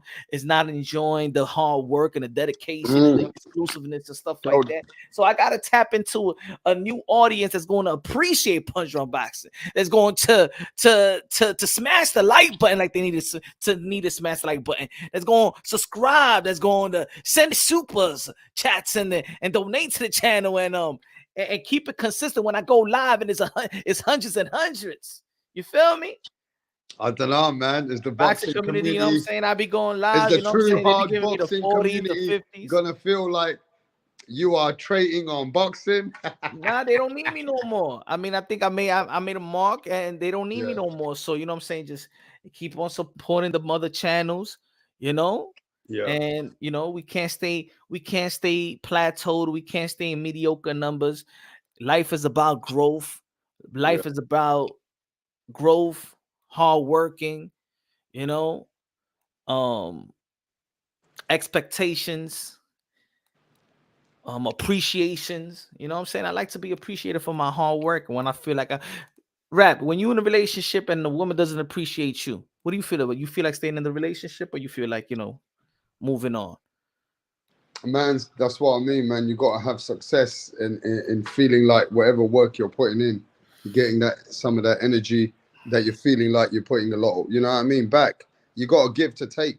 So yeah, man, I don't blame you. Of course, you know, you got to do elevation. It's time to do elevation. What works for you, my brother? I support you with whatever you're doing, but you got a lot of energy and a lot of passion, and boxing needs you. But no, boxing don't need me no more. Boxing don't need. I know the boxing don't need punch drum boxing. If I was going live and I'm clocking in at 700, you know, 800, 900, 1.1K. Come on, man. The boxing don't need me. The boxing community, this boxing community, that's it. It don't need me. It has enough boxing content creators. You know what I'm saying? And that's it. We moving on to bigger and a wider audience. Not wider. You ain't getting nowhere if Demetrius Andrade wins. Oh, that's the day. Andrade wins. I already boxing's coming with 4 more boxing channels. I already gave my 2 weeks notice. I already gave my everybody check out my community. I already gave my 2 weeks notice. On the 25th, we're expanding. We're not talking about boxing. We're talking about boxing casually, like every other sport. But that's it, man. Boxing that's it. The road has come to an end. Come to an end, or just come to a new elevation? I mean, the name is going to be changed. It's going to be Punch Drunk, but we don't know if it's going. We don't know if it's going to be, you know, Punch Drunk, TV, Why don't Punch you put a Drunk poll out there or Deportes. put something out Punch there? Drunk Just Deporte, ask los Dronkies, Drunk Deporte, something like that. We going to expand, man. I'm going to bring that energy to basketball. Call the Knicks game, the Laker game, trash. These, you know what I'm saying? It's going to be good, man. That's awesome, mate, for you. Well, look, mate, at the end of the day, whatever you're doing, man, we're going to support you, my brother. But just don't be talking about fucking, what's his name? Chichi Man and Rainbow Man, yeah. We're going to be talking about all of that rap stuff. That ain't no more boxing. That's it. Boxing, that's it. Come on, man. That's it. Man, I like I said the other day, man, interview with Oscar De La Hoya, man, it opened my eyes, man. It just opened my eyes. It opens that people are not in tune with it exclusive like that. You know what I'm saying? You can't even clock 100. I got Oscar on Punch Drunk Boxing. And motherfuckers barely tuned in. I got Oscar rap. The golden one. 6th division world champion. That's epic. And these motherfuckers, they rather support motherfuckers that talk shit. I got Oscar on YouTube. Not Fight Hype, not Fight Hub. Punch Drunk. That was big, bro. I said, you know what? I said, rap. I said, man, wow. This community is just for narrative, toxic, cesspool, shaming fighters, devaluing fighters, hate on PBC narrative, hate on race bait. You know what I'm saying? They don't care about no damn real boxing. And right there, that was a wake-up call. I say, you know what? Nah, we ain't gonna grow. We ain't gonna grow. Ain't nobody in tune with this. If I was going, I said, yo, I'm going to live and I'm going against Akaka TV. I'm going against Dante Boxing Nation. I'm going against man 600, 500, 700 people show up. You know what I'm saying? If y'all can't support me, I like, again, man. Men lie, women lie, numbers don't. You know what I'm saying? Can't support me when I'm bringing exclusive. You ain't never gonna really support me. Now I don't respect the work collectively. I'm not gonna say the people that's tuning in right now, but I'm just saying collectively, the massive is not enough. It's just not enough, man. So I don't feel like there's the community that appreciates my work. It doesn't appreciate my work no more. So I need some growth. I need some appreciation. You know, there's sacrifices that's been made a lot for creating this channel and keep it consistent and going live and doing videos and going to different fights and paying my way just to keep on. And it got to the point where, you know, when it's time for me to show up, my subs ain't coming out in large numbers. The support ain't real. I mean, from what I mean, I got supporters and I love y'all, the members, man, and those that do really support and tune in when they can, or even if you at work and I tune in, smash the like button, go back at work. But this community, man, it's just not hit to your level. My expectation. You're not even. It doesn't translate to my hard work. The support doesn't. Yeah, the hard work you've done and the efforts you've put into boxing, it's just kind of not intelligent for you to just keep it there. You got to elevate. You got to continue to do some other stuff. So you feel like, you know what I mean? That's where you're going to be a bit more, you know, elevating within yourself. Mm-hmm. Yes. Yeah, man. That's the guy. That's, yeah. I mean, I think I'll be a fool. Yeah. I will be a fool. What I'm going to do in this community, we'll wait until and I go live and shit is like 7 people looking on and nobody, like, I'm out going to put my kids in the back burner. I'm going to go live for like how much. I'm alive because they sleeping. But I usually go live. I don't even put my kids to sleep going live. But you think I'm nah. Y'all don't really, y'all not. The support ain't big.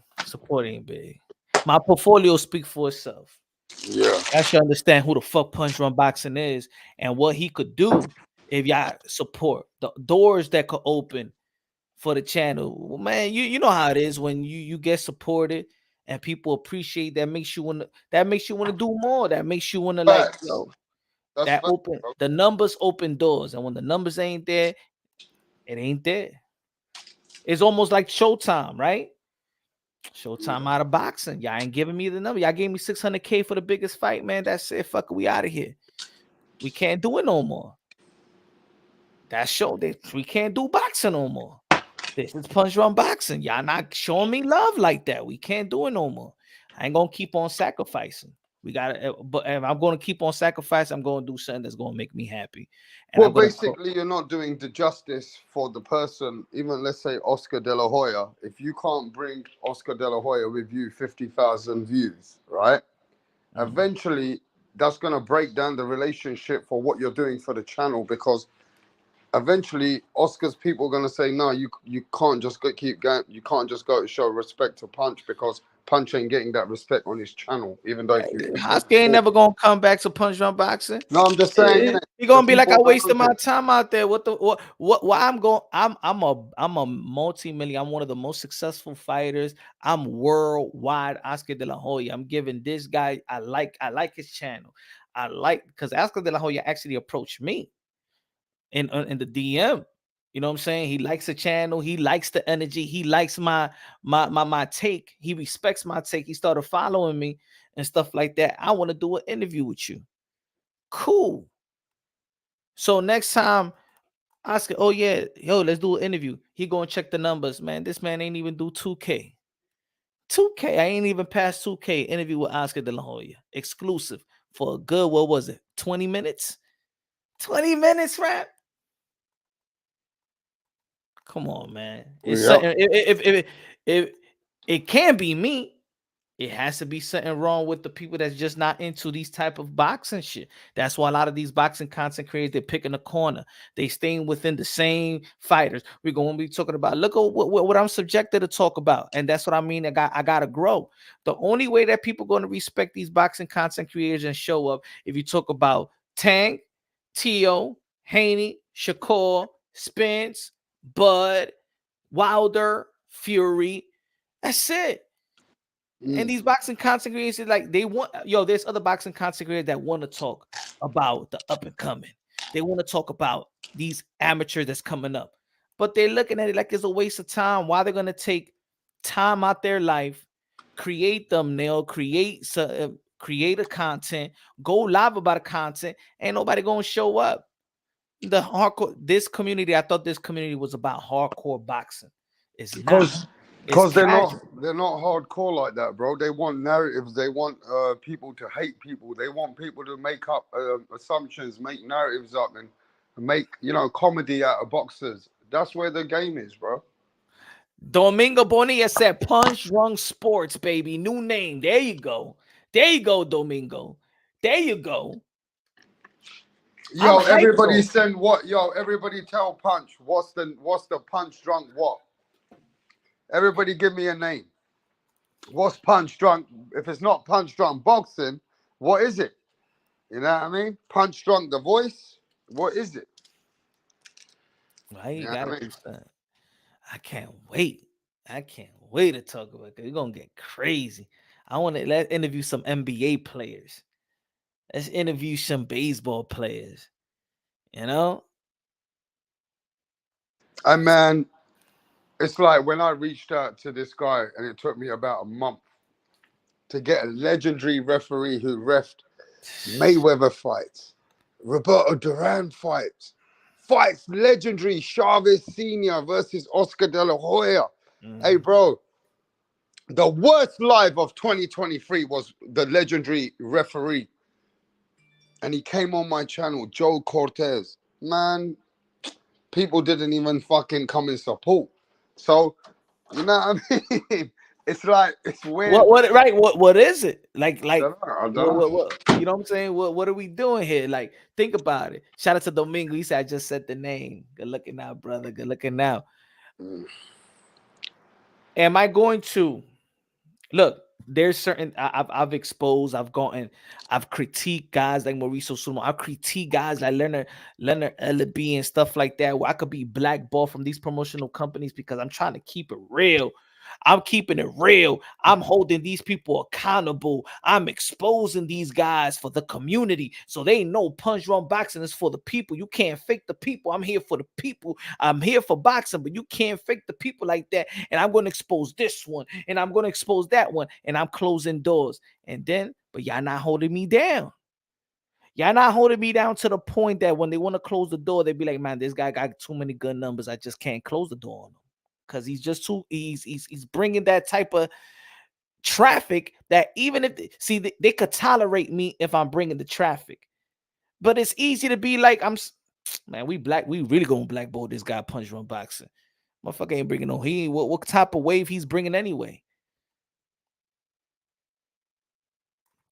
So, nah, man.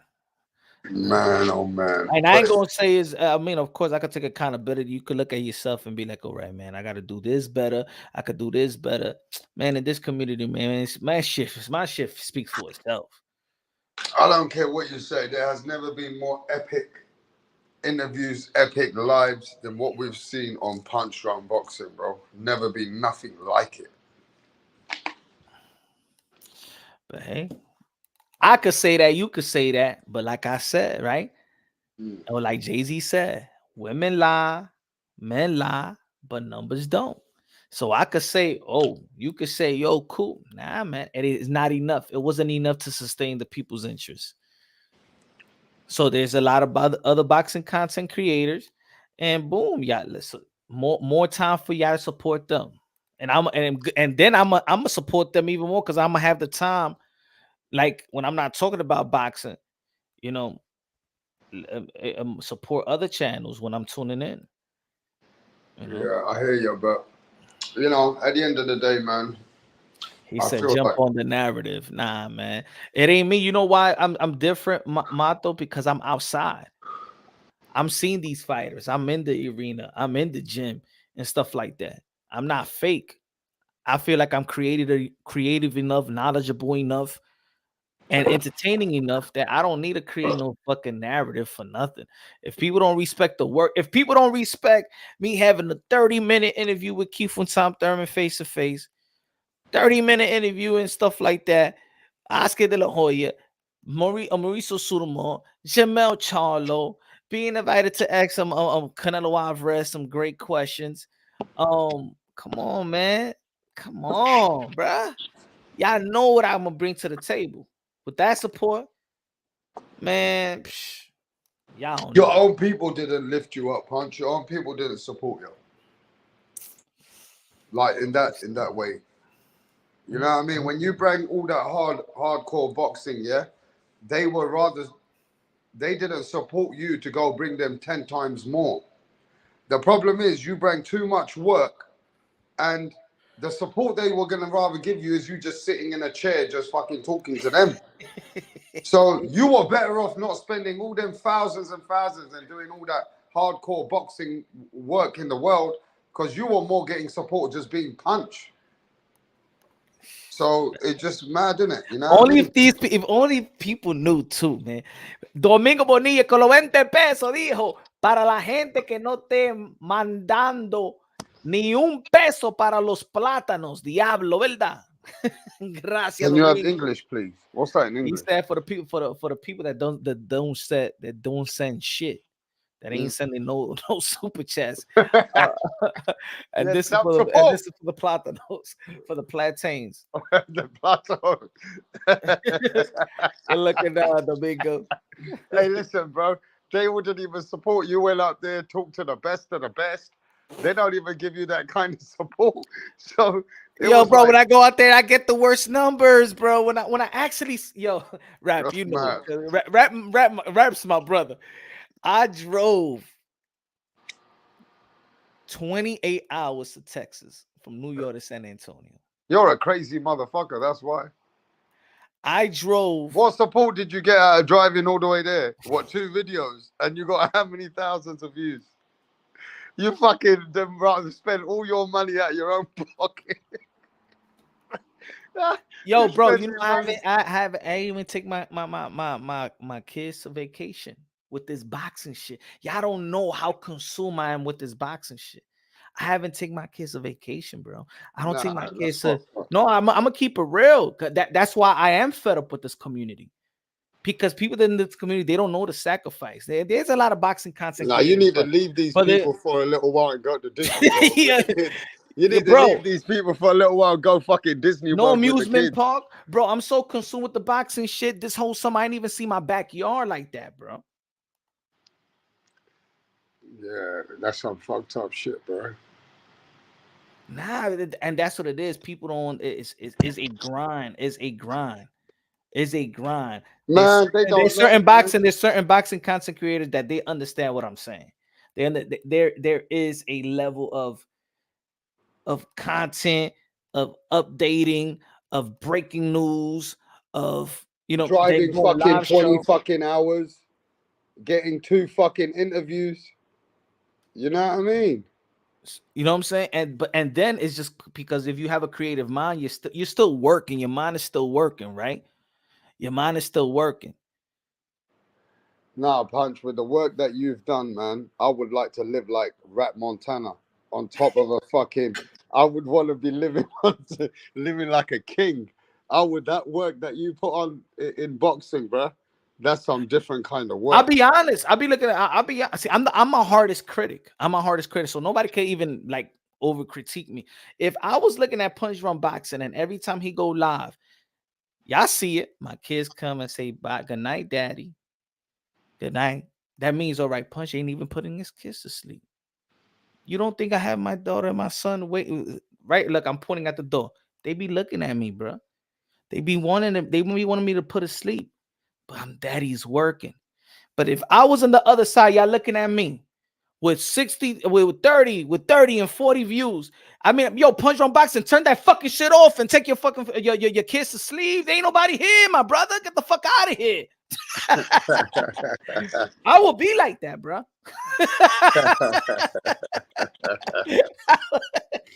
Oh man. Hey, yo, Punch, you ain't got nobody, nigga. Get the fuck out of here, yo. And put your kids to sleep, you dummy.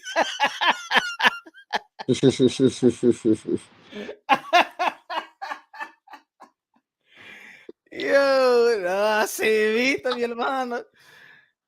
Nah, yo lo digo de verdad. Yo, Bert 77 with the $50 super chat. Good looking out, bro. Punch Drunk You know what? Boxing Go read it. LLC, covering all sports with the emphasis on boxing. God bless, man. God bless you, bro. God bless. Okay, this support is God coming. bless. Let me tell you how the support is reminding me now. So Punch Drunk is going to get heavy support, give you the big lives like he did 2023, like Showtime gave you the biggest fight. Yeah? Showtime give you the biggest fights, yeah? But Punch is too much in the minors from 2019, 2021, 2022. So now you guys, even if you guys have to support big now this year. But even when you support big and it's going to be for the undisputed, don't forget Punch is in a big minus. Yeah? Your Punch is going out like Showtime. He's getting, Punch is going out like Showtime, bro. But I ain't going nowhere. What You ain't going. Look, I don't even believe Showtime's going anywhere. Yeah, Showtime said, "Fuck all y'all." Fuck your 600. Let's get some big support right now, like Showtime. You know what I'm saying? Showtime said, "F your 600K with the biggest fight in boxing, you cheapos, man. We going to the UK, man. We want that 1.3 tight Tommy Fury. We want him. We want Tommy Fury." Yeah. Come on, Punch is gonna become a casual YouTube. He's gonna start covering the YouTubers now. Shit, he probably get more support. You get more support covering the YouTubers, probably, bro. Yeah, I'll tell you that now because those YouTubers, their people support them. And you know one thing, I give a lot of credit to I give a lot of credit to those guys and their supporters.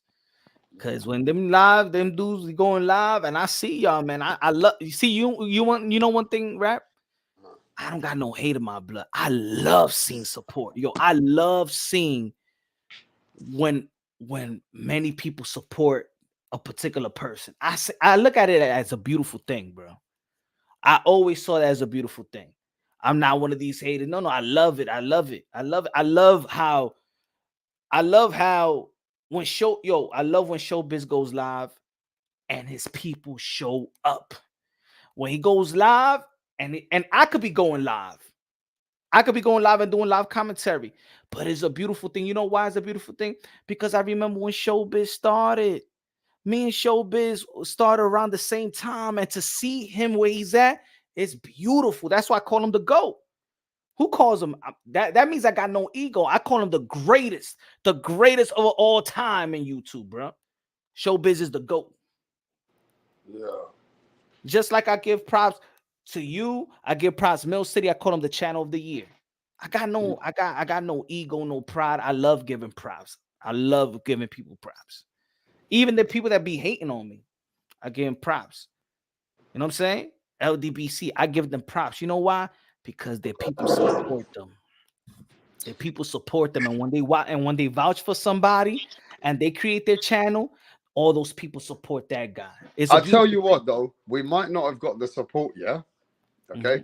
But as an individual and a channel, this has been the biggest year for the biggest interviews that I would say that I've ever seen in my life came from your channel.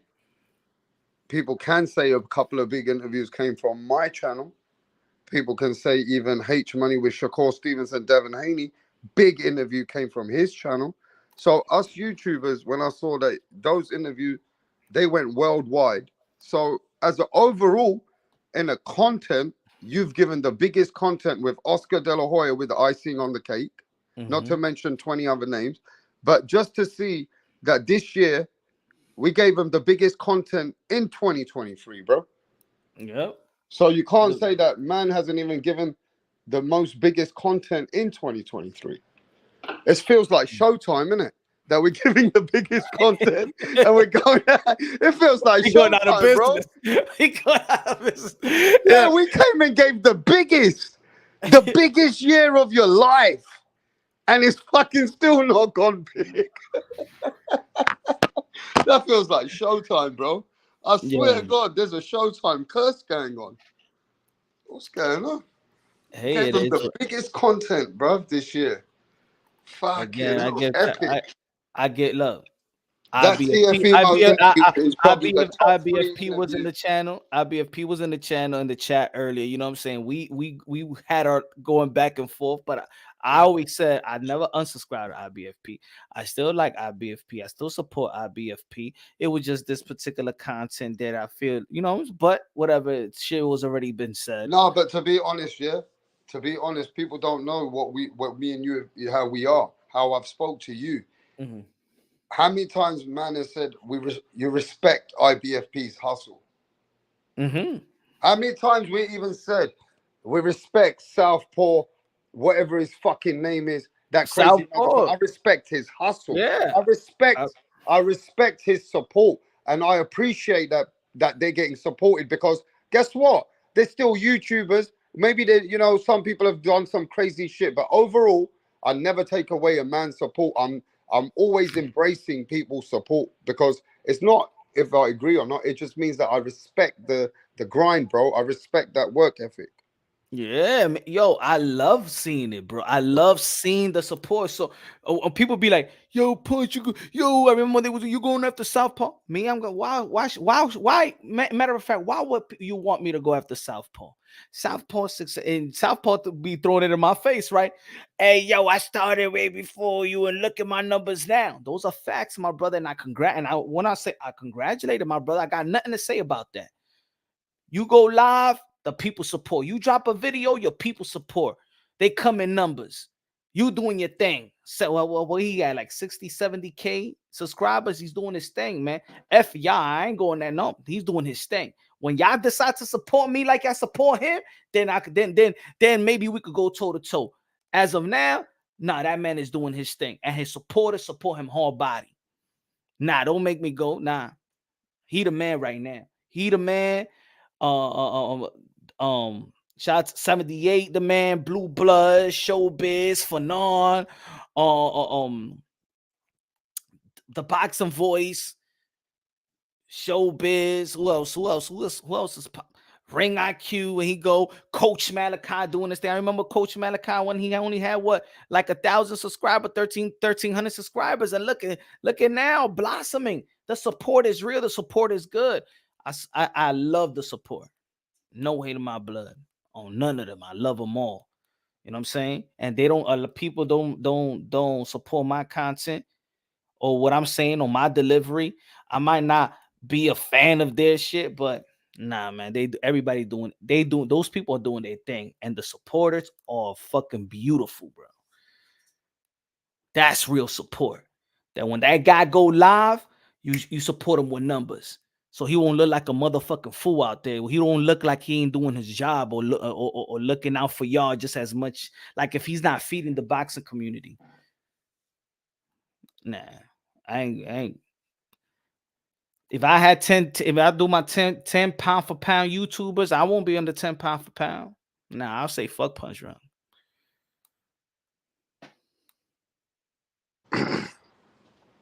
Yo, man, but at the end of the day, if Demetrius Andrade wins, how the fuck you going anywhere? I leave like Michael Jordan. Michael Jordan versus Utah. Nah, if he loses, you gotta stick around for a while. You gotta listen. Nah, But I'm not going nowhere. I'm gonna be like, I- okay, but I'll tell you this. Shit, if he win, you're not going nowhere. You're just I adding different content to the channel now. yeah, that's With it. your own- It's just not going to be just a pure boxing channel no more. I'm not gonna cater to boxing. Put it that way. Yeah, there's I'm a not lot gonna more coming.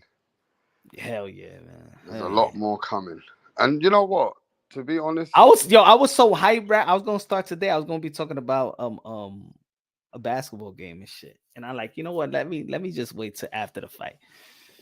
Cause you know what, I have the once I start going, like if people look saw me in the beginning, I was dropping like 7 videos a day. I get addicted. When I'm creative, bro, it gets addicted. It's like this. So right now I could say a lot. I could do a lot of that's why I'm so excited to drop all these what I feel about the Lakers and the Knicks and just the basketball season, and then talk about the NFL. Yo, man, I got so much to talk about that I can't wait till I start going. That once you're in your, I know myself. Once I'm in that zone, you're in groove. the zone. Yeah, I'm in the zone, bro. And it's hard to break me off. Sometimes I tell, yo, even my son and stuff, yeah, like stop me on the track. Like if we driving, they say, Daddy, yo, you too zoned in, like that. Like I have to tell people, like, let me know. Cause when I'm in the zone, I'm seeing tunnel vision. Wow. Well, can't wait for the elevation, brother. That's good, man. That's really good, man. But Yeah, if Demetrius Boo Andre wins, Cinco de Mayo, let's go, Canelo, let's go, baby, let's get that fight that we've been waiting for. If David Benavidez, you already know that's the number 1 fight in the sport of boxing. The loser, shit, I still want to see Demetrius Andre versus Charlo. I want to see Charlo versus Plank. Maybe Demetrius Andre and David Morrell. I think they're still. If look, just I got Demetrius Andre winning, but the fans win at the end of the day. I respect David Benavidez to the fullest. I think he's good for boxing, great for boxing. He's bring that type of aura that's needed in the sport of boxing. Not everybody has an aura like a David Benavidez, like a Beterbiev. Nobody has an aura right now. Like Inoue has an aura right now. If I had to put my money down, I think Andrade gonna do good, but I'm edging towards Benavidez right now. Hey, that's a fair take because he is the favorite. I just don't feel comfortable because I feel like the other guy is not just younger. I feel he stayed so long at 168. It's his division. That's his division, bro. I don't think no one's taking it off from David Benavidez. But that's just my view. I say this, and I always used to say this. Everything is not about winning and losing. It's how you win and how you lose. Even if David Benavidez wins, if Demetrius Andrade puts up a fight, Yeah, that's good. even in his loss, look at Deontay Wilder. Deontay Wilder really never got credit. Deontay Wilder got his ultimate credit in that third fight with Tyson Fury, and he fell flat on his face. But they knew that Deontay Wilder had balls, that he was willing to die in that ring. You have to kill him to beat him. So when he was saying that I want to go out of my shield, he went just like he said he wanted to go out. And everybody saw Deontay Wilder, even with the loss. So in boxing, it's always been like that. You put up a great fight, win, lose, or draw, you become a fan favorite. It's the reason why Pitbull Cruz, his stock never dropped with Gervonta Tank Davis. Is the reason why the Mexican fans embrace Manny Pacquiao. Let's not forget in boxing, there's never been a big Filipino fan. No, that war with Morales and stuff like that. No, you're right about that. No, you are right, because I've not seen Andrade put in that position. And if I see the killer instinct in that man, that let's say he gets knocked down, yeah, but he comes back up to fight, you know, and just to see that man go through something like that was what people will respect him for, you know, because it's all about how you fight, not how you win. It's how you fight. That's it. And I think Andrade will get that respect, and I think he's got that. I think if the pressure comes on him, I think he's got that in him to say, "Nah, I'm not going out like that. You're gonna have to kill me," you know. And he's keeping it. You see the build up in recent interviews. He's saying the same thing. Well, he's saying things that he never said, like, "Yo, and I got nothing to lose." In boxing, that's the scary man. In boxing, that's the guy that you have to not fear, but that's the fight you got to look. He got nothing to lose, and he knows it. And David Benavidez know it, and everybody else know it, because what they say, if Demetrius Andrade loses David Benavidez, that's it. He's going out there for broke. He got nothing to lose, and he knows it. That's why he's so calm and collected. There's no real pressure on Demetrius Andrade. Nobody, a lot of people ain't believing on Demetrius Andrade. They wasn't believing him on this come up. They didn't give him the benefit of the doubt. Everybody say it was his business. His business mishaps. He's ducking this. He pulled out from this. They never was a fan base to hold him down, and he knows that. He got nothing to lose and everything to gain, and that's a dangerous man. That's a dangerous man. Yep, man. Let's see. Let's go, man. I'm gonna turn this one off, ladies and gentlemen. Love y'all, man. Shout out to Rachel Donaire. Shout out to Rapstar Boxing Knowledge. Bless. And everybody in the chat. Good looking out for the supporters that send the super chats. Good looking out, everybody. I love y'all. God bless. And on to the next.